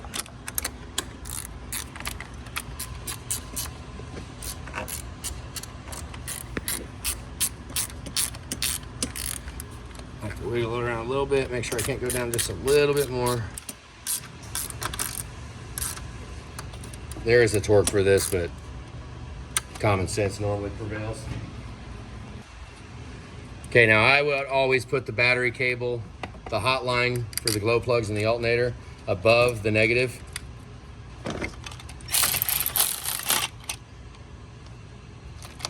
There you go. Now for the very end, I'll just do just a quick shot right before I close it up. Sometimes you have to bend this wire up a little bit so that this boot can go all the way up on the battery. Okay, you know, ideally I should have sprayed that too. Lazy hack. Freaking lazy bum. Why don't we spray it right now? This. Okay. Let's throw another little bit on the negative, even though negative's hardly ever. Okay. Now we're ready to go hot. Okay, now is the time when you walk around and you look, because everything is safe but the ground, all the hot lines are hooked up, so we walk around and before you actually make it hot, just take a quick second, make sure the keys aren't in the ignition, the key's not turned on for whatever reason, and then we can hook the grounds up.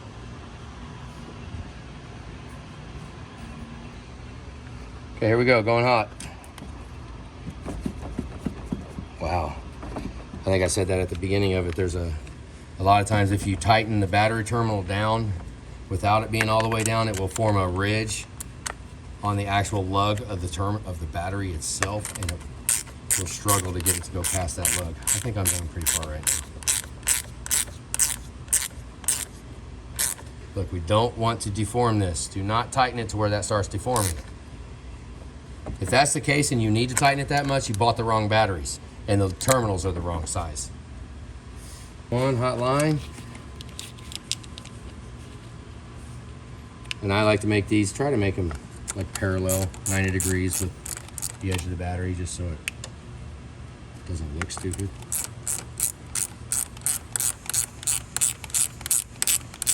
Snug it down, try to do it just, ooh, right there it's really sucking it in, you see it? Okay, right there.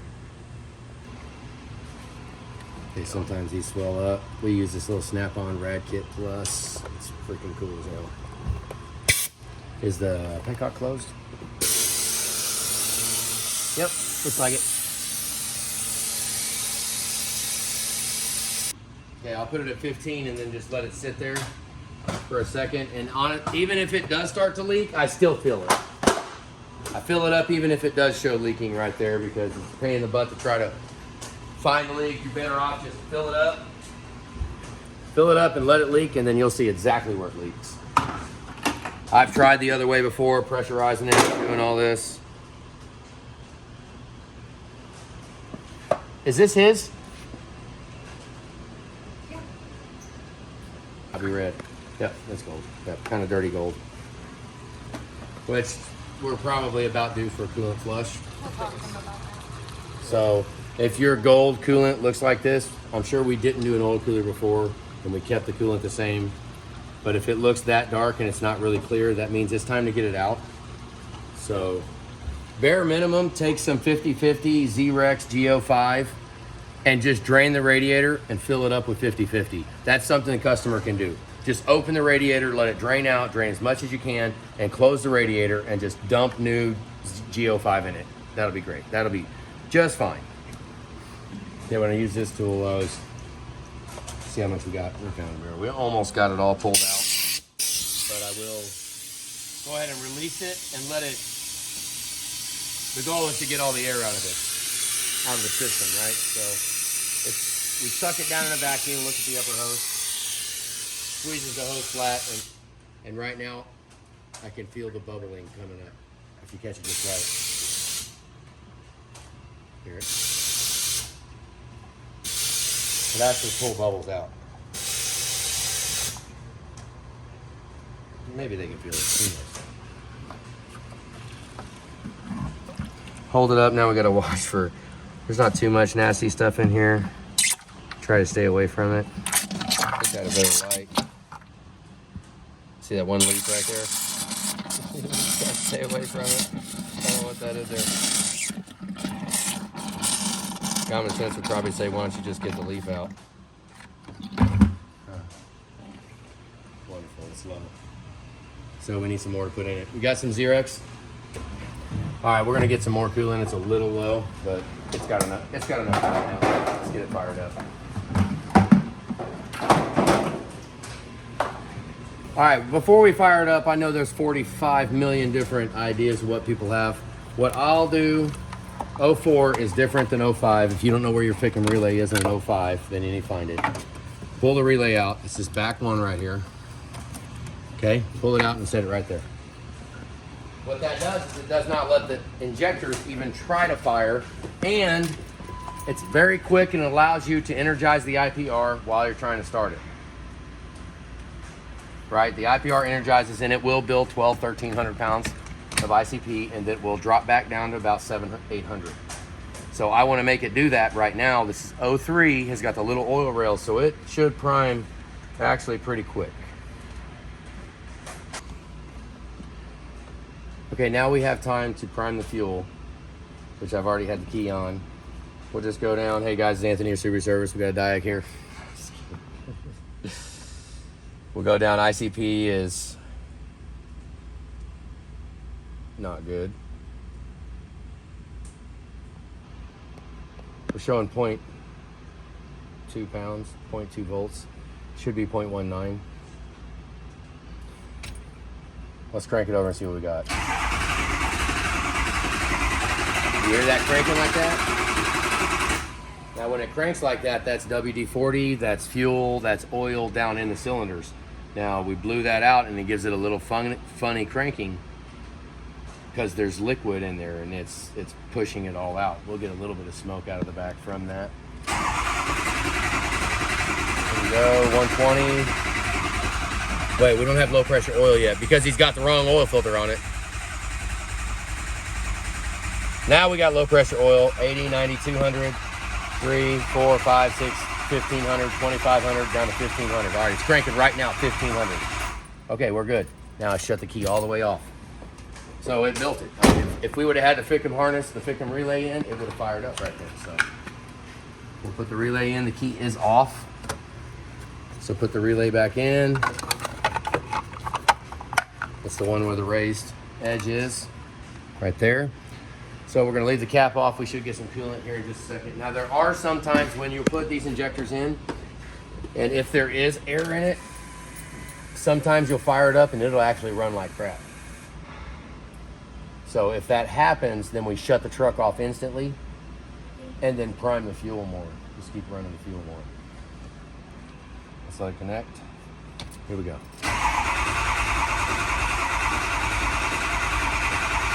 200, 3, 4, 5. Absolutely beautiful. Okay, there we go. Now we're gonna go and get it warm. Whenever we put injectors in, I always like to let it idle for a long time. We don't want any air in the fuel system having to get pushed past the plunger in the nozzle, because air in that nozzle will do massive damage real quick. So right now we just let it idle, let a little temperature get in, let it push any air that's in the system, let it push it out gracefully. It sounds wonderful. So now we're gonna get it hot, go for a test drive, and then we're gonna change the oil. I don't wanna change the oil with it this freaking cold.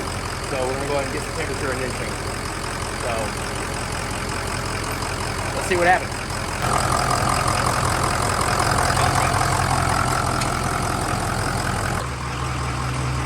There's not very much smoke, hardly any at all. I mean, there was just WD-40 and stuff in the cylinder.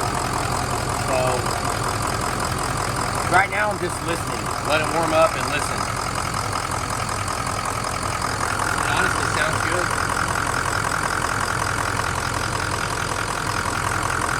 Sucks we didn't have a wind deflector.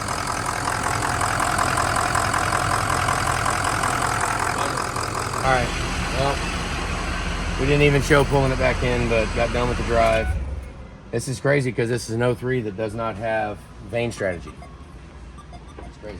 So what we'll do now, after we get done with an injector job, any injector job, pull it in, do the hillbilly head gasket test, and wait just about long enough to be through a drive-through, a couple minutes, and then fire it back up and make sure we don't have a hot nose start.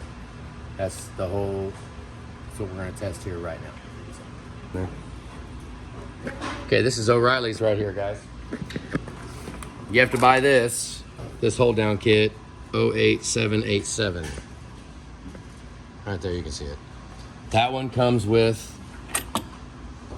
that hold down, which is exactly what we need, with both bolts. Actually, it comes with the long one too. So, I mean, we could put the long one in here, I guess. But the long one doesn't come over here. This one actually just gets a short one. The long one's over here.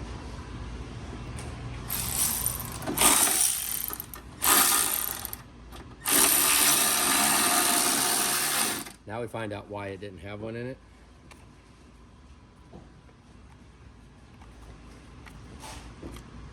That's gambling right there. That sucker could wind up breaking. Maybe. All right, let's go ahead and see how long it cranks. Anytime you fire a truck up, wait for that injector chatter to stop. Should fire pretty quick. Let's see. Good. Awesome. So, that is absolutely awesome. All good. Now, that is how to do an injector. Or all injectors.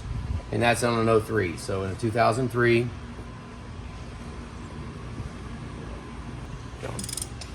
okay, so now that we fired it up, it's all good. We're gonna take this filter off and hope like heck another filter like this doesn't get back on this truck.